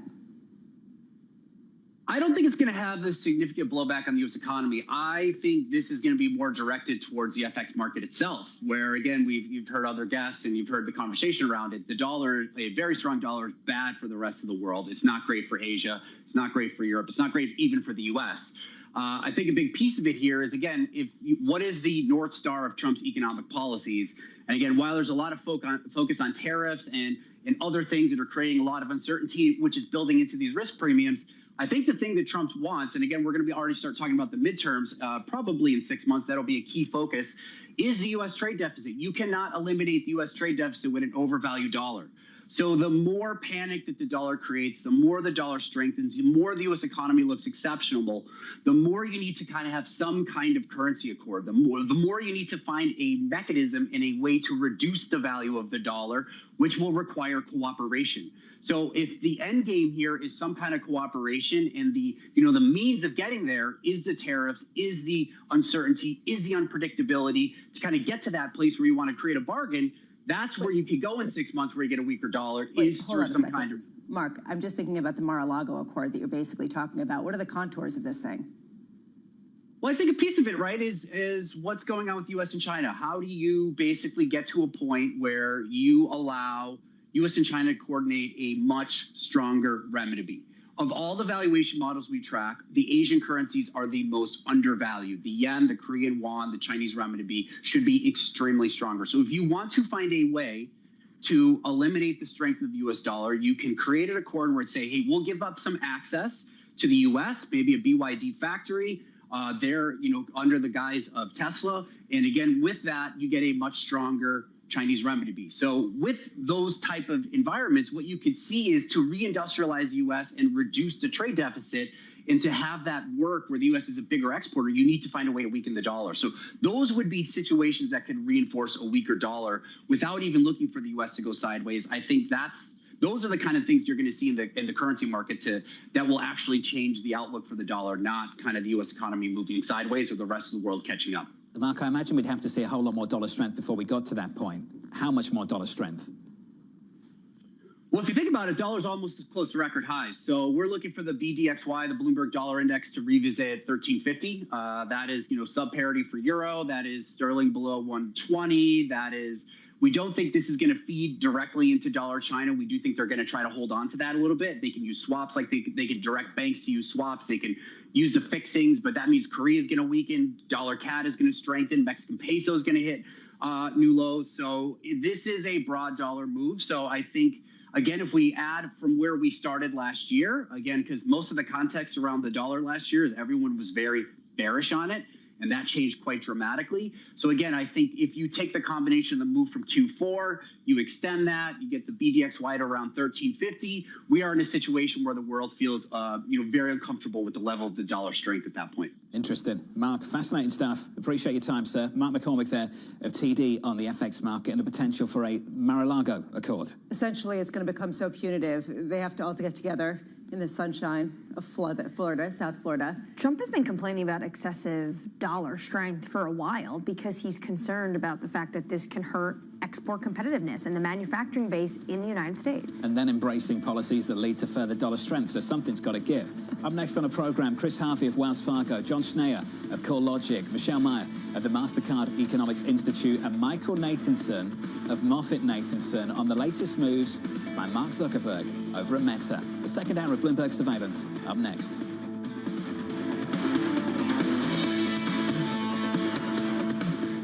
This is Bloomberg Daybreak Europe. I'm Tom McKenzie in London. These are the stories that set your agenda. Taking you from the U.S. market's close to the overnight session in Asia, we'll walk you through what you need to know to kickstart Europe's trading day. Live from our European headquarters, we bring you the day's top market-moving stories, unmatched expert analysis, and on-the-ground reporting from across the continent. Tune in to Daybreak Europe, only on Bloomberg Television. Context changes everything.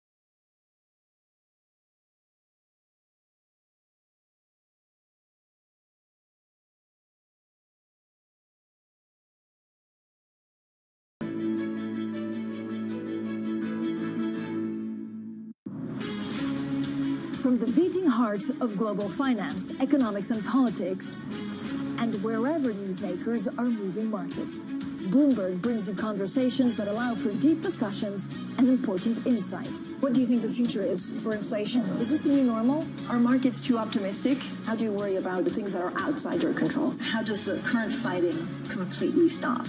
I'm Francine Lacqua, and this is The Pulse, every weekday only on Bloomberg. Good morning. This is Bloomberg Surveillance. Welcome back to the opening trade. This is Bloomberg Technology. This is the Asia Trade. This is Wall Street Week. Welcome to Balance of Power. This is Bloomberg Television. Jumpstart your trading day on Bloomberg Open Interest. 2 hours of single stock stories that are driving the opening bell action. We'll take you to Wall Street, Main Street, the C-suite, and beyond. These are companies that are growing their market. The great companies in the U.S. are the companies hitting the cutting edge. That's a different story. Get the inside track on what's buzzing in markets. With the players who are shaping the narrative. If you have bad earnings reports, you're going to get punished. They're not buying what the industry is selling. Join us on Bloomberg Open Interest. Every trading day, only on Bloomberg.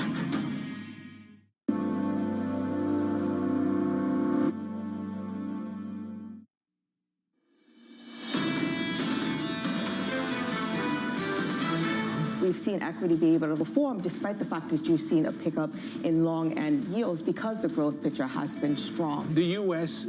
has a particularly good spot. We're likely to see many pockets of volatility brought on by this drip feed of tariff news. You can have a real kind of protracted pullback. That is basically the story for the 2025 outlooks is uncertainty and unforecastability. This is Bloomberg Surveillance with Jonathan Farrow, Lisa Abramowitz, and Anne-Marie Hordern. If you're bullish, stay in bed. We're down again by 0.75% on the S&P, on the Nasdaq down by more than 1%. Similar move on the Russell as well. In the bond market, no help or assistance coming from fixed income this morning. Yields up again for a 7th consecutive session on a 10-year yield. Fixed income just pushing higher and pushing higher on the yield side of things. Up 2 basis points to 4.78 on 10s. On 30s, had a little look at 5% in Friday's session. Yields are higher on the session this morning by a basis point to 4.96. And crude isn't helping either. Just the wrong time for a rally on Brent and WTI. Brent crude up by 1.7, WTI up by 2%. And this goes to Stuart Kaiser's point. Are we seeing rates rise for the good reasons of growth, or are we seeing it for the bad reasons, which is inflation without growth? And really, the oil story speaks to that. I will just say Max Kettner of HSBC talking that we're going deeper into this danger zone of rates going higher, and it could be protracted. But he sees it as a buying opportunity. So if you're bullish and you're in bed, you can get out of bed and start to look at what your list is of buying opportunities, according to Max Kettner. Look at me being bullish. stimulus. All of this, though, just shows, and goes back to you, Mitch, even though I know colored heavily on politics, that there is concerns amongst the consumer and inflation. Then you look at the price of oil, and you have to think at some point that might trickle down to fuel, especially what's going on in places like California. We could potentially see a very tight commodities market, and that's not going to bode well for this Fed. I don't know about you, but I don't need much of an excuse to stay in bed at the moment, given how cold it is. Okay, so, cold. You know, I don't think the market really matters too much. Well, the fact that we wake up at 3, it's something or like the fact that it's dark out, I mean, come on. Okay, I considered 3:30 this morning. Yeah, so doom, gloom, morning. Let's really push things. But you didn't actually, right? Let's really push things. Of course I did. No, I woke up. I'm committed to the program and all of you. Your week ahead looks like this. CPI, PPI, retail sales on the economic side of things. And we've got some earnings too. Check out Wednesday. Look at this. JP Morgan, Citi, Wells Fargo, Goldman, all reporting. Then on to Thursday. Bank of America and Morgan Stanley. What I want to hear from some of the bank earnings, not only about what they think about M&A, what they think about some of the deals that could be on the table and just how fruitful those pipelines are, but consumers and consumer confidence, and not just for people who have credit ratings above 800, but the idea of, more broadly, how much confidence does each household have at a time where Torsten Slok just sent another missive talking about how households are in incredible shape. So do we get that kind of ratification also from the big banks? How dependent is the outlook on the incoming administration? I imagine we'll get some commentary on that on a call in a few days' time. And also on Thursday, Scott Bessent, the designate for Treasury Secretary, will have his hearing. That's going to be very interesting, and I think the market will be paying attention to what he has to say about what's going on with bond yields, about the dollar, and maybe about sequencing of enacting Trump's agenda. Stay tuned for all of that. Stay tuned for this as well. Coming up this hour, Chris Harvey of Wells Fargo, as stocks sink on the back of a blowout jobs report. Alex De Silva of AccuWeather, with winds set to increase extreme fire risk around Los Angeles, and Michael Nathanson of MoffettNathanson on huge changes over at Meta. We begin this hour with stocks lower, the S&P 500 on a 2-week losing streak as traders continue to dial back rate cut bets. Chris Harvey of Wells Fargo saying investors are staring at a wall of worry, driven by the 100 basis point rise in 10-year yields since September. Expect lower rates through higher rates. Ultimately, we expect higher yields to be self-correcting. Chris joins us now for more. Chris, good morning. Good to see you. Good morning. Self-limiting, that's a phrase, self-correcting, that we've been exploring over the past week or so. Some people think we're already there. Do you think we need to inflict a little bit more damage before we see things turn the other way? I think so. The move has been so sharp, people just don't step in and say, okay, now's the time. They wait for things to consolidate. You know, portfolios don't look that great, risk doesn't look that great, and so they're going to say, okay, we have CPI, let's get through CPI, and then let's decide after that. So we're getting there, but I think we still have some more upside. Speed matters, size matters. It's 100 basis points since September on a 10-year yield. Does the why matter? What's behind the more recent move? What is this, inflation, growth? What is it? Yeah, if you talk to 10 different people, you get 10 different answers. What we think is it's really driven about the Fed and about growth, right? If you look at what's really driven nominals, it's been more or less, in the 10-year, it's been more or less real rates. Inflation expectations have been relatively well behaved, but they are pushing up against 2.5%, which we think is reasonable. We don't see inflation accelerating from here like other people. And so when you look at that, you say, okay, we're getting to a level that we think people will start to step in, but the technicals are telling you, hey, wait a little bit, there could be more upside, or there could be more upside to yield. There could be basically a better entry point. Things could sell off a little bit more. You did wake up today. You got out of bed. You came here. I just want to say thank you. And you actually are doing what we were talking about, which is looking at the potential entry points, not maybe yet, but down the line. What exactly are you looking at to understand that? So what are we arguing about? If I'm right, it really is about growth. Well, if the economy's strong, shouldn't that be good for earnings? And if so, maybe earnings start to help stabilize things. The other thing is, at some point, do the bond buyers start to step in? And if they do, okay, great.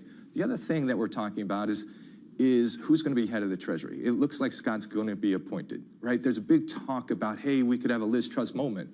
Well, his experience and his influence should minimize that probability, okay?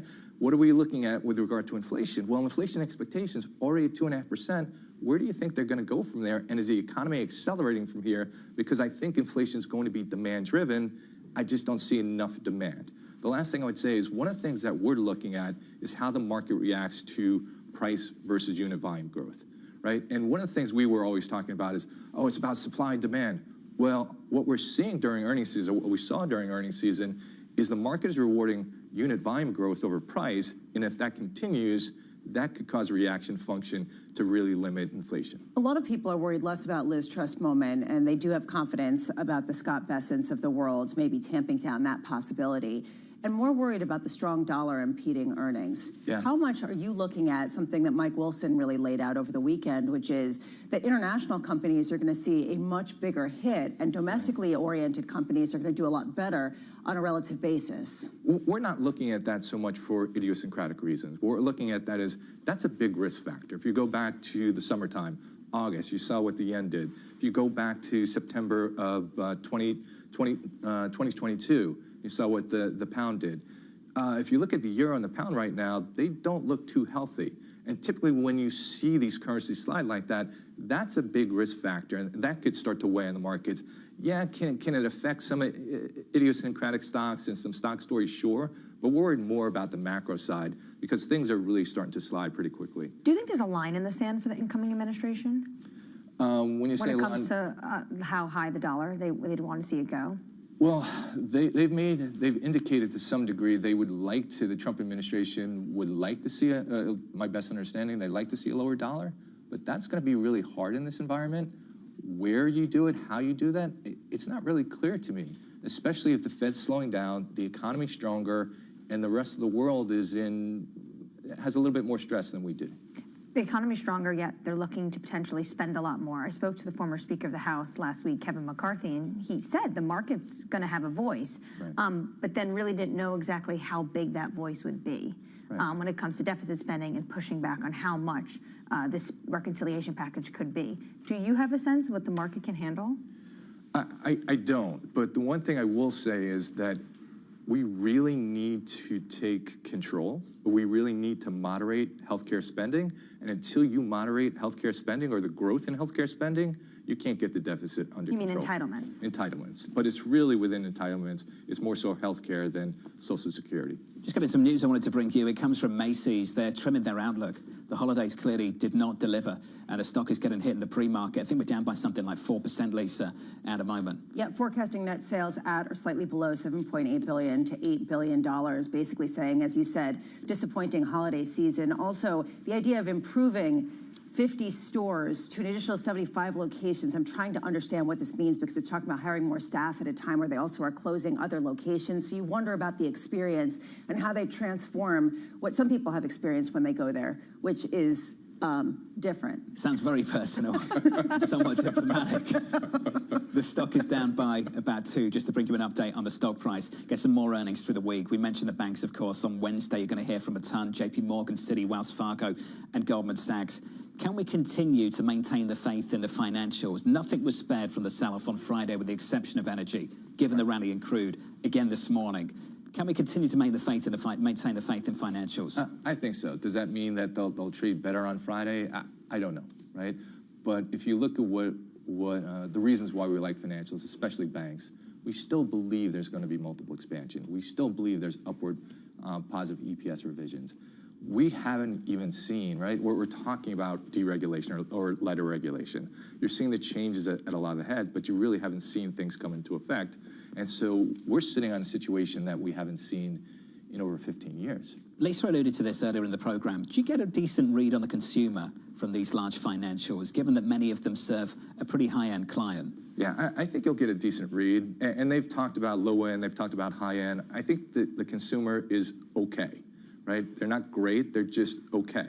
And what we have to worry about with the consumer at this point in time is what is their psychology, right? How do they feel about things? And we've had some reports on inflation and inflation expectations, which weren't great. And if that continues, that could cause the consumer to pull back a little bit, and that is a concern. I'm looking at the consumer's appetite right now, and it's for Blue Mercury. It's also for high-end handbags and shoes as you deal with some of these different types of customers who go to department stores. And it sort of speaks to how much different industries are transforming right now. Yeah. How much dispersion is there right now at a time where you have those that are performing well and adapting quickly and those that are falling off the map? I think there's a ton of dispersion. I think if you're still selling to the high end, that's great. What we do know is services still very strong. But if you have run-of-the-mill type stuff, unless you're Walmart or Costco, it's hard to push that, right? And Walmart and Costco are really taking a ton of market share, which is putting a ton of stress on other retailers. Let us know how bonus season goes later this week, will you? All right? Chris, it's good to see you. I'm not going to go there. I kind of went there, but I'm not going. You totally did go Chris there. Harvey of Wells Fargo. Have you seen some of the numbers we're talking about? I know. 10% plus across Huge. the street. Although I imagine some places more than others. I saw Deutsche Bank coming out. Pretty big bonus season. JP Morgan. Yeah, pretty much across the board. I may say well earned as well, Chris. Equity futures right now in the S&P, negative by 0.9% with an update on stories elsewhere this morning. Let's get you Bloomberg Brief with Danny Berger. Hey, Danny. Hey, John. The Los Angeles wildfires are on track to be the costliest in U.S. history. AccuWeather has raised its estimate for total economic losses to between $250 and $275 billion. FEMA Administrator Diane Criswell says that things will need to change when it comes to rebuilding. California Governor Gavin Newsom issued an executive order suspending some environmental and regulatory hurdles to speed up the rebuild. Korea's transport ministry says the black boxes pulled from a Jeju Air jet that crashed in late December stopped recording in the final moments before impact. A joint team of Korean and U.S. officials are trying to find out why the devices stopped working in the final 4 minutes of the flight. The crash killed 179 people in South Korea's worst aviation disaster. Macy's shares falling pre-market, as you all were mentioning, down 2 1/3%. The company issued a downbeat outlook for the sales in the current quarter, a sign that executives might have been too optimistic about expectations for a solid holiday shopping season. Comparable sales were roughly flat in the 9 weeks ended January 4th compared to the year before, but higher-end stores like Bloomingdale's and Bluemercury reported positive comparable sales. And that's your brief. John. Danny, thank you. Stock down about 3%. More updates on Macy's throughout this program this morning. Up next, LA wildfires igniting political tensions. Right now, at least from the LAFD side, we're focused on two things: containing the fires and saving lives and protecting property. With the impending winds, we got to pay really, really close attention to this. We'll bring you the latest up next on the program, live from New York City this morning. Good morning.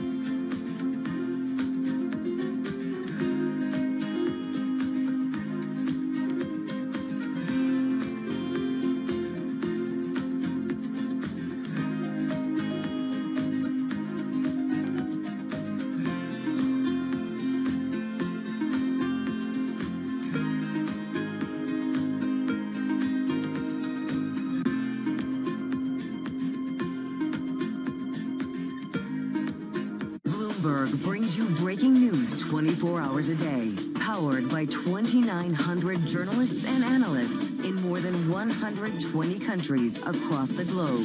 Bloomberg Television. Context changes everything. Welcome to the world of decentralized finance. Massive outperformance from Bitcoin. Bloomberg is covering all things crypto, the people. The tectonic shift emanating from Washington. All we're looking for is clear rules and an ability to build in the United States. Crypto shouldn't be partisan. The transactions. Really a record-breaking moment. Crypto VC is back. And the technology. It's really the beginning of a global on-chain economy. And if America doesn't embrace it, we're going to be left behind. Bloomberg Crypto, only on Bloomberg.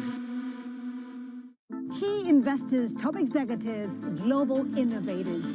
Join me for in-depth conversations with the biggest newsmakers on the day's top stories. Insight with Haslinda Onen, only on Bloomberg.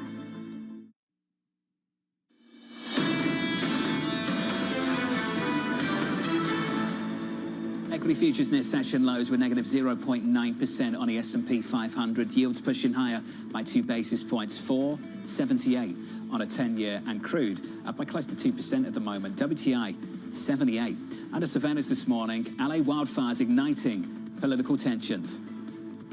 Right now, at least from the LAFD side, we're focused on two things: containing the fires and saving lives and protecting property.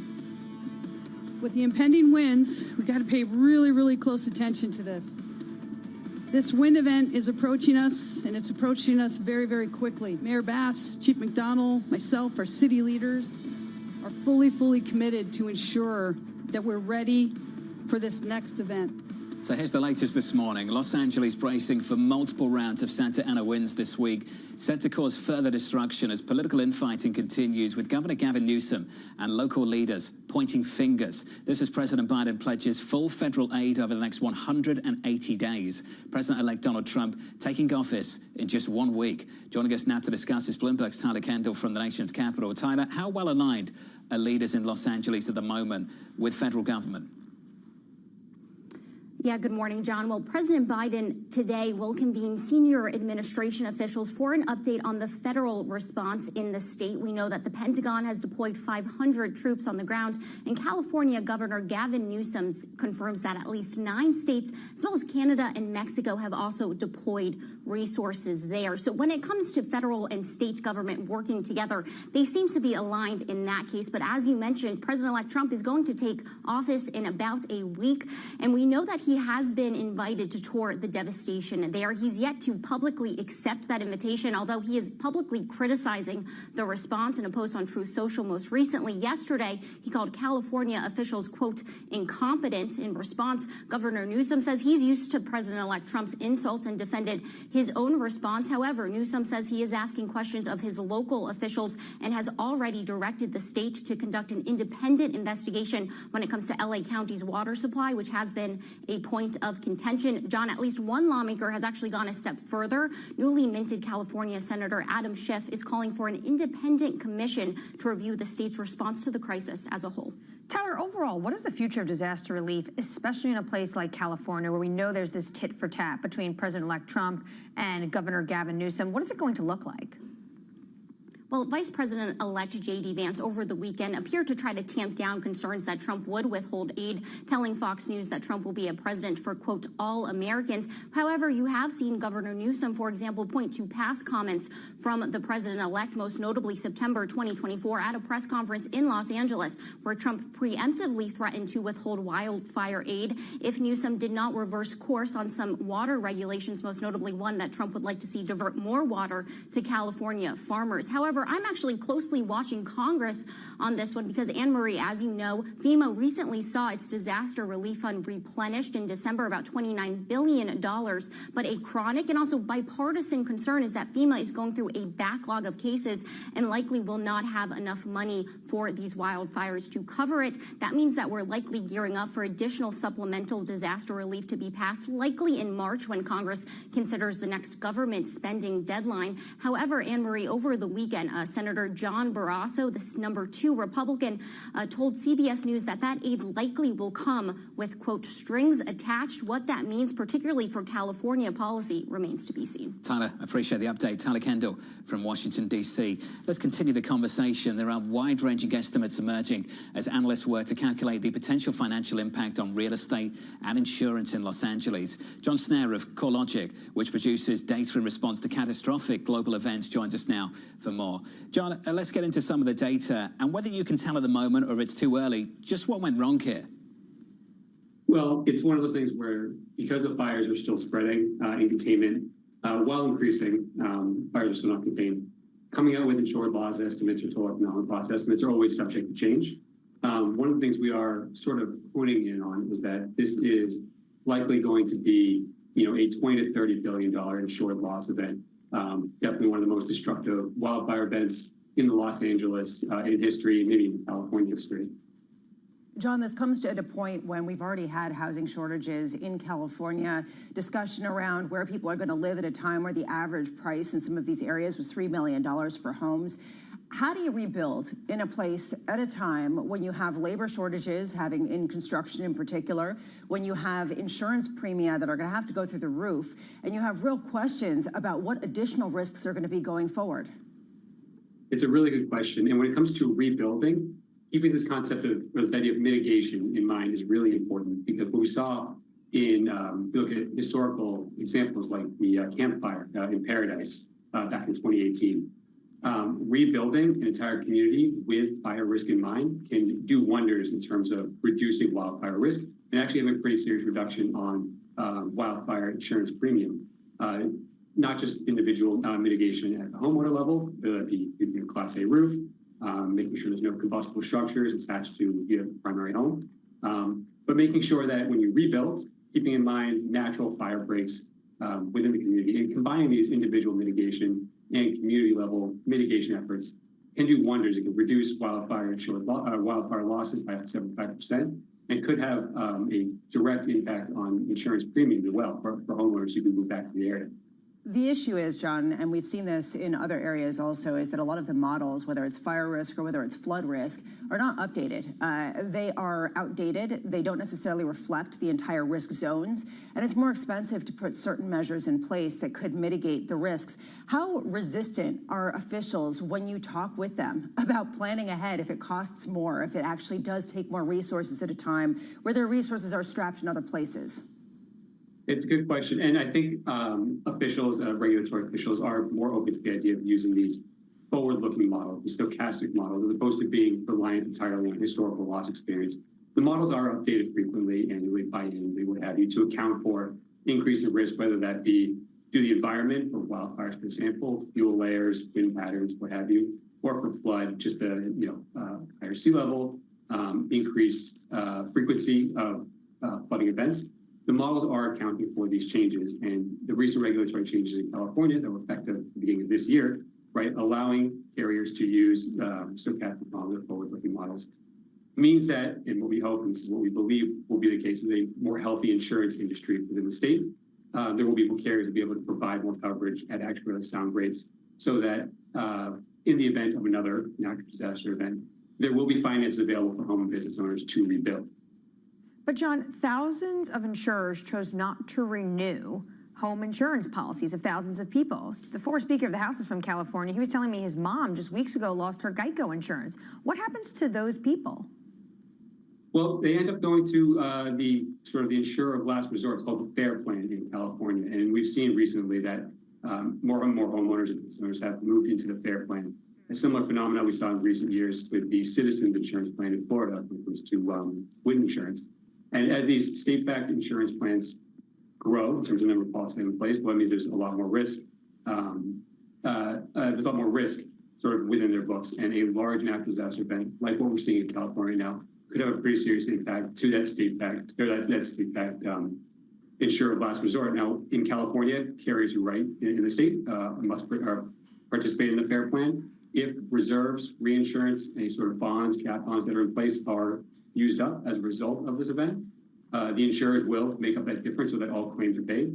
The downstream economic effects of that, how that applies to premiums or rates going forward remains to be seen, but those claims will be paid and people will be able to rebuild if they are part of the FAIR Plan. John, appreciate your input this morning and your time. Thank you, sir. John Snare there of CoreLogic. I think we all have a great amount of sympathy for emergency services in Los Angeles who are totally overwhelmed by all of this.